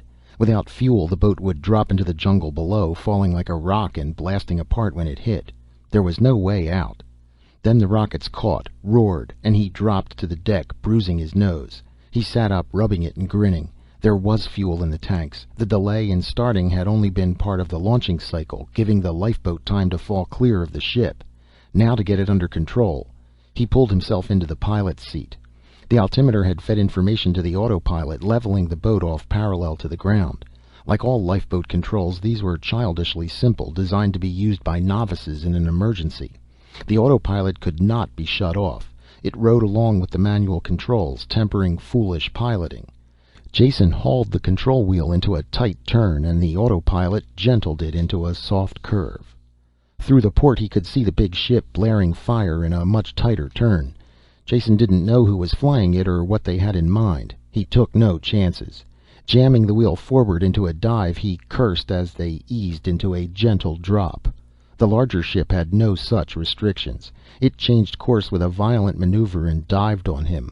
The forward turret fired, and an explosion at the stern rocked the little boat. This either knocked out the autopilot or shocked it into submission. The slow drop turned into a power dive, and the jungle billowed up. Jason pulled the wheel back, and there was just time to get his arms in front of his face before they hit. Thundering rockets and cracking trees ended in a great splash. Silence followed, and the smoke drifted away. High above, the spaceship circled hesitantly, dropping a bit as if wanting to go down and investigate, then rising again as the urgent message for aid came from the city. Loyalty won, and she turned and spewed fire towards home. Chapter 23. Tree branches had broken the lifeboat's fall. The bow rockets had burned out in emergency blast, and the swamp had cushioned the landing a bit. It was still a crash. The battered cylinders sank slowly into the stagnant water and thin mud of the swamp. The bow was well under before Jason managed to kick open the emergency hatch in the waist. There was no way of knowing how long it would take for the boat to go under, and Jason was in no condition to ponder the situation. Concussed and bloody, he had just enough drive left to get himself out. Wading and falling, he made his way to firmer land, sitting down heavily as soon as he found something that would support him. Behind him, the lifeboat burbled and sank under the water. Bubbles of trapped air kept rising for a while, then stopped. The water stilled, and except for the broken branches and trees, there was no sign that a ship had ever come this way. Insects whined across the swamp, and the only sound that broke the quiet of the woods beyond was the cruel scream of an animal pulling down its dinner. When that had echoed away in tiny waves of sound, everything was silent. Jason pulled himself out of the half-trance with an effort. His body felt like it had been through a meat grinder, and it was almost impossible to think with the fog in his head. After minutes of deliberation, he figured out that the med kit was what he needed. The easy-off snap was very difficult, and the button release didn't work. He finally twisted his arm around until it was under the orifice and pressed the entire unit down. It buzzed industriously, though he couldn't feel the needles. He guessed it had worked. His sight spun dizzily for a while, then cleared. Painkillers went to work, and he slowly came out of the dark cloud that had enveloped his brain since the crash. Reason returned, and loneliness rode with it. He was without food, friendless, surrounded by the hostile forces of an alien planet. There was a rising panic that started deep inside him that took concentrated effort to hold down. "Think, Jason. Don't emote." He said it aloud to reassure himself, but was instantly sorry because his voice sounded weak in the emptiness, with the ragged edge of hysteria to it. Something caught in his throat, and he coughed to clear it, spitting out blood.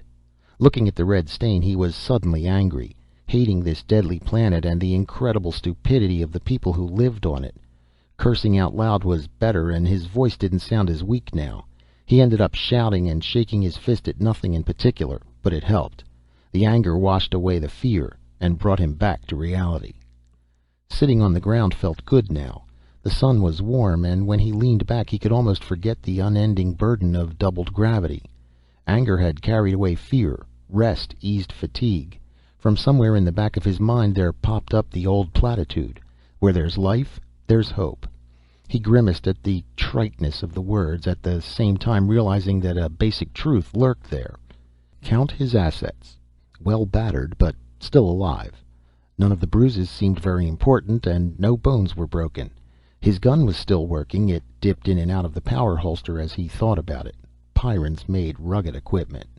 The medkit was operating as well. If he kept his senses, managed to walk in a fairly straight line, and could live off the land, there was a fair chance he might make it back to the city.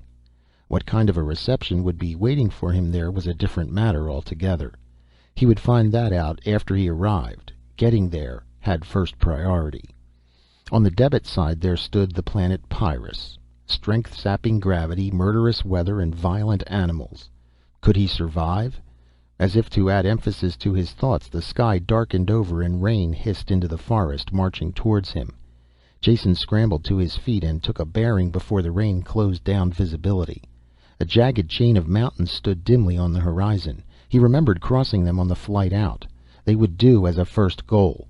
After he had reached them, he would worry about the next leg of the journey. Leaves and dirt flew before the wind in quick gusts. Then the rain washed over him. Soaked, chilled, already bone-tired, he pitted the tottering strength of his legs against the planet of death. When nightfall came, it was still raining. There was no way of being sure of the direction, and no point in going on. If that wasn't enough, Jason was on the ragged edge of exhaustion. It was going to be a wet night. All the trees were thick, bold, and slippery. He couldn't have climbed them on a 1G world. The sheltered spots that he investigated under fallen trees and beneath thick bushes were just as wet as the rest of the forest. In the end he curled up on the leeward side of a tree and fell asleep, shivering, with the water dripping off him. The rain stopped around midnight and the temperature fell sharply. Jason woke sluggishly from a dream in which he was being frozen to death, to find it was almost true. Fine snow was sifting through the trees, powdering the ground and drifting against him. The cold bit into his flesh, and when he sneezed it hurt his chest. His aching and numb body only wanted to rest, but the spark of reason that remained in him forced him to his feet. If he lay down now, he would die. Holding one hand against the tree so he wouldn't fall, he began to trudge around it. Step after shuffling step, around and around, until the terrible cold eased a bit and he could stop shivering. Fatigue crawled up him like a muffling gray blanket. He kept on walking, half the time with his eyes closed, opening them only when he fell and had to climb painfully to his feet again. The sun burned away the snow clouds at dawn. Jason leaned against his tree and blinked up at the sky with sore eyes. The ground was white in all directions except around the tree where his stumbling feet had churned a circle of black mud. His back against the smooth trunk, Jason sank slowly down to the ground, letting the sun soak into him. Exhaustion had him light-headed, and his lips were cracked from thirst. Almost continuous coughing tore at his chest with fingers of fire. Though the sun was still low, it was hot already, burning his skin dry and hot. It wasn't right. This thought kept nagging at his brain until he admitted it, turned it over and over and looked at it from all sides.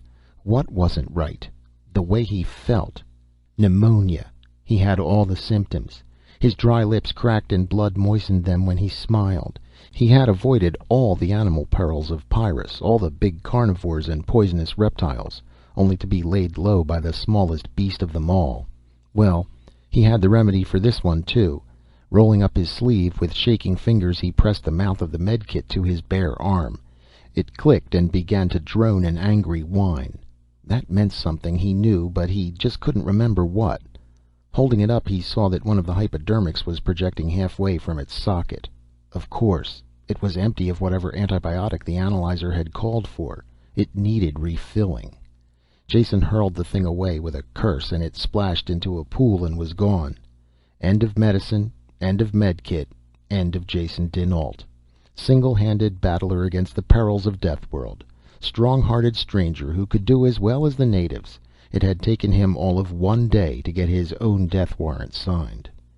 A choking growl echoed behind him. He turned, dropped, and fired in the same motion. It was all over before his conscious mind was aware it had happened. Pyrran training had conditioned his reflexes on the pre-cortical level. Jason gaped at the ugly beast dying not a meter from him and realized he had been trained well. His first reaction was unhappiness that he had killed one of the grubber dogs. When he looked closer, he realized this animal was slightly different in markings, size, and temper. Though most of its forequarters were blown away, blood pumping out in dying spurts, it kept trying to reach Jason. Before the eyes glazed with death, it had struggled its way almost to his feet. It wasn't quite a grubber dog, though chances were it was a wild relative, bearing the same relation as dog to wolf. He wondered if there were any other resemblances between wolves and this dead beast. Did they hunt in packs, too? As soon as the thought hit him, he looked up, not a moment too soon. The great forms were drifting through the trees, closing in on him. When he shot two, the others snarled with rage and sank back into the forest. They didn't leave. Instead of being frightened by the deaths, they grew even more enraged. Jason sat with his back to the tree and waited until they came close before he picked them off. With each shot and dying scream, the outraged survivors howled the louder.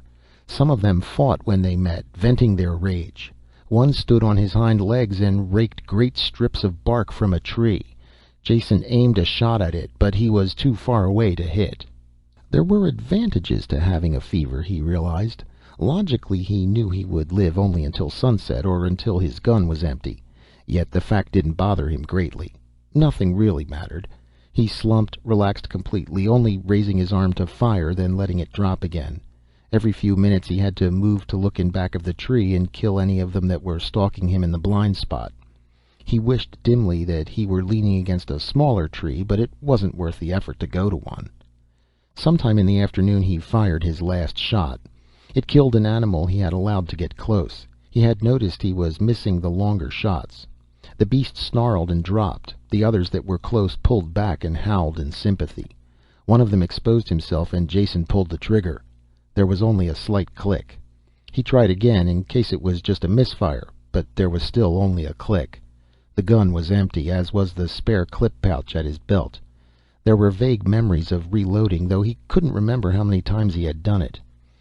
This, then, was the end. They had all been right. Pyrrus was a match for him.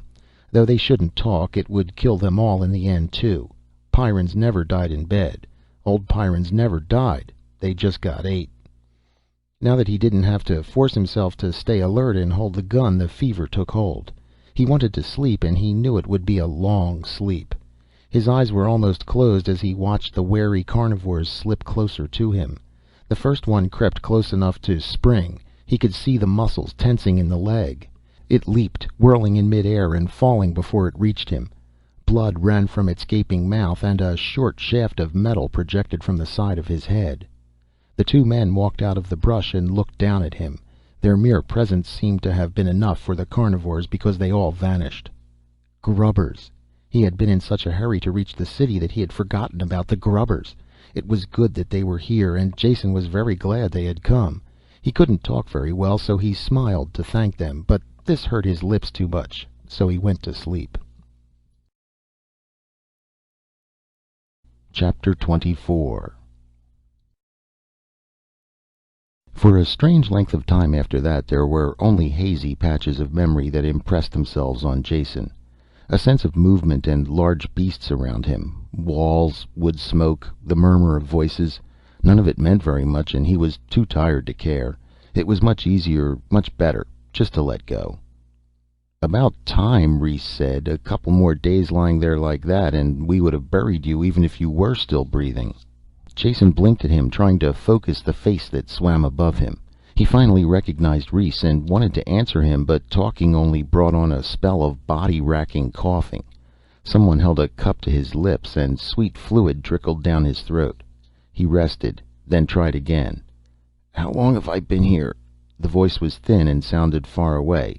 Jason had trouble recognizing it for his own. 8 days, and why didn't you listen when I talked to you?" Reese said.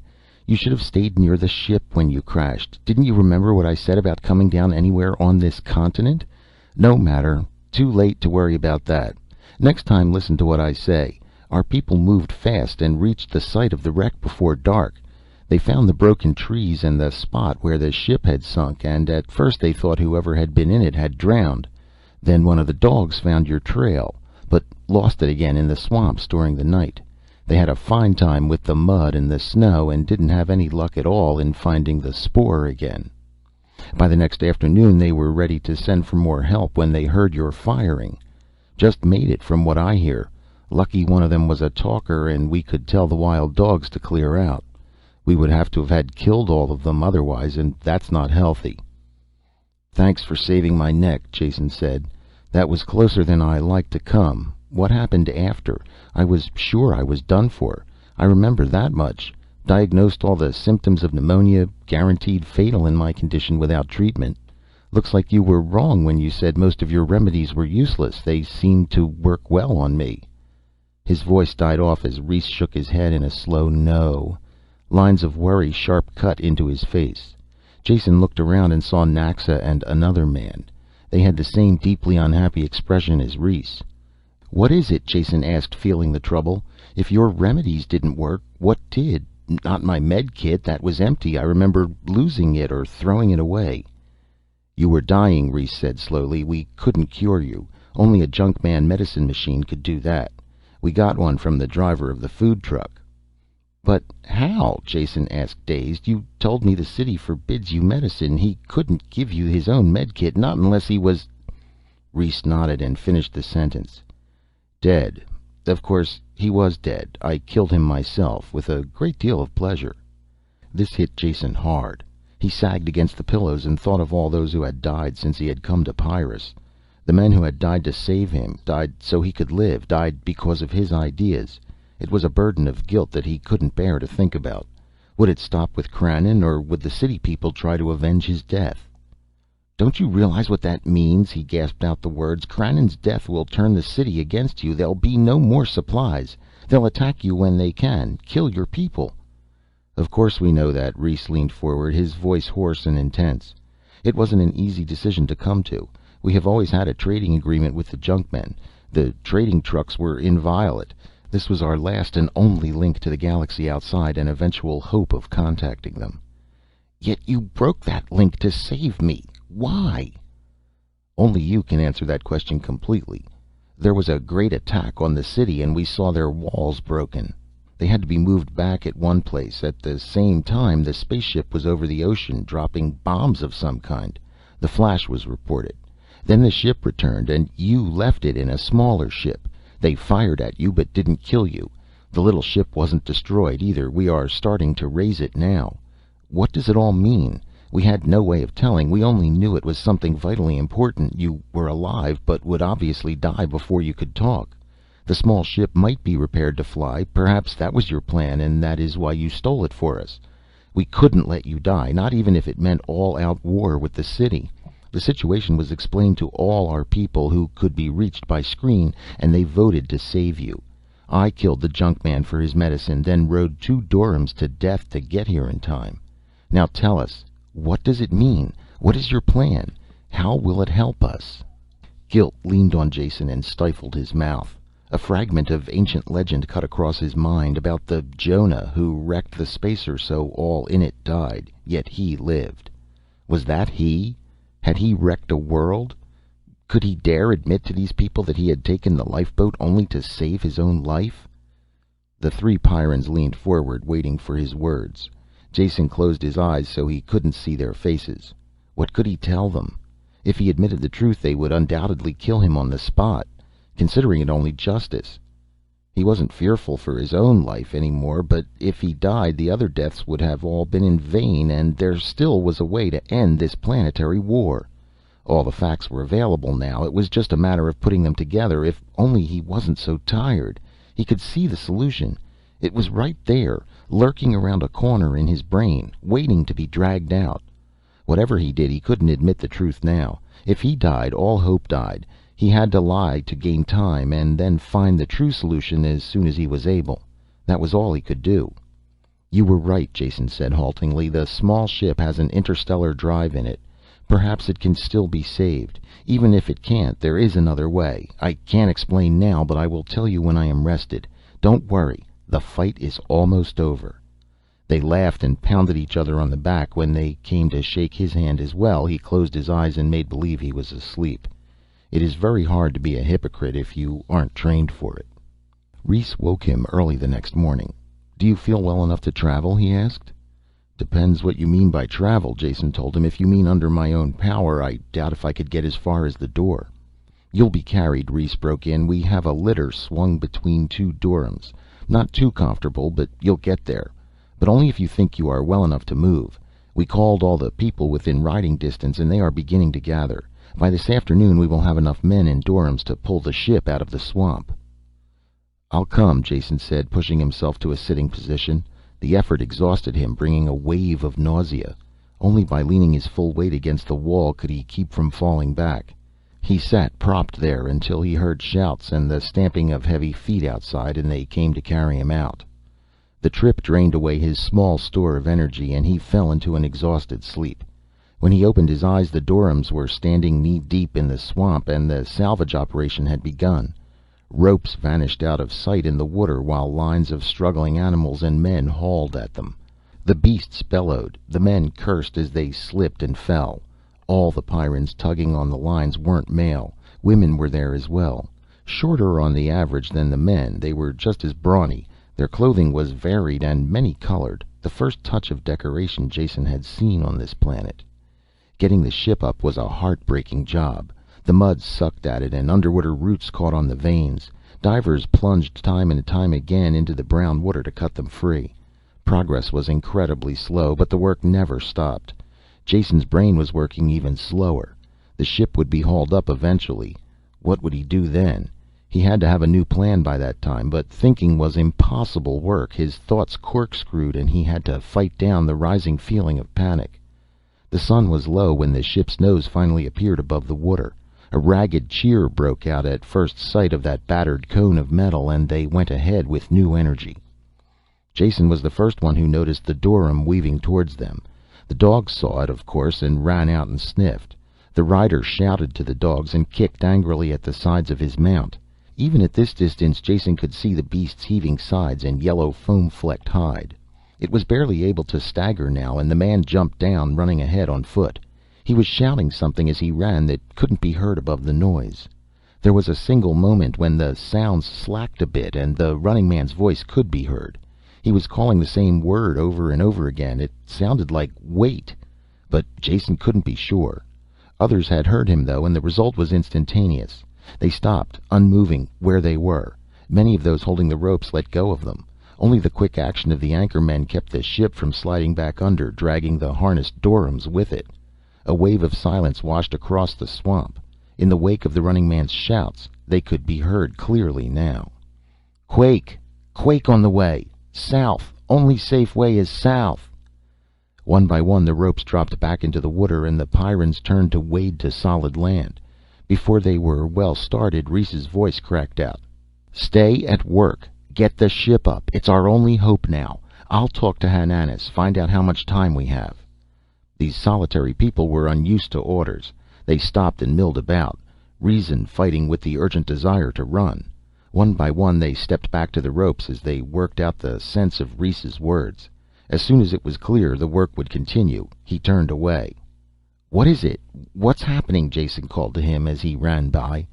"It's Hananis," Reese said, stopping by the litter, waiting for the newcomer to reach him. "He's a quake man. They know when quakes are coming, before they happen." Hananis ran up, panting and tired. He was a short man, built like a barrel on stubby legs, a great white beard covering his neck and the top of his chest. Another time Jason might have laughed at his incongruous waddle, but not now. There was a charged difference in the air since the little man had arrived. "Why didn't you have somebody near a plate? I called all over this area without an answer. Finally had to come myself." "How much time do we have?" Reese cut in. "We have to get that ship up before we pull out." "Time? Who knows about time?" the graybeard cursed. "Get out or you're dead." "Calm down, Han," Reese said in a quieter voice, taking the oldster's arms in both hands. "You know what we're doing here and how much depends on getting the ship up. Now how does it feel? This going to be a fast one or a slow one?" "Fast. Faster than anything I felt in a long time. She's starting far away, though. If you had a plate here, I bet Mock or someone else up near the Firelands would be reporting new eruptions. It's on the way, and if we don't get out soon, we're not getting out at all." There was a burble of water as the ship was hauled out a bit farther. No one talked now, and there was a fierce urgency in the movements. Jason still wasn't sure exactly what had happened. "Don't shoot me for a foreigner," he said, "but just what is wrong? Are you expecting earthquakes here? Are you sure?" "Sure?" Hananis screeched. "Of course I'm sure. If I wasn't sure I wouldn't be a quake man. It's on the way." "There's no doubt of that," Reese added. "I don't know how you can tell on your planet when quakes or volcanisms are going to start. Machines, maybe. We have nothing like that, but quake men like Hananis here always know about them before they happen. If the word can be passed fast enough, we get away. The quake is coming all right. The only thing in doubt now is how much time we have." The work went on, and there was a good chance they would die long before it was finished. All for nothing. The only way Jason could get them to stop would be to admit the ship was useless. He would be killed then, and the grubber chances would die with him. He chewed his lip as the sun set and the work continued by torchlight. Hananas paced around, grumbling under his breath, halting only to glance at the northern horizon. The people felt his restlessness and transmitted it to their animals. Dogfights broke out, and the Durhams pulled reluctantly at their harnesses. With each passing second their chances grew slimmer, and Jason searched desperately for a way out of the trap of his own constructing. "Look," someone said, and they all turned. The sky to the north was lit with red light. There was a rumble in the ground that was felt more than heard. The surface of the water blurred, then broke into patterns of tiny waves. Jason turned away from the light, looking at the water and the ship. It was higher now, the top of the stern exposed. There was a gaping hole here, blasted through the metal by the spaceship's guns. "Reese," he called, his words jammed together in a rush to get them out. "Look at the ship, at the hole blasted in her stern. I landed on the rockets and didn't know how badly she was hit, but the guns hit the star drive." Reese gaped at him unbelievingly as he went on, improvising, playing by ear, trying to manufacture lies that rang of truth. "I watched them install the drive. It's an auxiliary to the other engine. It was bolted to the hull right there. It's gone now, blown up. The boat will never leave this planet, much less go to another star." He couldn't look Reese in the eyes after that. He sank back into the furs that had been propped behind him, feeling the weakness even more. Reese was silent, and Jason couldn't tell if his story had been believed. Only when the Pyrran bent and slashed the nearest rope did he know he had won. The word passed from man to man, and the ropes were cut silently. Behind them, the ship they had labored so hard over sank back into the water. None of them watched. Each was locked in his own world of thought as they formed up to leave. As soon as the Durhams were saddled and packed, they started out, Hananas leading the way. Within minutes they were all moving a single file that vanished into the darkness. Jason's litter had to be left behind. It would have been smashed to pieces in the night march. Reese pulled him up into the saddle before him, locking his body into place with a steel-hard arm. The trek continued. When they left the swamp, they changed directions sharply. A little later Jason knew why, when the southern sky exploded. Flames lit the scene brightly, ashes sifted down, and hot lumps of rock crashed into the trees. They steamed when they hit, and if it hadn't been for the earlier rain, they would have been faced with a forest fire as well. Something large loomed up next to the line of march, and when they crossed an open space, Jason looked at it in the reflected light from the sky. "Reese," he choked, pointing. Reese looked at the great beast moving next to them, shaggy body and twisted horns as high as their shoulders, then looked away. He wasn't frightened or apparently interested. Jason looked around then and began to understand. All of the fleeing animals made no sound. That's why he hadn't noticed them before. But on both sides dark forms ran between the trees. Some he recognized, most of them he didn't. For a few minutes a pack of wild dogs ran near them, even mingling with the domesticated dogs. No notice was taken. Flying things flapped overhead. Under the great threat of the volcanoes, all other battles were forgotten. Life respected life. A herd of fat pig-like beasts with curling tusks blundered through the line. The Durhams slowed, picking their steps carefully so that they wouldn't step on them. Smaller animals sometimes clung to the backs of bigger ones, riding untouched a while before they leaped off. Pounded mercilessly by the saddle, Jason fell wearily into a light sleep. It was shot through with dreams of the rushing animals hurrying on forever in silence. With his eyes open or shut, he saw the same endless stream of beasts. It all meant something, and he frowned as he tried to think what. Animals running. Pyrran animals. He sat bolt upright suddenly, wide awake, staring down in comprehension. "What is it?" Reese asked. "Go on," Jason said. "Get us out of this and get us out safely. I told you the lifeboat wasn't the only answer. I know how your people can get what they want. End the war now. There is a way, and I know how it can be done." Chapter 25. There were few coherent memories of the ride. Some things stood out sharply, like the spaceship-sized lump of burning scoria that had plunged into a lake near them, showering the line with hot drops of water. But mostly it was just a seemingly endless ride, with Jason still too weak to care much about it. By dawn the danger area was behind them, and the march had slowed to a walk. The animals had vanished as the quake was left behind, going their own ways, still in silent armistice. The peace of mutually shared danger was over. Jason found that out when they stopped to rest and eat. He and Reese went to sit on the soft grass near a fallen tree. A wild dog had arrived there first. It lay under the log, muscles tensed, the ruddy morning light striking a red glint from its eyes. Reese faced it, not 3 meters away, without moving a muscle.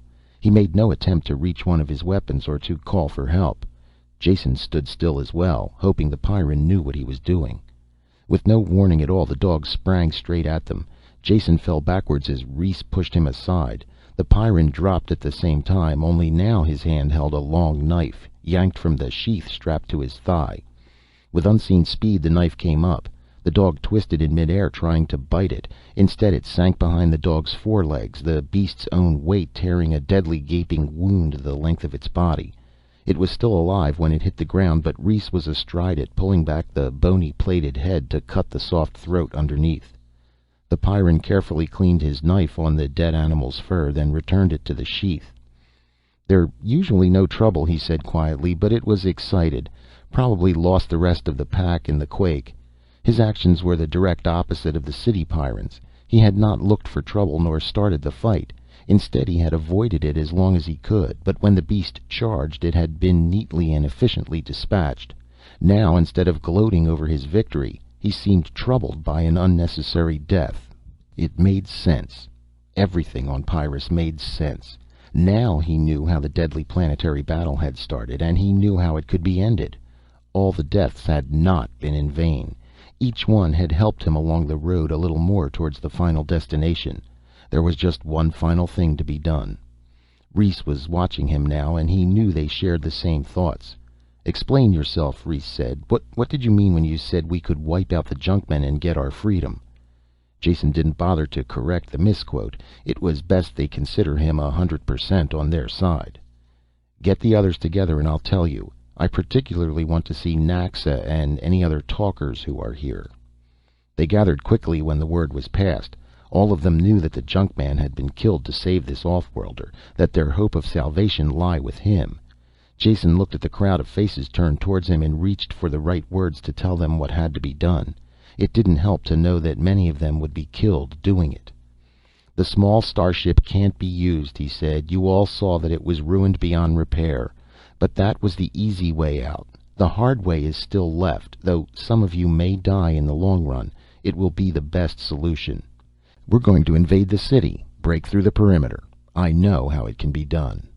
A mutter of sound spread across the crowd. Some of them looked excited, happy with the thought of killing their hereditary enemies. Others stared at Jason as if he were mad. A few were dazed at the magnitude of the thought, this carrying of the battle to the stronghold of the heavily armed enemy. They quieted when Jason raised his hand. "I know, it sounds impossible," he said, "but let me explain. Something must be done, and now is the time to do it. The situation can only get worse from now on. The city The junkmen can get along without your food. Their concentrates taste awful, but they sustain life.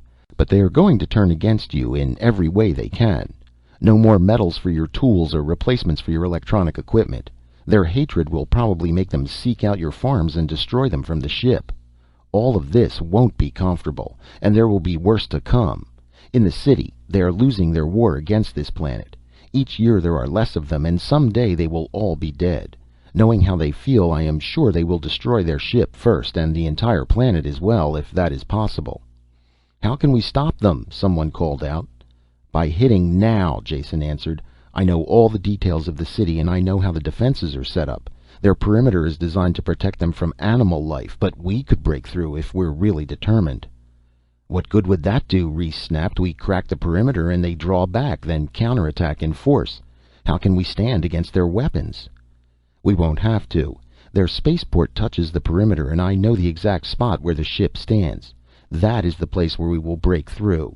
There is no formal guard on the ship and only a few people in the area. We will capture the ship.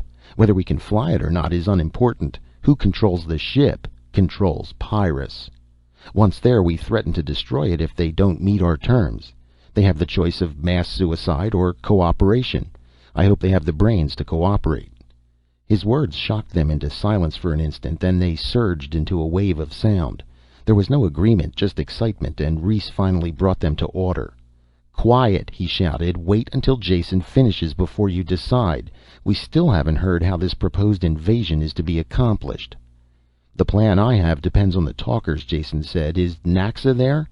He waited until the fur-wrapped man had pushed to the front. "I want to know more about the talkers, Naxa. I know you can speak to the Durhams and the dogs here, but what about the wild animals? Can you make them do what you want?" "They're animals. Of course we can talk to them.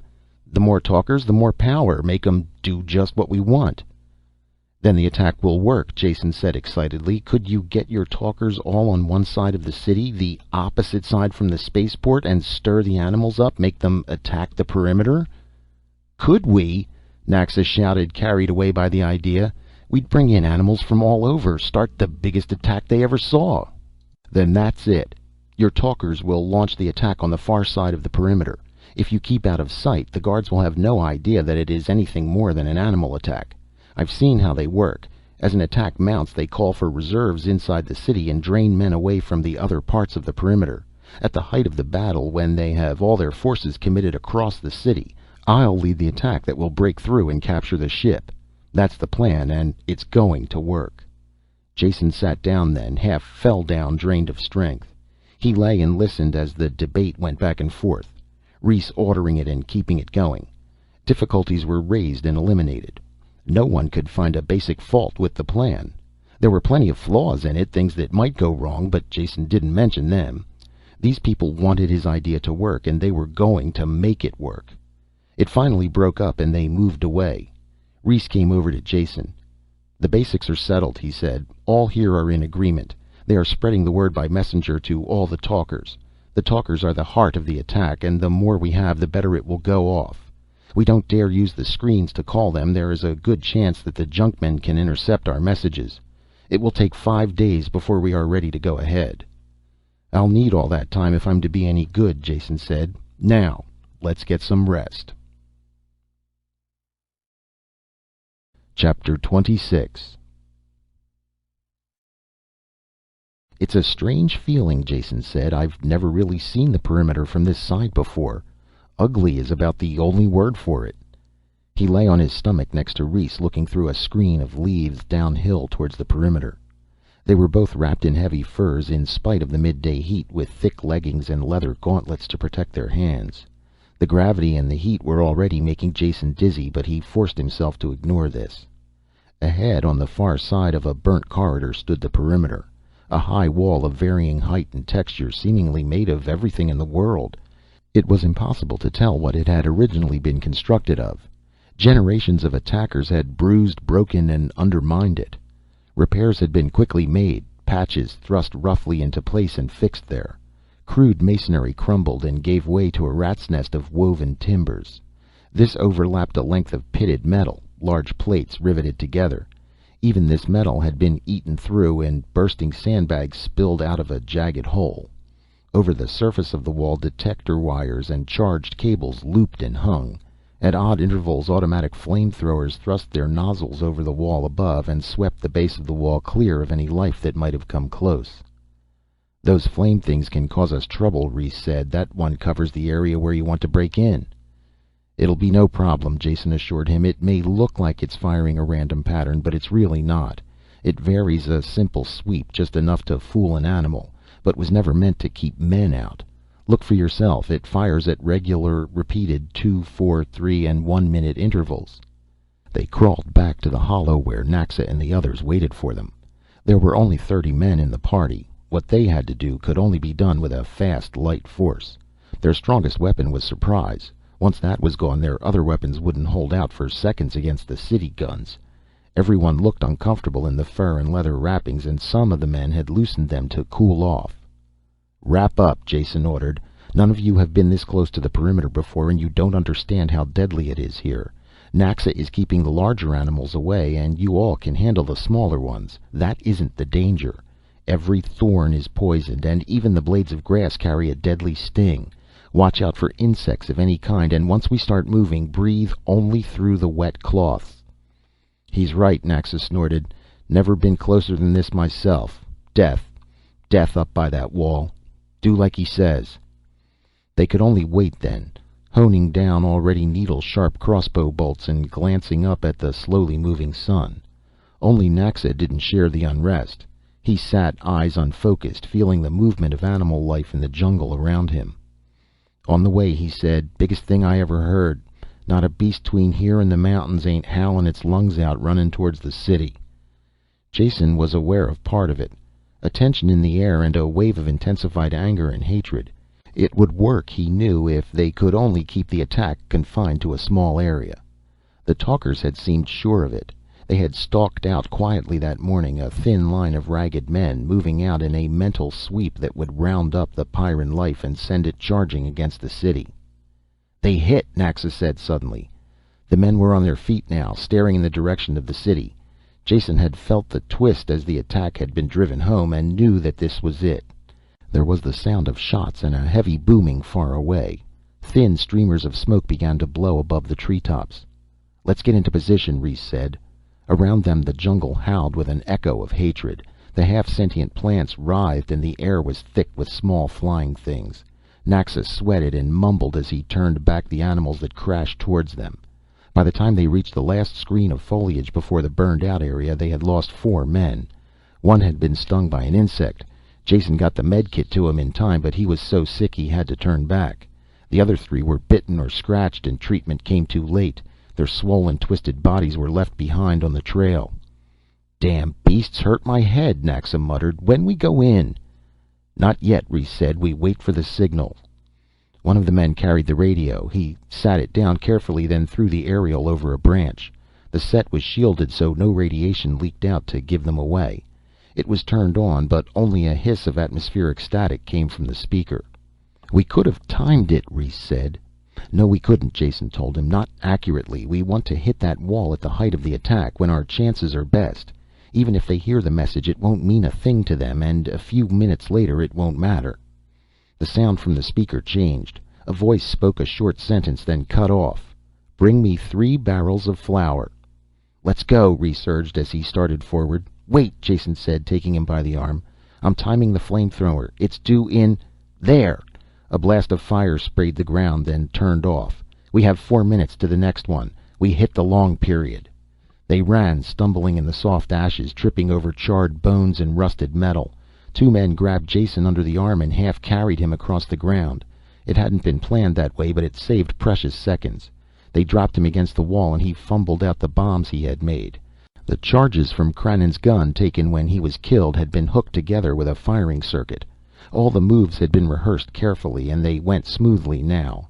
Jason had picked the metal wall as being the best spot to break in. It offered the most resistance to the native life, so the chances were it wouldn't be reinforced with sandbags or fill the way the other parts of the wall were.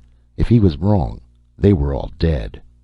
The first men had slapped their wads of sticky congealed sap against the wall. Jason pressed the charges into them and they stuck, a roughly rectangular pattern as high as a man. While he did this, the detonating wire was run out to its length and the raiders pressed back against the base of the wall. Jason stumbled through the ashes to the detonator, fell on it, and pressed the switch at the same time. Behind him a thundering bang shook the wall and red flame burst out. Reese was the first one there, pulling at the twisted and smoking metal with his gloved hands. Others grabbed on and bent the jagged pieces aside. The hole was filled with smoke and nothing was visible through it. Jason dived into the opening, rolled on a heap of rubble, and smacked into something solid. When he blinked the smoke from his eyes, he looked around him. He was inside the city. The others poured through now, picking him up as they charged in so he wouldn't be trampled underfoot. Someone spotted the spaceship and they ran that way. A man ran around the corner of a building towards them. His Pyrran reflexes sent him springing into the safety of a doorway the same moment he saw the invaders. But they were Pyrrans too. The man slumped slowly back onto the street, 3 metal bolts sticking out of his body. They ran on without stopping, running between the low storehouses. The ship stood ahead. Someone had reached it ahead of them. They could see the outer hatch slowly grinding shut. A hail of bolts from the bows crashed into it with no effect. "Keep going," Jason shouted. "Get next to the hull before he reaches the guns." This time 3 men didn't make it. The rest of them were under the belly of the ship when every gun let go at once. Most of them were aimed away from the ship. Still, the screaming of shells and electric discharges was ear-shattering. The 3 men still in the open dissolved under the fire. Whoever was inside the ship had hit all the gun trips at once, both to knock out the attackers and summon aid. He would be on the screen now, calling for help. Their time was running out. Jason reached up and tried to open the hatch while the others watched. It was locked from the inside. One of the men brushed him aside and pulled at the inset handle. It broke off in his hand, but the hatch remained closed. The big guns had stopped now, and they could hear again. "Did anyone get the gun from that dead man?" he asked. "It would blow this thing open." "No," Reese said. "We didn't stop." Before the words were out of his mouth, 2 men were running back towards the buildings, angling away from each other. The ship's guns roared again. A string of explosions cut across one man. Before they could change direction and find the other man, he had reached the buildings. He returned quickly, darting into the open to throw the gun to them. Before he could dive back to safety, the shells caught him. Jason grabbed up the gun as it skidded almost to his feet. They heard the sound of wide-open truck turbines screaming towards them as he blasted the lock. The mechanism sighed and the hatch sagged open. They were all through the airlock before the first truck appeared. Naxa stayed behind with the gun to hold the lock until they could take the control room. Everyone climbed faster than Jason once he had pointed them the way, so the battle was over when he got there. The single city Pyrran looked like a pincushion. One of the techs had found the gun controls and was shooting wildly, the sheer quantity of his fire driving the trucks back. "Someone get on the radio and tell the talkers to call off the attack," Jason said. He found the communications screen and snapped it on. Kerk's wide-eyed face stared at him from the screen. "You," Kerk said, breathing the word like a curse. "Yes, it's me," Jason answered. He talked without looking up, while his hands were busy at the control board. "Listen to me, Kerk, and don't doubt anything I say. I may not know how to fly one of these ships, but I do know how to blow them up. Do you hear that sound?" He flipped over a switch, and the faraway whine of a pump droned faintly. "That's the main fuel pump. If I let it run, which I won't right now, it could quickly fill the drive chamber with raw fuel. Pour in so much that it would run out of the stern tubes. Then what do you think would happen to your one and only spacer if I press the firing button? I'm not asking you what would happen to me, since you don't care. But you need this ship the way you need life itself." There was only silence in the cabin now. The men who had won the ship turned to face him. Kerk's voice grated loudly through the room. "What do you want, Jason? What are you trying to do? Why did you lead those animals in here?" His voice cracked and broke as anger choked him and spilled over. "Watch your tongue, Kerk," Jason said with soft menace. "These men you are talking about are the only ones on Pyrrus who have a spaceship. If you want them to share it with you, you had better learn to talk nicely. Now come over here at once, and bring Bruco and Meta." Jason looked at the older man's florid and swollen face and felt a measure of sympathy. "Don't look so unhappy. It's not the end of the world. In fact, it might be the beginning of one. And another thing, leave this channel open when you go. Have it hooked into every screen in the city so everyone can see what happens here. Make sure it's taped, too, for replay." Kerk started to say something but changed his mind before he did. He left the screen, but the set stayed alive, carrying the scene in the control room to the entire city. Chapter 27. The fight was over. It had ended so quickly the fact hadn't really sunk in yet. Reese rubbed his hand against the gleaming metal of the control console, letting the reality of touch convince him. The other men milled about, looking out through the view screens or soaking in the mechanical strangeness of the room. Jason was physically exhausted, but he couldn't let it show. He opened the pilot's med box and dug through it until he found the stimulants. 3 of the little gold pills washed the fatigue from his body, and he could think clearly again. "Listen to me," he shouted. "The fight's not over yet. They'll try anything to take this ship back, and we have to be ready. I want one of the techs to go over these boards until he finds the lock controls. Make sure all the airlocks and ports are sealed. Send men to check them if necessary. Turn on all the screens to scan in every direction so no one can get near the ship. We'll need a guard in the engine room. My control could be cut off if they broke in there. And there had better be a room-by-room search of the ship in case someone else is locked in with us." The men had something to do now and felt relieved. Reese split them up into groups and set them to work. Jason stayed at the controls, his hand next to the pump switch. The battle wasn't over yet. "There's a truck coming," Reese called. "Going slow."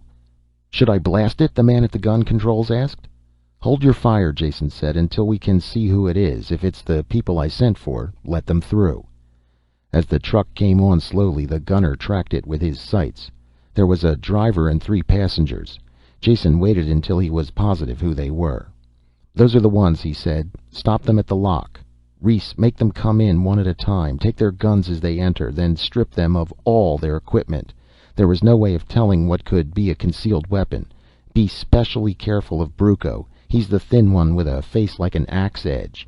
Make sure you strip him clean. He's a specialist in weapons and survival. And bring the driver too. We don't want him reporting back about the broken airlock or the state of our guns." Waiting was hard. His hand stayed next to the pump switch, even though he knew he could never use it, just as long as the others thought he would. There were stampings and muttered curses in the corridor. The prisoners were pushed in. Jason had one look at their deadly expressions and clenched fists before he called to Reese. "Keep them against the wall and watch them. Bowman, keep your weapons up." He looked at the people who had once been his friends and who now swam in hatred for him. "Meta, Kerk, Bruco." The driver was Skop, the man Kerk once had appointed to guard him. He looked ready to explode now that the roles had been reversed. "Pay close attention," Jason said, "because your lives depend upon it. Keep your backs to the wall and don't attempt to come any closer to me than you are now. If you do, you will be shot instantly. If we were alone, any one of you could undoubtedly reach me before I threw this switch. But we're not. You have Pyrran reflexes and muscles, but so do the bowmen. Don't gamble, because it won't be a gamble. It will be suicide. I'm telling you this for your own protection, so we can talk peacefully without one of you losing his temper and suddenly getting shot. There is no way out of this. You are going to be forced to listen to everything I say. You can't escape or kill me. The war is over." "And we lost, and all because of you, you traitor," Meta snarled. "Wrong on both counts," Jason said blandly. "I'm not a traitor because I owe my allegiance to all men on this planet, both inside the perimeter and out. I never pretended differently. As to losing, why, you haven't lost anything. In fact, you've won. Won your war against this planet if you will only hear me out." He turned to Reese, who was frowning in angry puzzlement. "Of course your people have won also, Reese. No more war with the city. You'll get medicine, off-planet contact, everything you want." "Pardon me for being cynical," Reese said, "but you're promising the best of all possible worlds for everyone. That will be a little hard to deliver when our interests are opposed so." "You strike through to the heart of the matter," Jason said. "Thank you. This mess will be settled by seeing that everyone's interests are not opposed. Peace between the city and farms, with an end to the useless war you've been fighting. Peace between mankind and the Pyrran life forms, because that particular war is at the bottom of all your troubles." "The man's mad," Kerk said. "Perhaps. You'll judge that after you hear me out. I'm going to tell you the history of this planet, because that is where both the trouble and the solution lie. When the settlers landed on Pyrrus 300 years ago, they missed the one important thing about this planet, the factor that makes it different from any other planet in the galaxy. They can't be blamed for the oversight. They had enough other things to worry about. The gravity was the only thing familiar to them. The rest of the environment was a shocking change from the climate-controlled industrial world they had left. Storms, volcanism, floods, earthquakes, it was enough to drive them insane, and I'm sure many of them did go mad. The animal and insect life was a constant annoyance. Nothing at all like the few harmless and protected species they had known. I'm sure they never realized that the Pyrran life was telepathic as well." "That again," Bruco snapped. "True or not, it is of no importance. I was tempted to agree with your theory of psionic-controlled attack on us, but the deadly fiasco you staged proved that theory wrong." "I agree," Jason answered. "I was completely mistaken when I thought some outside agency directed the attack on the city with psionic control. It seemed a logical theory at the time, and the evidence pointed that way. The expedition to the island was a deadly fiasco, only don't forget that attack was the direct opposite of what I wanted to have done. If I had gone into the cave myself, none of the deaths would have been necessary. I think it would have been discovered that the plant creatures were nothing more than an advanced life form with unusual psi ability. They simply resonated strongly to the psionic attack on the city. I had the idea backwards, thinking they instigated the battle. We'll never know the truth, though, because they're destroyed, but their deaths did prove one thing. It allows us to find the real culprits, the creatures who are leading, directing, and inspiring the war against the city. Who? Kerk breathed the question rather than spoke it. Why, you, of course, Jason told him. Not you alone, but all of your people in the city. Perhaps you don't like this war, however, you are responsible for it and keep it going. Jason had to force back a smile as he looked at their dumbfounded expressions. He had to prove his point quickly before even his allies began to think him insane. Here's how it works. I said Pyrran life was telepathic, and I meant all life. Every single insect, plant, and animal. At one time in this planet's violent history, these psionic mutations proved to be survival types. They existed when other species died, and in the end I'm sure they cooperated in wiping out the last survivors of the non-psi strains. Cooperation is the key word here, because while they still competed against each other under normal conditions, they worked together against anything that threatened them as a whole. When a natural upheaval or a tidal wave threatened them, they fled from it in harmony. You can see a milder form of this same behavior on any planet that is subject to forest fires. But here, mutual survival was carried to an extreme because of the violent conditions. Perhaps some of the life forms even developed precognition, like the human quake men. With this advance warning, the larger beasts fled. The smaller ones developed seeds or burrs or eggs that could be carried to safety by the wind or in the animal's fur, thus ensuring racial survival. I know this is true, because I watched it myself when we were escaping a quake. Admitted. All your points admitted, Brucco shouted. But what does it have to do with us? So all the animals run away together. What does that have to do with the war?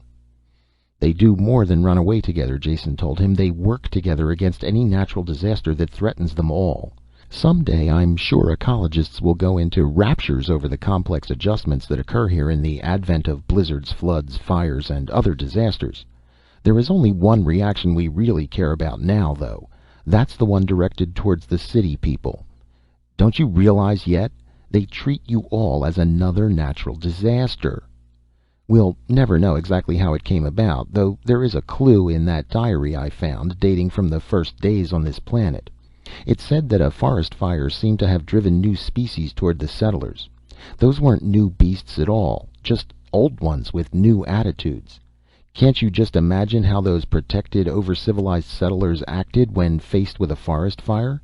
They panicked, of course.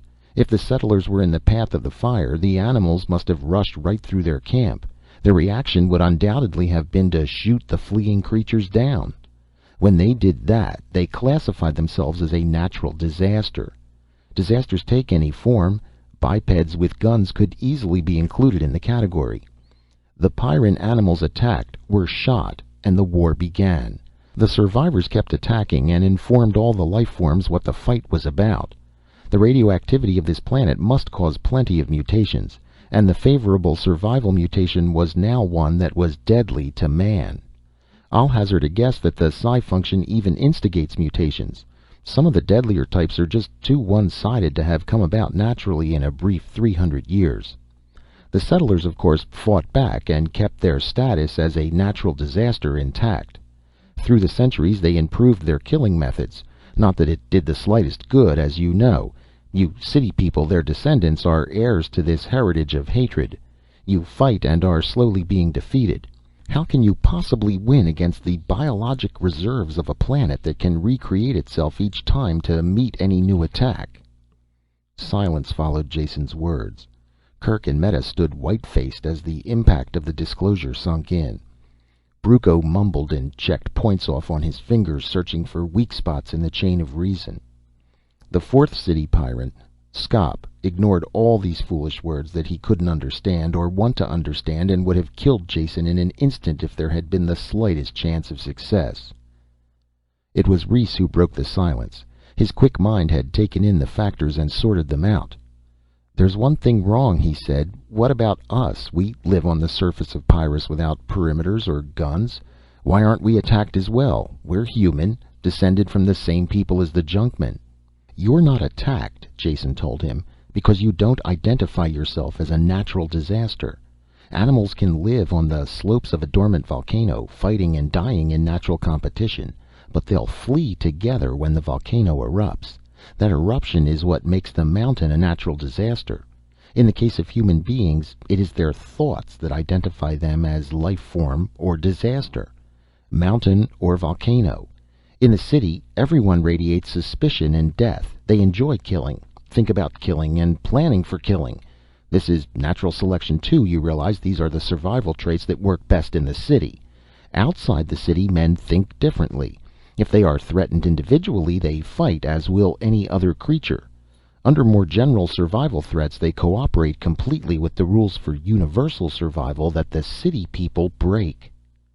"How did it begin, this separation, between the two groups?" Reese asked. "We'll probably never know," Jason said. "I think your people must have originally been farmers or psionic sensitives who were not with the others during some natural disaster. They would, of course, act correctly by Pyrran standards and survive. This would cause a difference of opinion with the city people who saw killing as the answer. It's obvious, whatever the reason, that two separate communities were established early and soon separated, except for the limited amount of barter that benefited both." "I still can't believe it," Kerk mumbled. "It makes a terrible kind of truth every step of the way, but I still find it hard to accept. There must be another explanation." Jason shook his head slowly. "None. This is the only one that works. We've eliminated the other ones, remember? I can't blame you for finding it hard to believe, since it is in direct opposition to everything you've understood to be true in the past.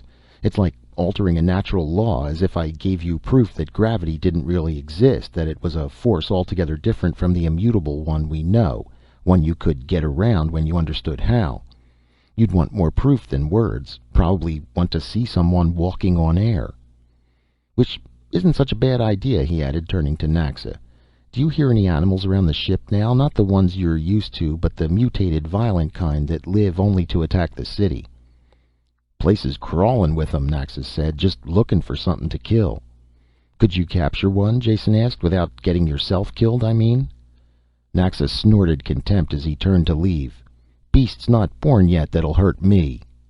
They stood quietly, each one wrapped tightly around by his own thoughts, while they waited for Naxa to return. Jason had nothing more to say. He would do one more thing and try to convince them of the facts. After that, it would be up to each of them to reach a conclusion. The talker returned quickly with a sting wing tied by one leg to a length of leather. It flapped and shrieked as he carried it in. In the middle of the room, away from everybody, Jason told him, "Can you get that beast to sit on something and not flap around?" "My hand good enough?" he asked, flipping the creature up so it clung to the back of his gauntlet. "That's how I caught it." "Does anyone doubt that this is a real sting wing?" Jason asked. "I want to make sure you all believe there is no trickery here." "The thing is real," Brucco said. "I can smell the poison in the wing claws from here." He pointed to the dark marks on the leather where the liquid had dripped. "If that eats through the gloves, he's a dead man." "Then we agree. It's real," Jason said. "Real and deadly. And the only test of the theory will be if you people from the city can approach it like Naxa here."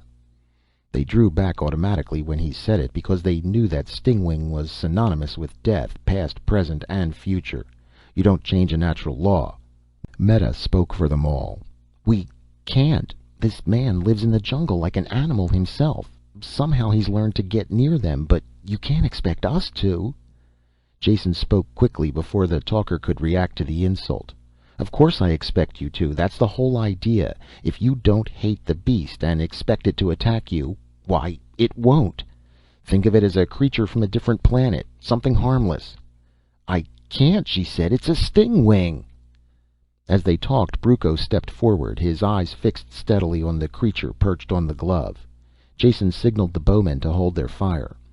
Brucco stopped at a safe distance and kept looking steadily at the stingwing.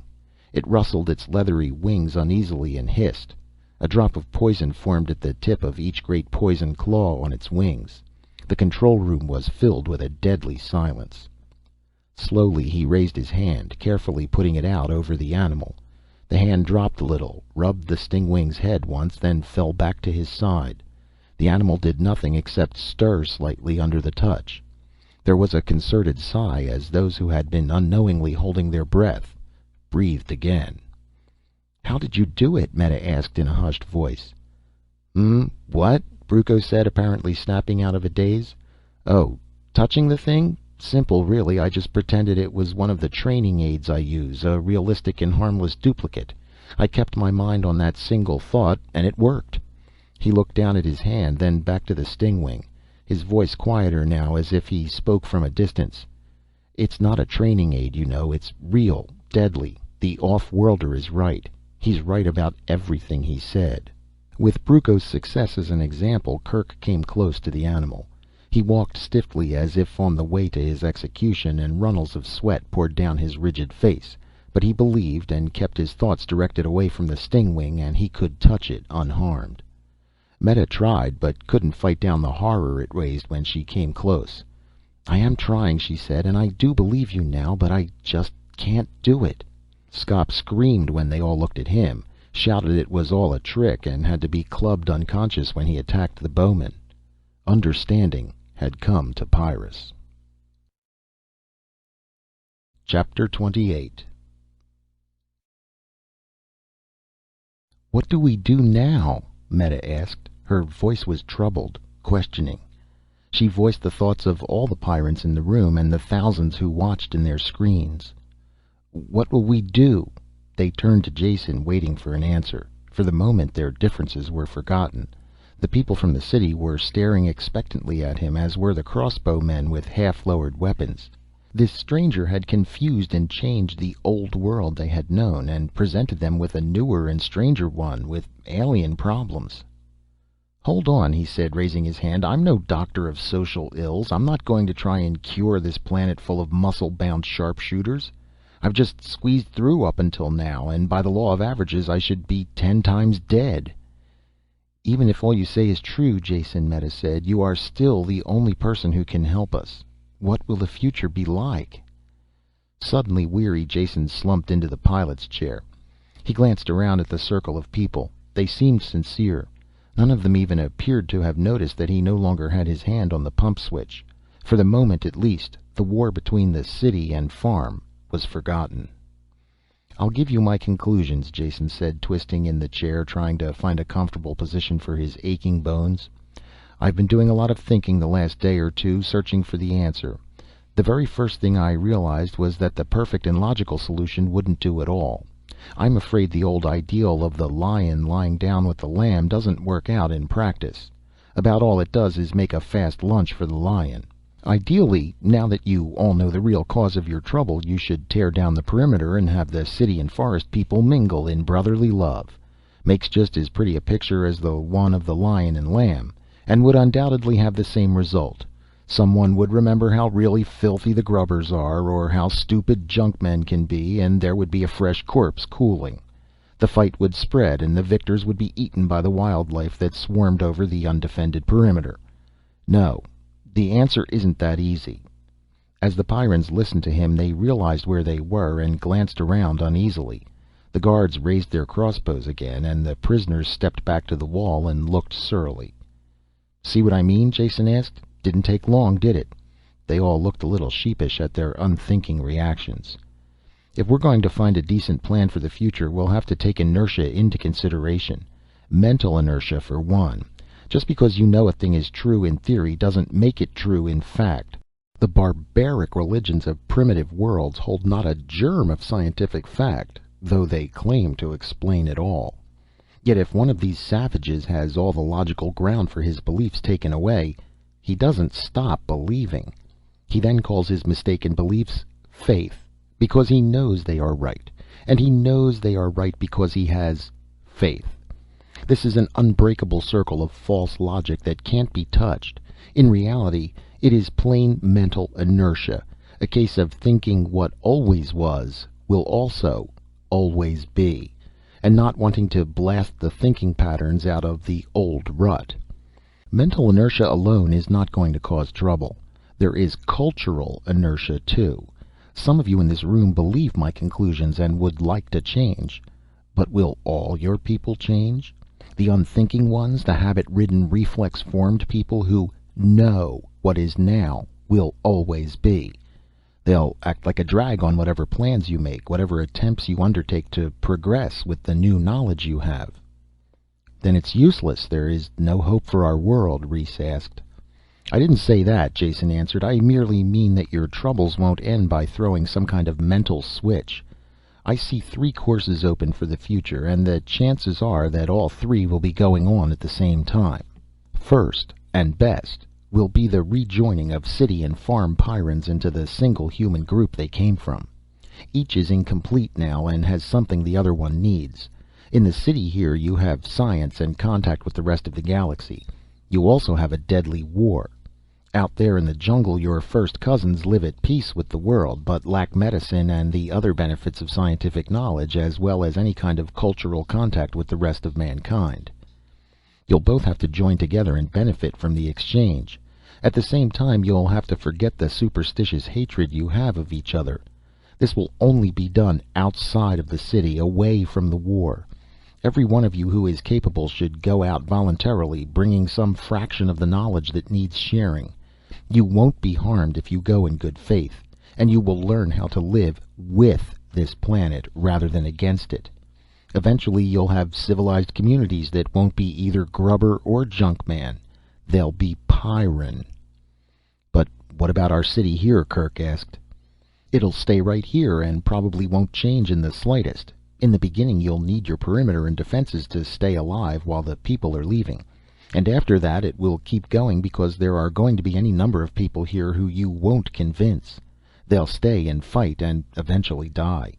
Perhaps you will be able to do a better job in educating their children. What the eventual end of the city will be, I have no idea. They were silent as they thought about the future. On the floor, Skop groaned but did not move. Those are 2 ways, Meta said. What is the third? The third possibility is my own pet scheme. Jason smiled. And I hope I can find enough people to go along with me. I'm going to take my money and spend it all on outfitting the best and most modern spacer with every weapon and piece of scientific equipment I can get my hands on. Then I'm going to ask for Pyrran volunteers to go with me. What in the world for? Meta frowned. Not for charity. I expect to make my investment back, and more. You see, after these past few months I can't possibly return to my old occupation. Not only do I have enough money now to make it a waste of time, but I think it would be an unending bore. One thing about Pyrrus, if you live, is that it spoils you for the quieter places. So I'd like to take this ship that I mentioned and go into the business of opening up new worlds. There are thousands of planets where men would like to settle, only getting a foothold on them is too rough or rugged for the usual settlers. Can you imagine a planet a Pyrran couldn't lick after the training you've had here? And enjoy doing it? There would be more than pleasure involved, though. In the city your lives have been geared for continual deadly warfare. Now you're faced with the choice of a fairly peaceful future, or stay in the city to fight an unnecessary and foolish war. I offer the third alternative of the occupation you know best, that would let you accomplish something constructive at the same time. Those are the choices. Whatever you decide is up to each of you personally. Before anyone could answer, livid pain circled Jason's throat. Skop had regained consciousness and surged up from the floor. He pulled Jason from the chair with a single motion, holding him by the neck, throttling him. "Kerk! Meta!" Skop shouted hoarsely. "Grab guns! Open the locks! Our people will be here! Kill the grubbers and their lies!" Jason tore at the fingers that were choking the life out of him, but it was like pulling at bent steel bars. He couldn't talk, and the blood hammered in his ears. Meta hurtled forward like an uncoiled spring, and the crossbows twanged. One bolt caught her in the leg, the other transfixed her upper arm. But she had been shot as she jumped, and her inertia carried her across the room to her fellow Pyrran and the dying off-worlder. She raised her good arm and chopped down with the edge of her hand. It caught Skop a hard blow on the biceps, and his arm jumped spasmodically, his hand leaping from Jason's throat. "What are you doing?" he shouted in strange terror to the wounded girl who fell against him. He pushed her away, still clutching Jason with his other hand. She didn't answer. Instead she chopped again, hard and true, the edge of her hand catching Skop across the windpipe, crushing it. He dropped Jason and fell to the floor, retching and gasping. Jason watched the end through a haze, barely conscious. Skop struggled to his feet, turned pain-filled eyes to his friends. "You're wrong," Kerk said. "Don't do it." The sound the wounded man made was more animal than human. When he dived towards the guns on the far side of the room, the crossbows twanged like harps of death. When Brucco went over to help Meta, no one interfered. Jason gasped air back into his lungs, breathing in life. The watching glass eye of the viewer carried the scene to everyone in the city. "Thanks, Meta, for understanding as well as helping." Jason had to force the words out. "Skop was wrong and you were right, Jason," she said. Her voice broke for a second as Brucco snapped off the feathered end of the steel bolt with his fingers and pulled the shaft out of her arm. "I can't stay in the city. Only people who feel as Skop did will be able to do that. And I'm afraid I can't go into the forest. You saw what luck I had with the sting wing. If it's all right, I'd like to come with you. I'd like to very much." It hurt when he talked, so Jason could only smile, but she knew what he meant. Kerk looked down in unhappiness at the body of the dead man. "He was wrong, but I know how he felt. I can't leave the city. Not yet. Someone will have to keep things in hand while the changes are taking place. Your ship is a good idea, Jason. You'll have no shortage of volunteers, though I doubt if you'll get Brucco to go with you." "Of course not," Brucco snapped, not looking up from the compression bandage he was tying. "There's enough to do right here on Pyrrus. The animal life. Quite a study to be made. Probably have every ecologist in the galaxy visiting here." Kerk walked slowly to the screen overlooking the city. No one attempted to stop him. He looked out at the buildings, the smoke still curling up from the perimeter, and the limitless sweep of green jungle beyond. "You've changed it all, Jason," he said. "We can't see it now, but Pyrrus will never be the way it was before you came, for better or worse." "Better," Jason croaked and rubbed his aching throat. "Now get together and end this war so people will really believe it." Reese turned and, after an instant's hesitation, extended his hand to Kerk. The gray-haired Pyrran felt the same repugnance himself about touching a grubber. They shook hands then, because they were both strong men.